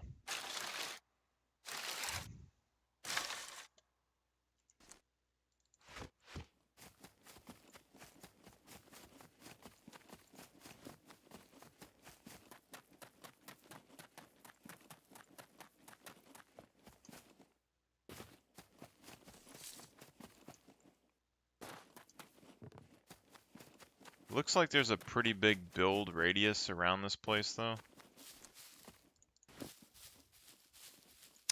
But, like, if you could build in some POIs, like, if you could mainly go in and select which POIs you could build around, like, places like this, I wouldn't mind people building around. Because you could build a pretty decent settlement here. It's just places like bunkers and stuff that could be an issue.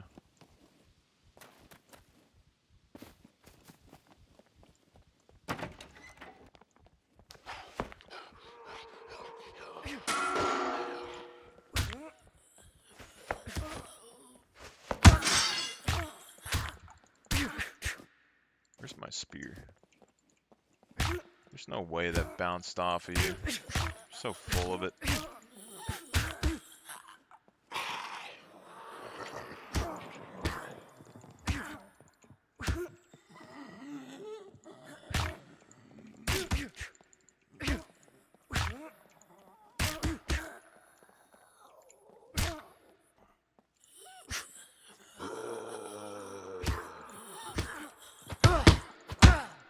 What? The BS is that, man?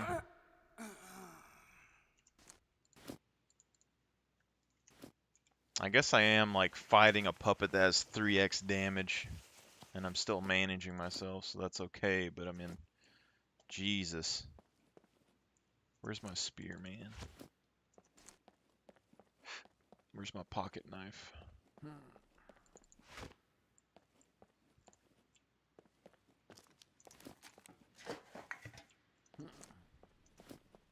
I think I hit the glass with it. No?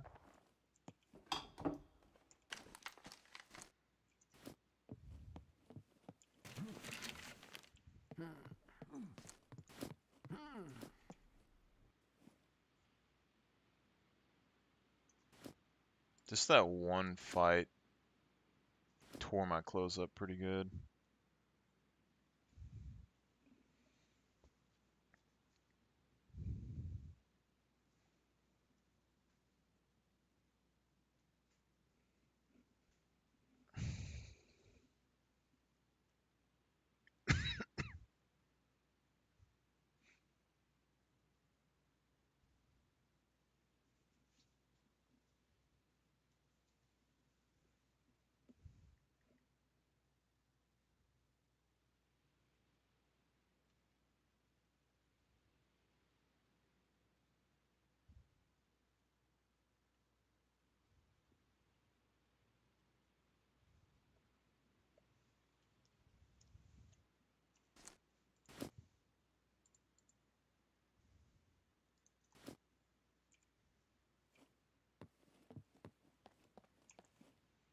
I think it would also be cool, like, if you're bleeding, if that attracted the predators more.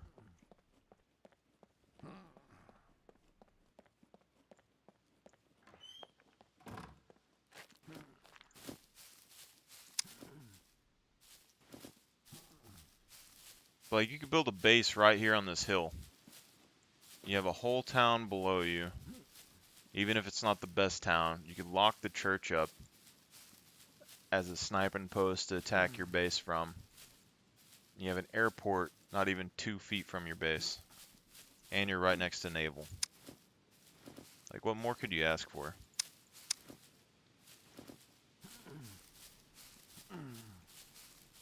I don't know if there's a build radius here, or did he disable building? I think he might have disabled building.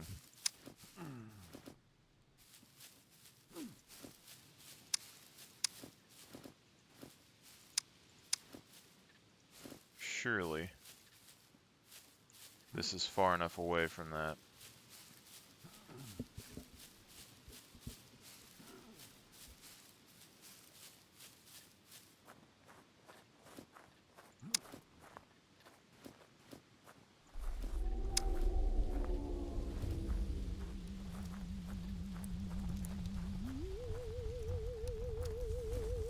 But we still need to disable sector spawns and all that good stuff too.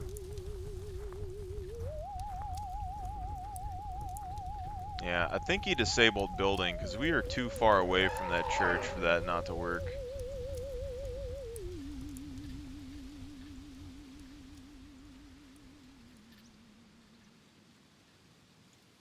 Zaytan.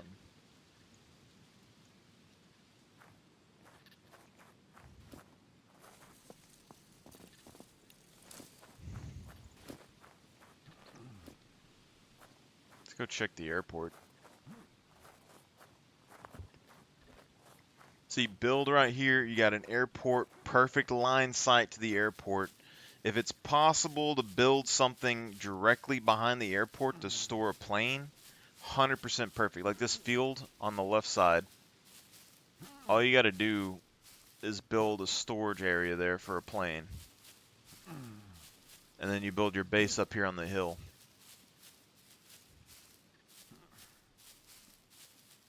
Perfect. Like, I know this base, like, this isn't in the center of the map at all. You know, this is down on the edge, the lower portion. But you have a really good bunker, airport, access to the ocean, access to traders. You know, like, with the ocean, with the boat, like, just having a base here with a boat, you could go all the way to the east and to the north of the map easily. And then you could even go east up the river up north. So you could get almost anywhere with just a boat. You can't with a sailboat, but like just a normal boat. You're in between. The Z3 trader would be very close. The Z3 trader would be like a square away. And then the B4 trader would be basically a square away. And if someone died around here, it's not likely that they're going to randomly spawn next to it. Because you don't often spawn down at A4.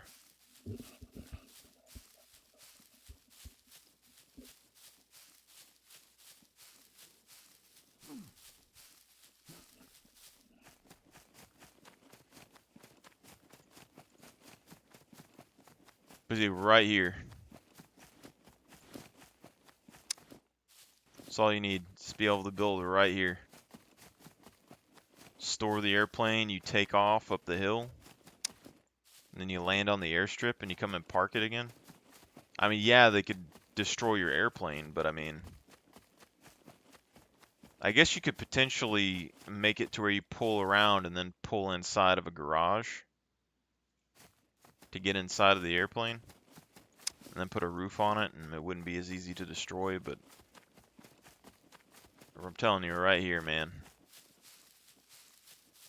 Castle on top of the hill, big building top of the hill, your base.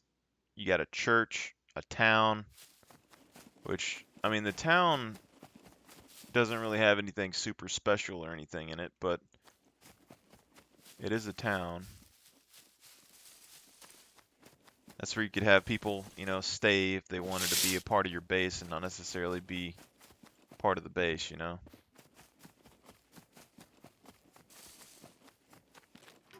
See how much stuff the air, like, this place has.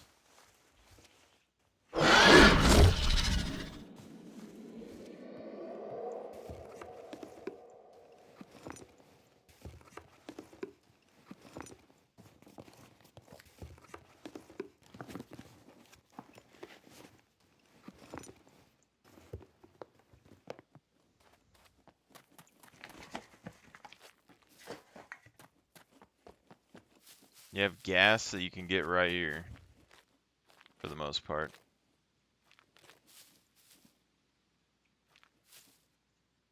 Let me look. Yeah, I mean, access to a gas area that's not like super quick. Then the naval base has a gas station thing next to it here. So you have two traders very close. You have two gas stations very close. You have an airplane landing field. You actually have two more gas. You have 5 gas stations within a square's distance of this place. Because you have the gas stations at Tensno over there. You have access to the quarries because they're literally like directly north of this. You got a bunker that's directly behind there. So you got 2 bunkers, 5 gas stations, 2 quarries. I mean, and then right across the river, you got that garage and the motorbike track. So you're going to have access to 4 garages, 2 more gas stations there. I mean, the salt ponds aren't very far away. Like, this place has access to a lot of very, very good supplies.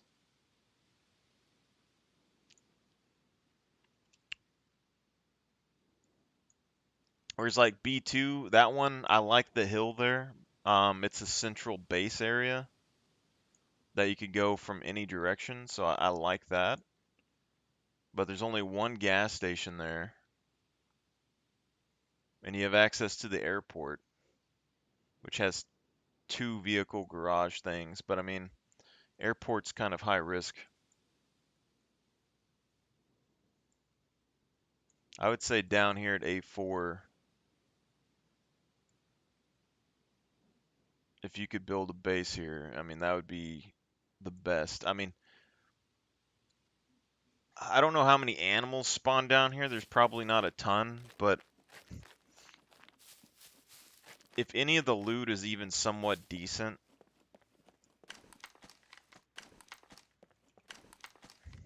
like you're chilling.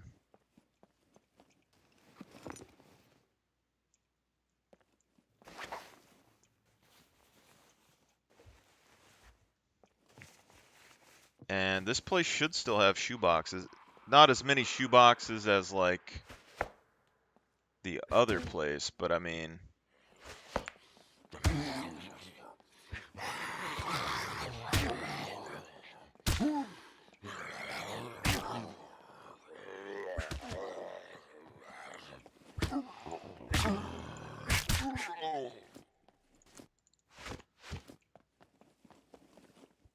like parachute, gas canister.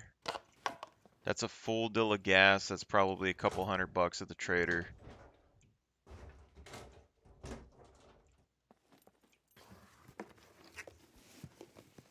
Like the possibility of finding a gun or something in a bunker, depending on how like difficult, I think would be interesting, but just going to places like this that you know spawn gas cans that aren't super rare, they're like $500 a piece at the trader. You know? That's the equivalent of a wolf. Without much of the effort. Let's see what the spawn rate on these shoes is. See, I mean, shoe-wise, like this, being able to get fresh shoes, no problem. I mean, I can tell he's turned the spawn rates down a good bit because there isn't a shoe in every box. But these boxes spawn way too many shoes. Like you see, that's like 2 pairs of shoes right there. So you're never really going to need to worry about shoe wear.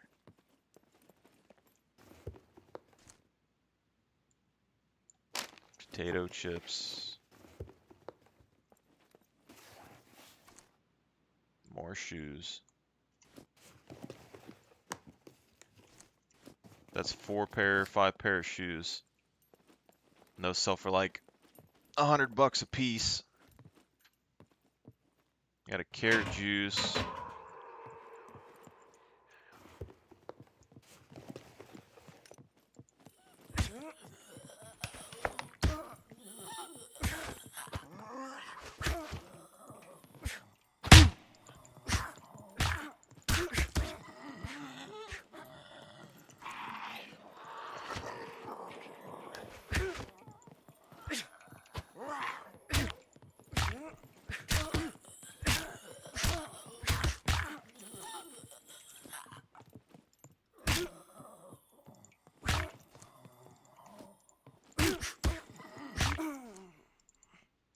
Why can't you pick it up? Jesus.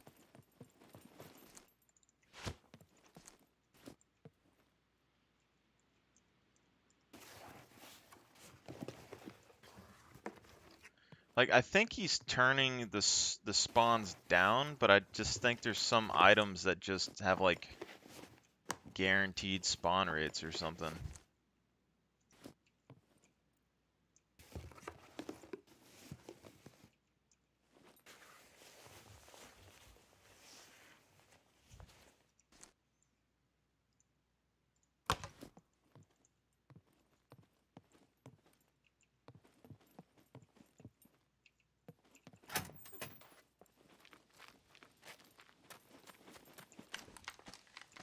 Question is, do we just go and sell this stuff?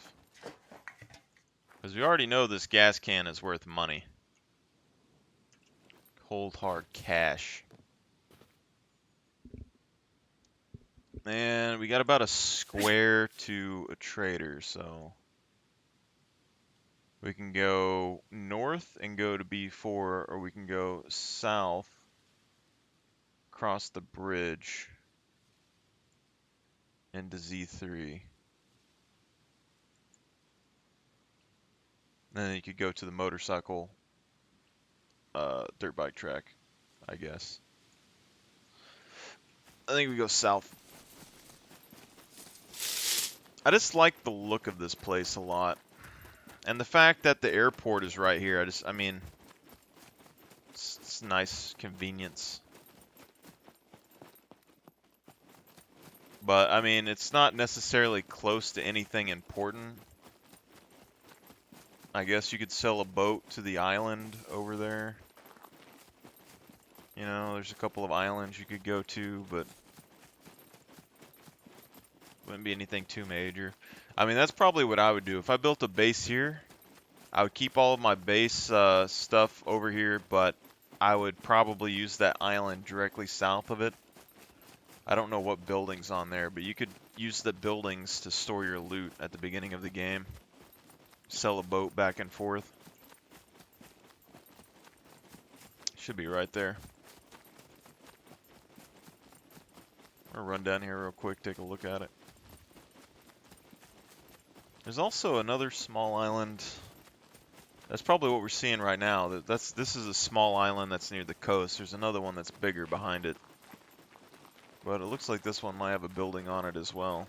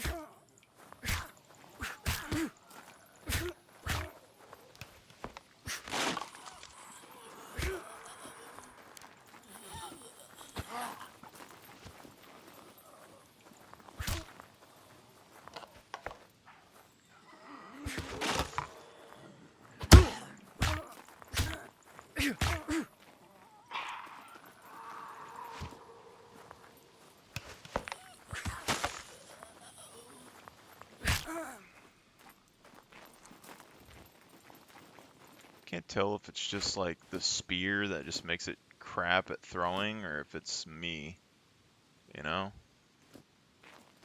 Do I need a better spear to, like, does it not have the penetration power to go into stuff?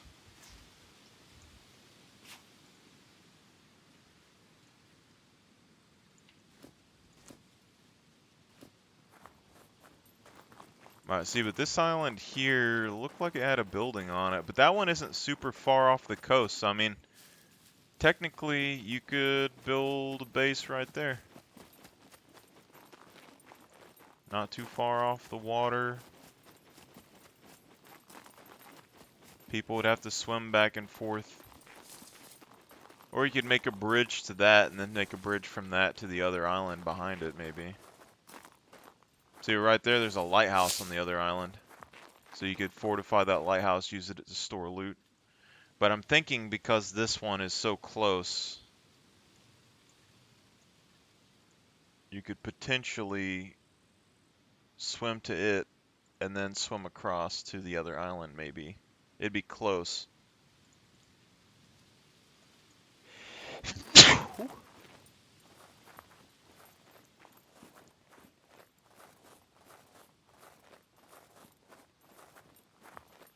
I don't think it's a bad island, though. But you could land a seaplane over here and stuff, too, so I mean, I guess if you could put a lock on it, I don't think you can lock airplanes, but if you could put a lock on it, just land a seaplane over at the naval base. We gotta cross the bridge, that's what's gonna get us killed for sure.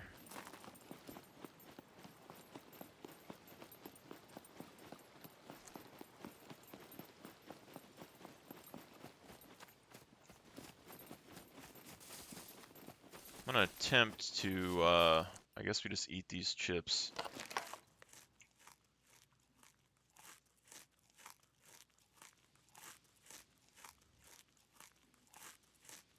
It's kind of interesting because from what I've seen, there isn't that many animal spawns down south. But the map says there is garages at the train station and the motorbike track. And if those garages have gas canisters, then you could just run back and forth and get a decent amount of money with gas cans.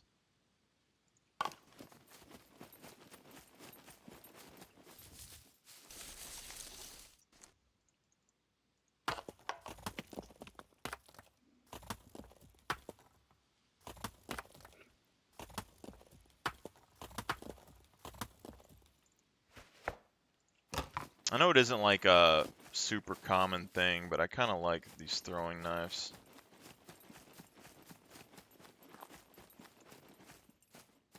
Archery's almost up though.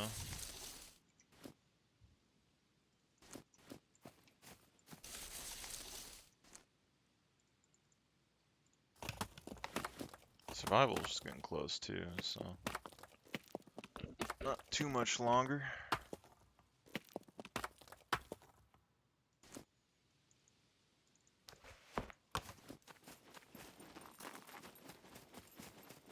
See, like, I don't have a backpack, but, like, I could, potentially, if I had thread, load this up. But you're going to say, like, if you don't have access to thread, you need a way to make money. And if you're going to have to run back and forth to hunt animals, it might not be worth your time, you know?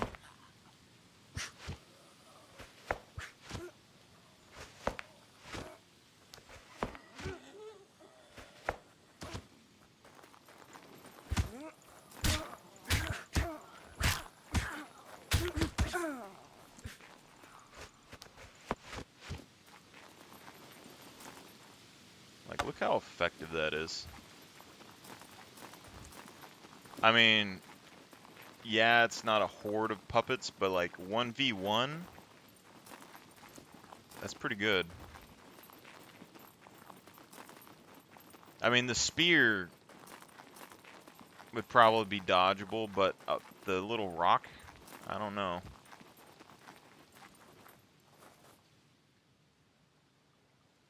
Thought I heard a puppet, but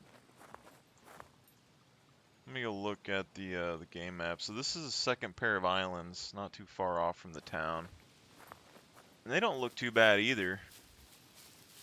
I mean, these islands, that's a hill right there in the middle. All you'd have to do is wall around the outside of it. You could make a little, like a pretty big base there fairly easily. Crossing the water wouldn't be a big issue, but I mean, if they built walls around the outside, the water would at least slow you down.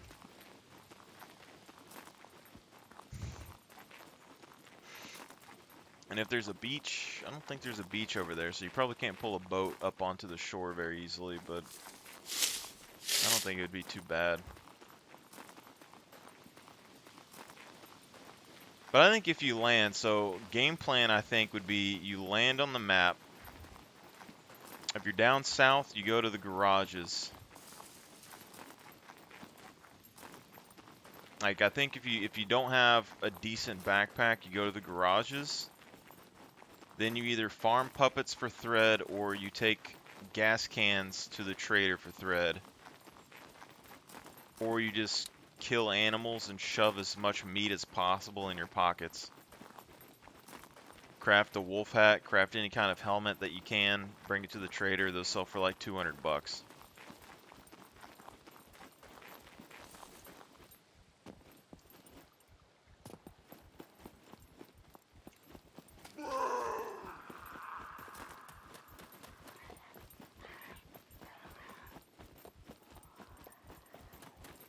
Of course we'd have to run by a police station, why wouldn't we? I guess we can check this real quick.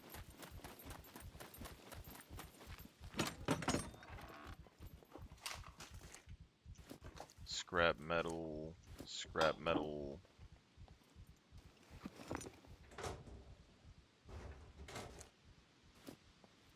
pipe.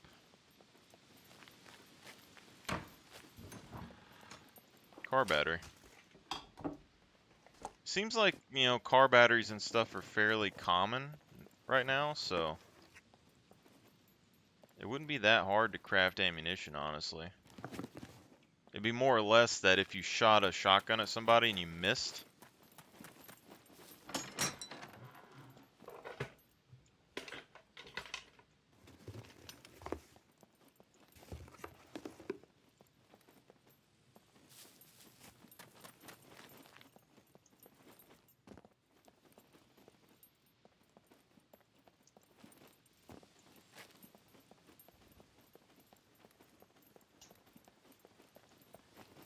I think we're getting fairly close to kind of where we need the spawn rates to be, though, because I'm not running into guns too much, but I'm not hitting the bunker consistently, so basically we need to get people on the server, and then we need to hit the bunker as much as possible to kind of see,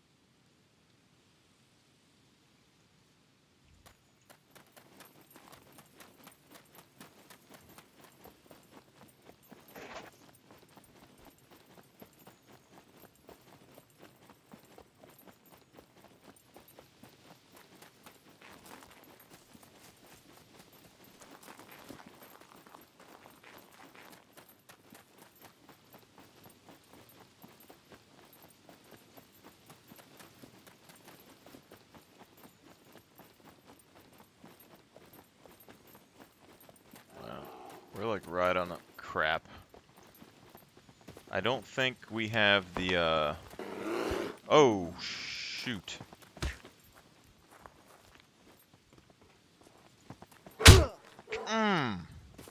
Okay, bear. This is very difficult.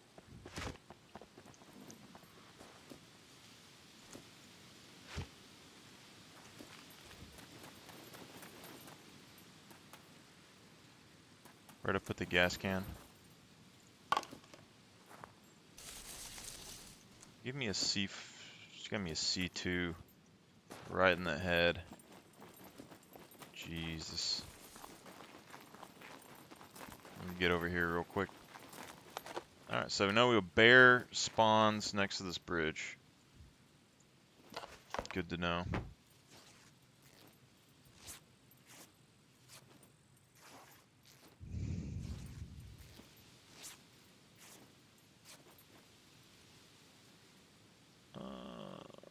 Let's see here.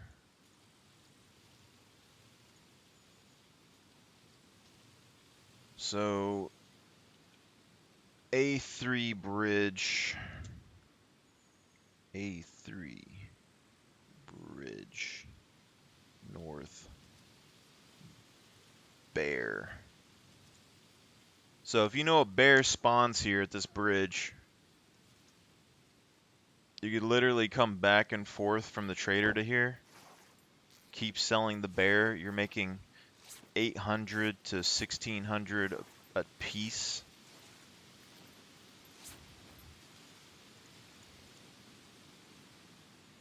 That's where things get out of hand, you know? So we could lower the animal spawns and then increase the puppet spawns to offset that. But, I mean, really it's, you know, if you want to hunt, how long it takes, you know, if that bear gets away, if you don't one-shot that bear, if it gets away from you. And then cutting it up, transporting it to the trader.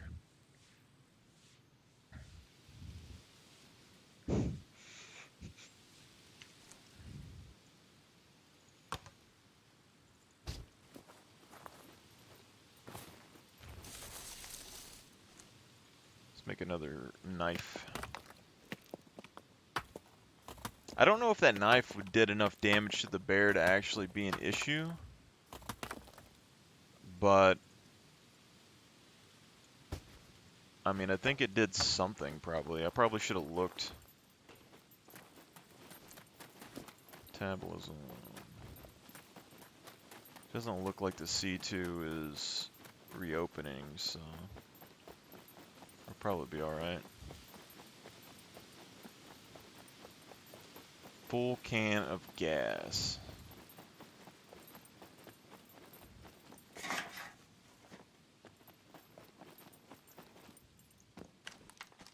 I mean, just scrap metal alone.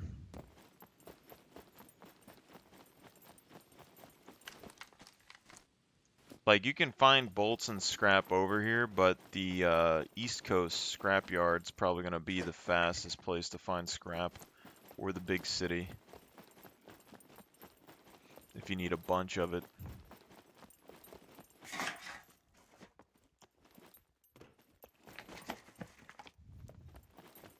Maybe the motocross crack would have some.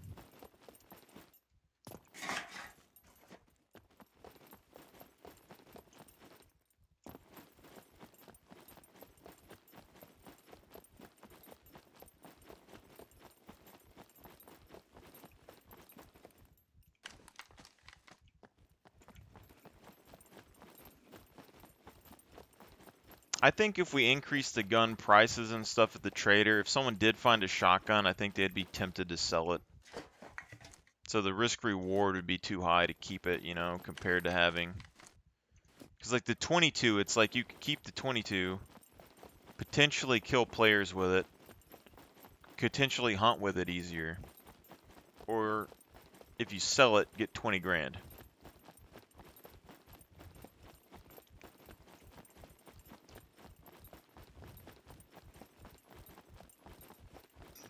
Then you also got repairs. I mean, if you can't find the guns very often, you can't find repair kits, and the repair kits are pretty expensive. Because if we make repair kits like 20,000, then essentially, I mean, you're going to be paying the sell price every time you want to repair it. And then with the bigger guns, it'll be more of an issue.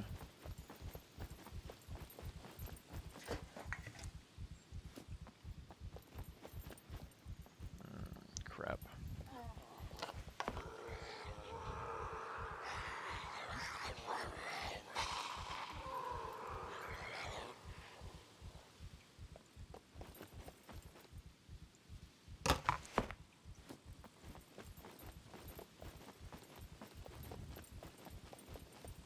Puppet, puppet.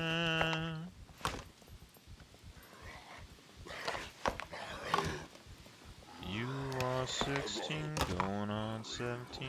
Baby, it's not too late. Better beware. Ooh, that was a low one.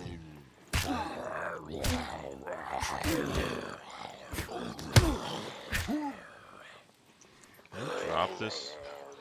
Thank you, sir.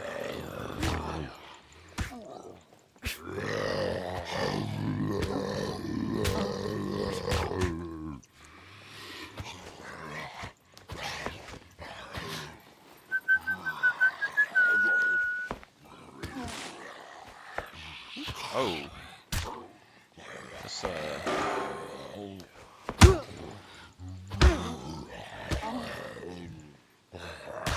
That's let's not die right now. What'd it do? Like, he did a lot of damage right there. Holy smokes. Let's pick this back up.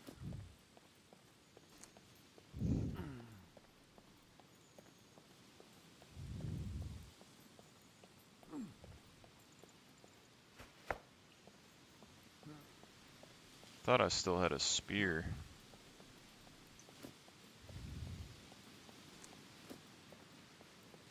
Man, he messed me up pretty good. I mean, if anything else comes after me, I'm dead for the most part here.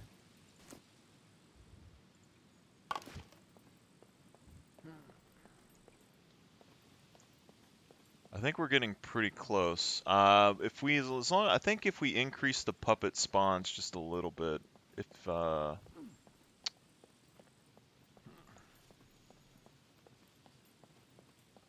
just depending if the player population affects it at all. Like if 2 or 3 players are on the map, if more than 2 puppets are on this bridge, I think it'd be good. I'm thinking 3 to 4 would be good.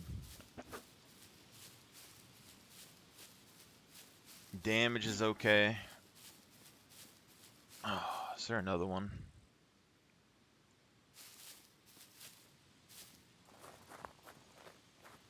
Is that a train car? Are we not? Hold up.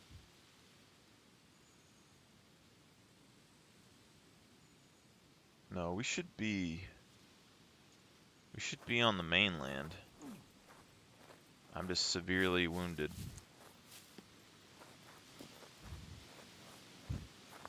We didn't bring any water either, so that's the other part. Let me look at this. There's no real water in the area that I was talking about before, so although there's animals and stuff around there, and you have access to all that stuff, there's no fresh water.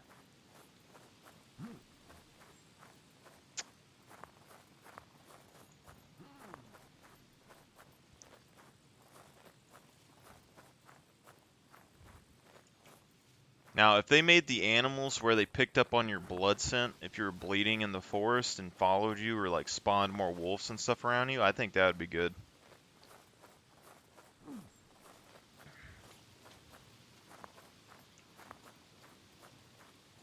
My dude is a little bit worn. Like, I would be a little upset if I died by wolves right now, but I would understand.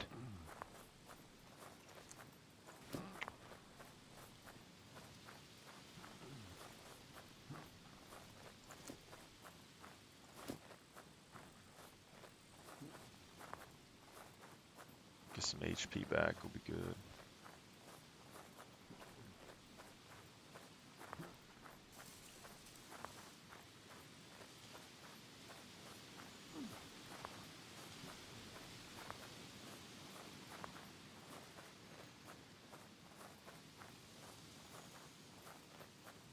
What is AD?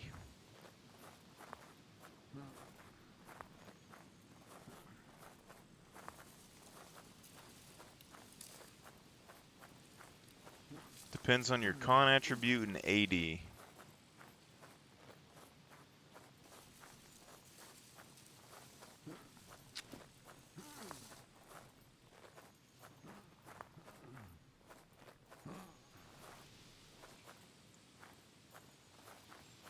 Let's look.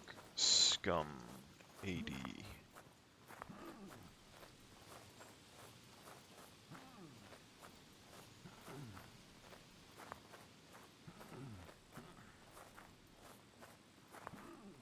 Maybe we just rest.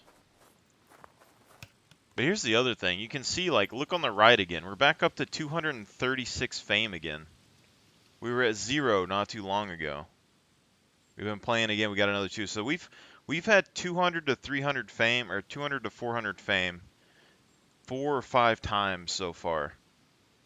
I swear. So I guess we're getting fame for throwing. We got some from thievery. We got some for survival, awareness, I guess. The melee weapons and archery we're getting it from. Like, it's pretty nuts.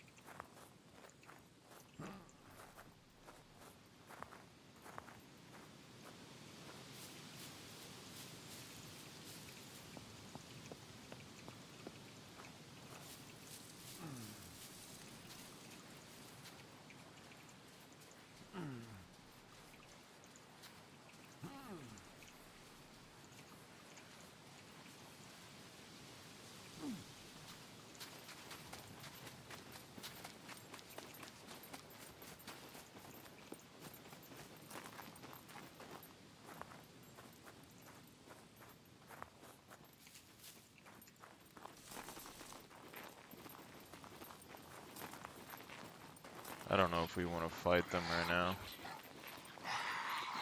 I think also darker nights would be good. Make players have to use torches. Night vision goggles, OP.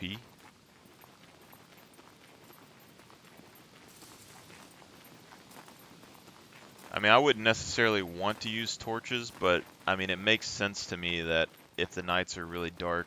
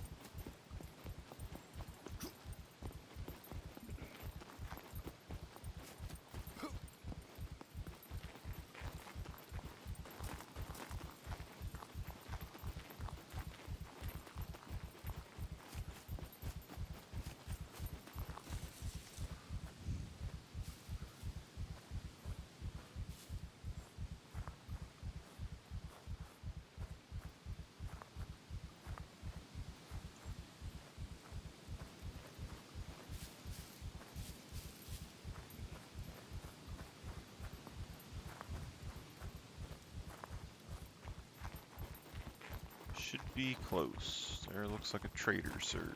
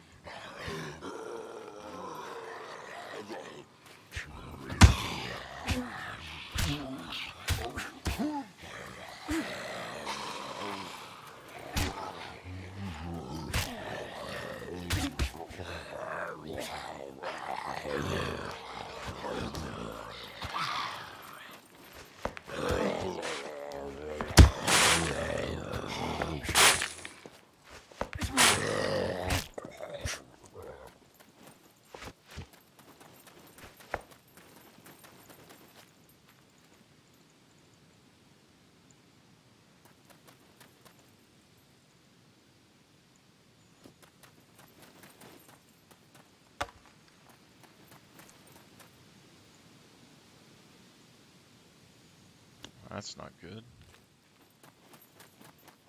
Server lag, or is there a reset or something?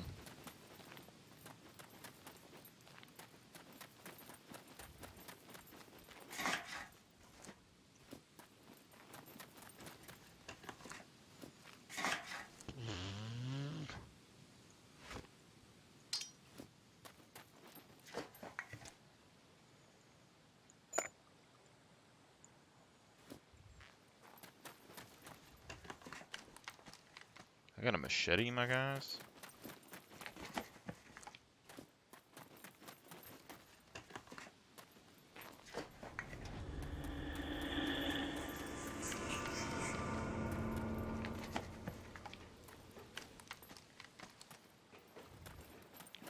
The main thing is, like, he's not disabling the No loitering.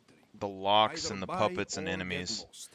If they gave me a couple of days and he gave me admin commands so I could drive around, I could see the spawn rates on the server a lot easier. But right now, it's not possible for me to go around all the bunkers and kind of get a judgment on how much gear is being spawned. So you're getting 200 bucks for a If you small want me to gas buy can, that, you which better isn't give bad. me good price. And then you're getting, Farewell. what is it? You're getting 500 or so for a big one. So at this point, I guess we just need to go ahead and make a backpack, if possible. Guess we see how much this parachute sells for. If it's not much, we'll just turn it into a backpack, I think.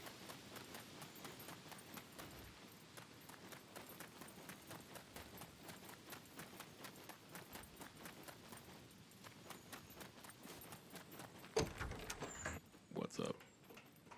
If you're trying to rob the place, I guarantee you I'm well armed.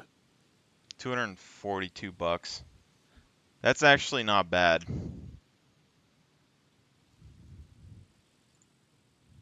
That thing registered. Kidding. No. But we do need cares. water, so there is that.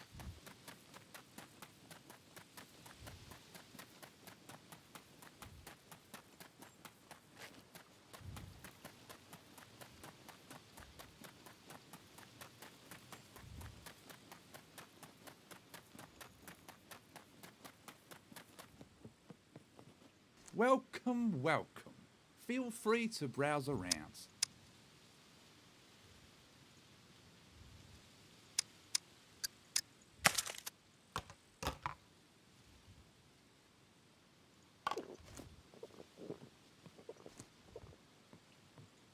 Make sure to stop by again.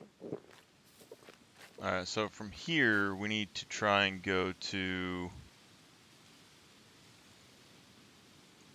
I guess we can get inside the Discord channel in case that dude wants to talk to us. We need to go to... the motorbike track. Well, I guess we go to the salt ponds first. Let's get a bag of salt, then take it to the trader, see if we can sell it for anything. It's pretty close, and then we can go over to the motorbike track.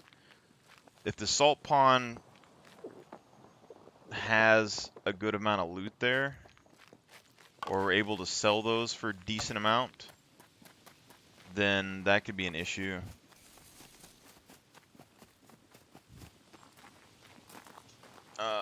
But we need to make a bow and stuff as well, so let's try and knock that out.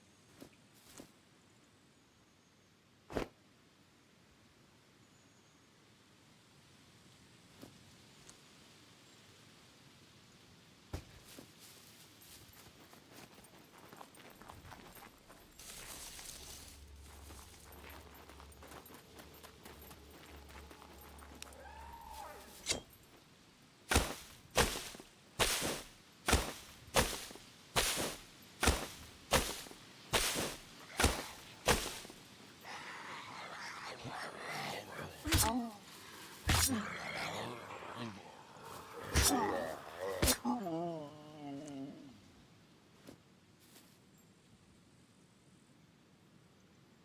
my sword's already getting worn out. That's crazy.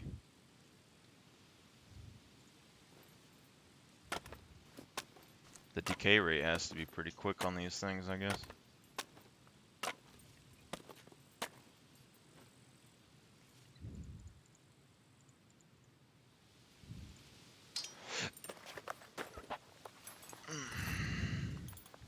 Imagine crafting, accidentally placing your sword on the ground and like some guy coming and swiping it.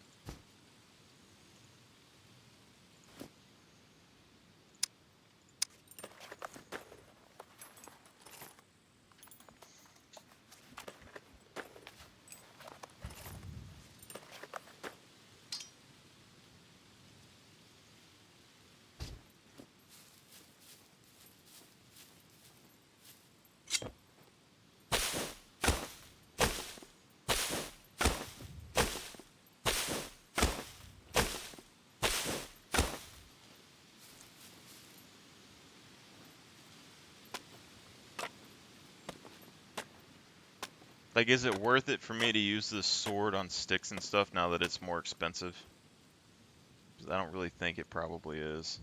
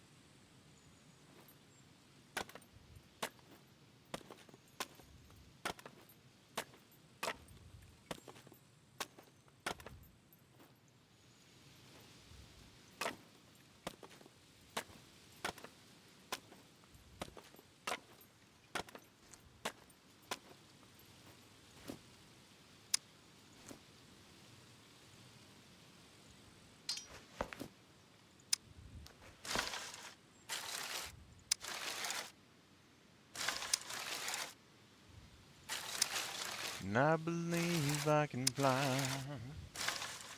And I believe I can touch the sky. Think about it all night and day. Spread my wings and fly away. And I believe I can soar. Fly right out through that open door. Dun, dun, dun, dun, dun. Alright, here we go. Take that. There we go. Bow in hand. And I believe I can fly. And I believe I can talk to a guy. What is this?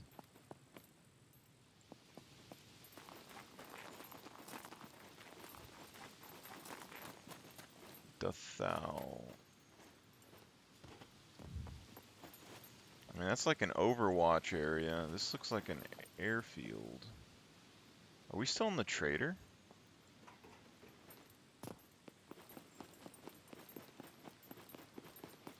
Is this trader's landing strip? Look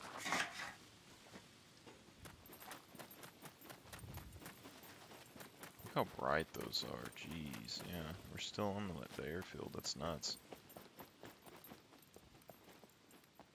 What was that?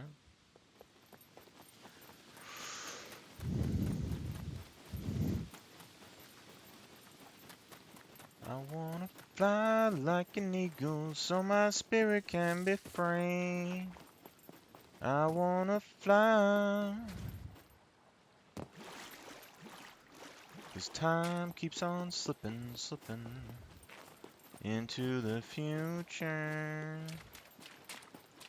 Future. Future.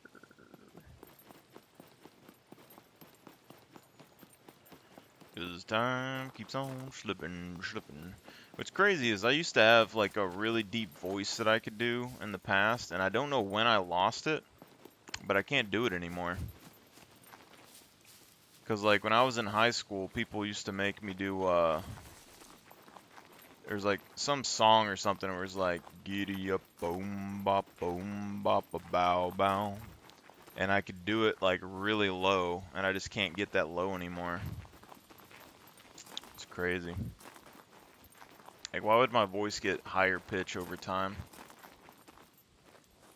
Got that low T.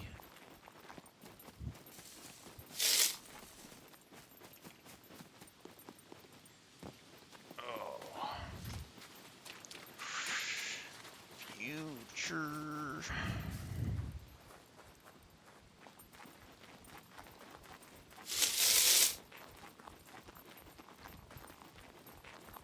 I'm a bee, I'm a bee, I'm a bee, I'm a bee, I'm a bee, I'm a bee. Y'all just gonna talk shit. What? Bro, man. That draw. I'm a bee, I'm a bee, I'm a bee, I'm a bee, I'm a bee. That's gonna make this whole thing completely lose audio, but I would play that song because I haven't heard it in a long time. That's something I would put in like Scum as a music that you could listen to as well. I'm a bee. I'm a bee. I'm a bee. I'm gonna be up here all night. I'm gonna be. Oh, oh. I'm a bee. I'm a bee. I'm a bee. I'm a bee. Okay, so. What doth the salt have? Is this fresh water? Surely this isn't fresh water, right? Let's take like a 3-second sip of this. Ocean water, yeah.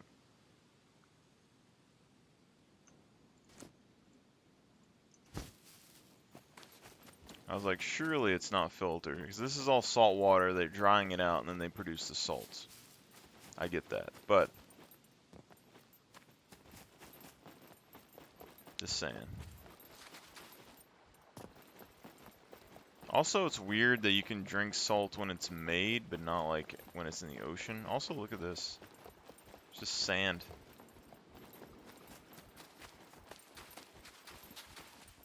There should be a pile of sand somewhere, or salt. Somewhere. It might be in the buildings. I thought there was salt piles somewhere, but it might just be over here in this building. If salted meat does sell for more, though, like, I wouldn't be opposed to, like, because we know where a bear spawns now. Oh, here's some salt. Salt? Look at that. Some cocaine accessories.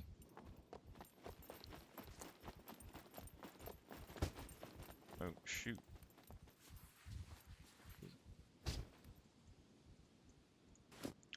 Sea salt is salt produced from the evaporation of seawater. Rather than being extracted from sedimentary deposits, it is used in cooking and cosmetics. It is also called basalt or solar salt. Used for salted wolf steak, salted sardines, pretty much everything. Valuable, very valuable. Got a big salt pile here, okay. I think this building is where you get the big bags, maybe. Yeah. See if there's any big bags of salt laying in here. No.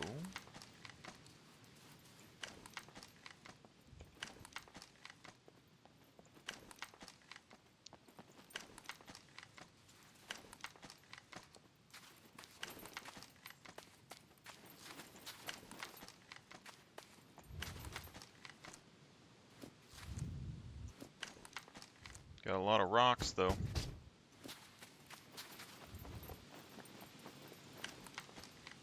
Come on, give me one big bag. That's all I need. I mean, that's not a full bag, but I guess it counts.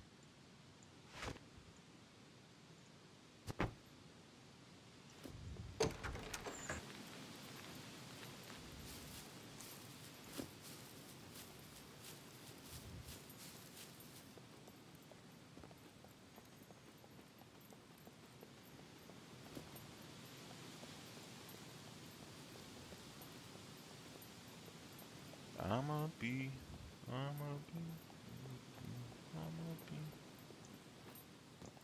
See if we can find a bigger bag.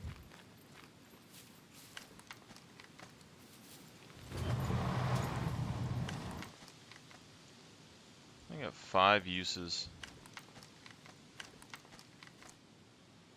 Alright, so that one's better. Let's take that one. I mean, you're still looking at like 30-minute respawns on stuff, so I mean, even if you are able to get 400 or 500 bucks from selling something like this, or a gas can, it's 30 minutes to respawn. Okay, this door doesn't open, that's great.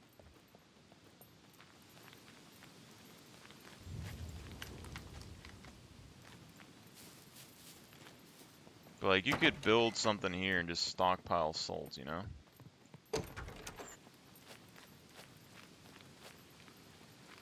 That probably holds more salt, but I think what we do here is just, this should go up and to the right to the trader, so we just go back to the trader from here, see if we can sell this salt for anything. I'm guessing saloon and or general goods trader, but I doubt they'll buy it. I mean, I don't know why they would. Well.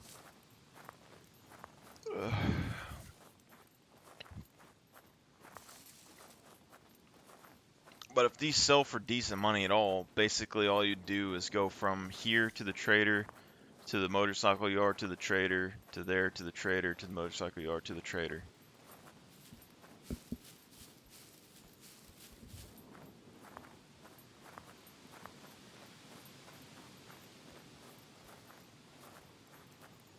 I'ma be.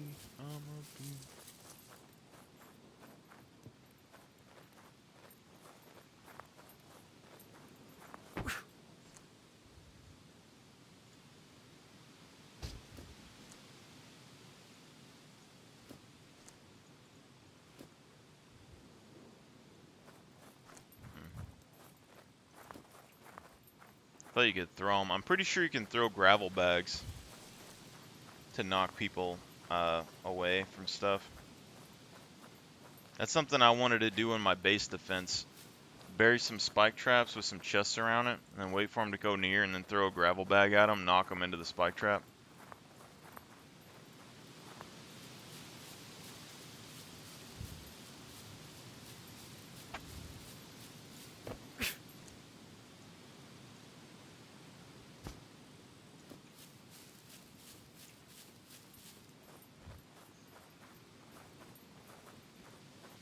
And do Dublin Anbengata.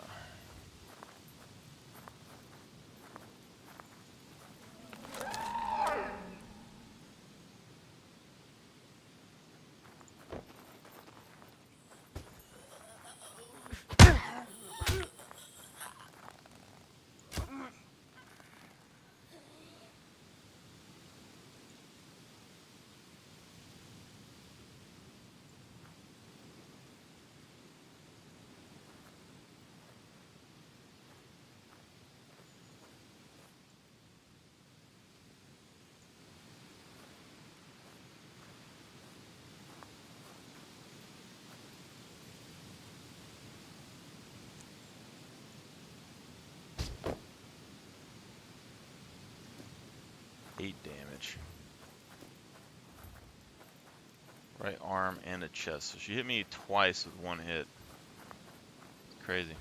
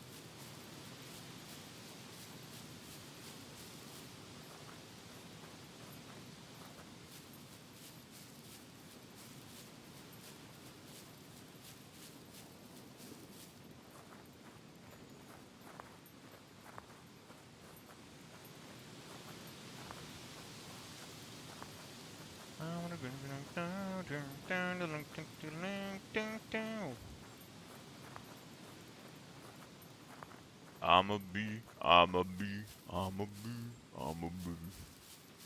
I'm a bee, boom, boom, boom.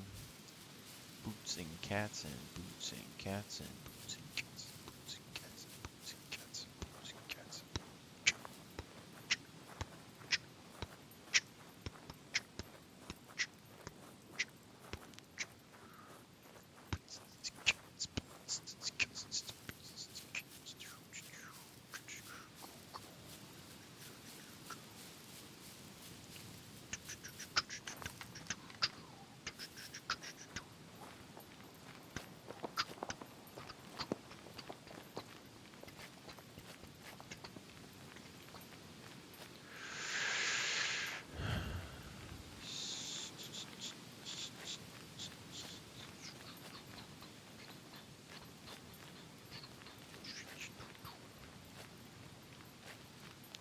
Wrong direction. I doubt they buy this. If they give me like 200 bucks though, it's broken. 100%.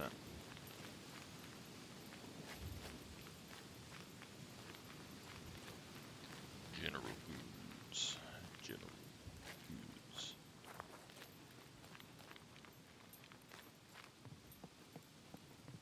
Welcome, welcome. Feel free to browse around. Nothing there. 31 bucks. That's for a 4 case. So I mean, we're looking at, there was like 4 bags over there. So I mean, it's not terrible, but you're gonna have to have something pretty decently sized to hold it. You'd have to like have a chest over there, pack it full of salt for a while. New clientele. Step right up. She doesn't buy My 'em. doors are always open. Okay, she doesn't buy any of that, so that sucks. It's fine. Ma'am, I have crack cocaine for you.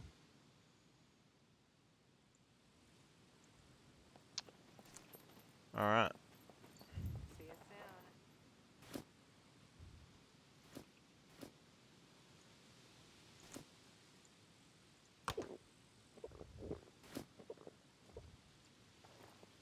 I think we go ahead Welcome, and buy friend. some bread.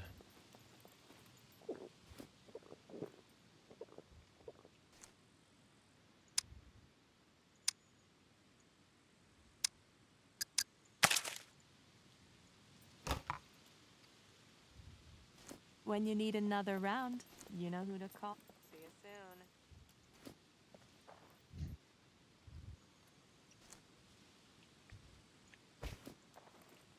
Average human walks 900 miles per year, drinks 20 gallons of beer, which means the average human gets 41 miles per gallon. Crazy.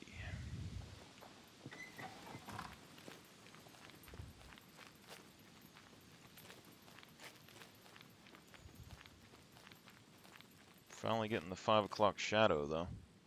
Let me look. Still looks kind of dumb, though. Let's go this way. I don't know what direction we are right now. I think this is the original side that we entered, so that way should be the motorcycle track. Or I guess we just follow the road. Let me look. Yeah, this road goes to the big city. We need to go past the big city. Take a shortcut. 2 gas stations right next to each other over here too. Like, that's just a weird thing with these. Like, you got double gas stations all over this place. Now, if we make darker nights, we'd need a torch. And then, so what is a torch? It's like a stick and cloth.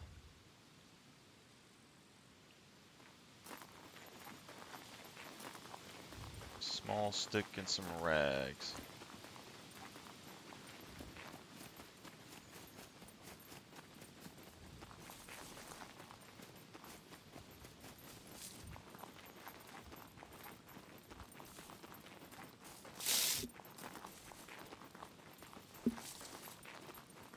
We also got the gamma turned up in the game too, so.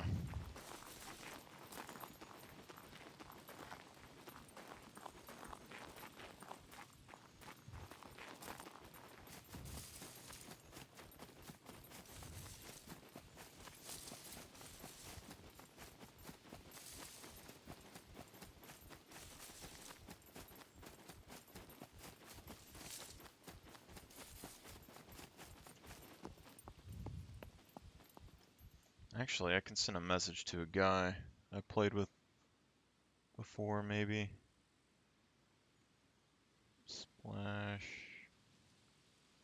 Where the hell's the dude's name at? Burnt Spy Guy.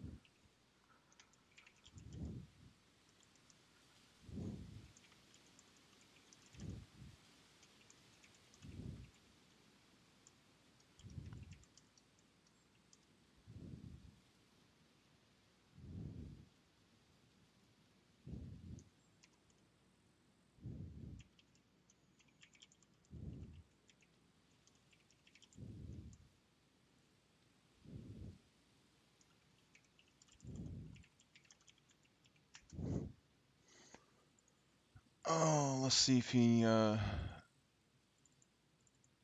if he's willing to join in or not.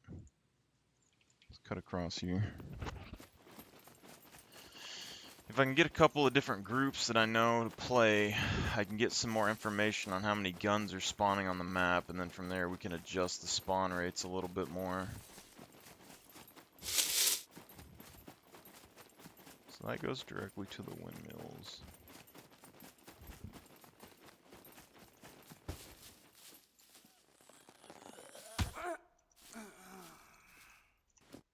Ma'am?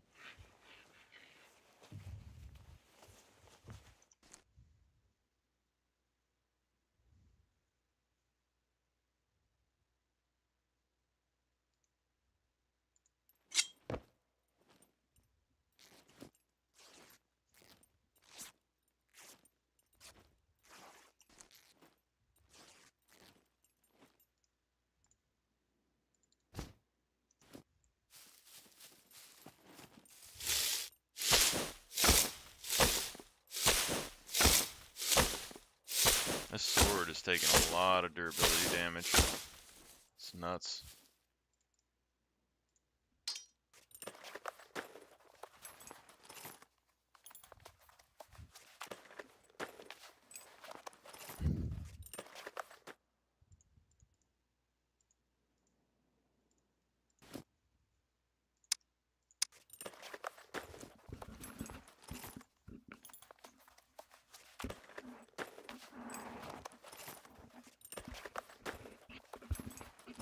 We need the nights to be darker so that torches actually have a purpose.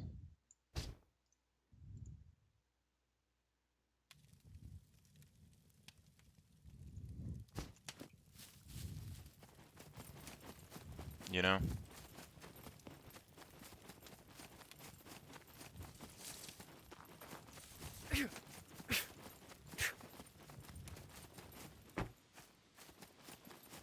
That's kind of cool.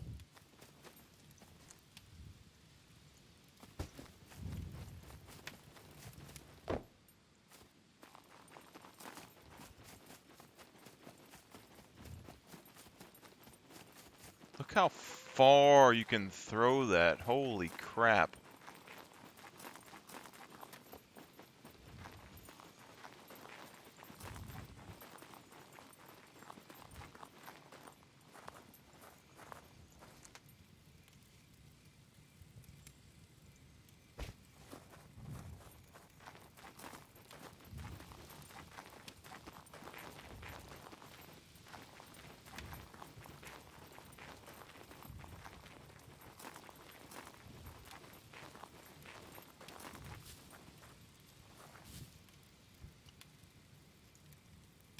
I'm gonna reset the stream just so I can like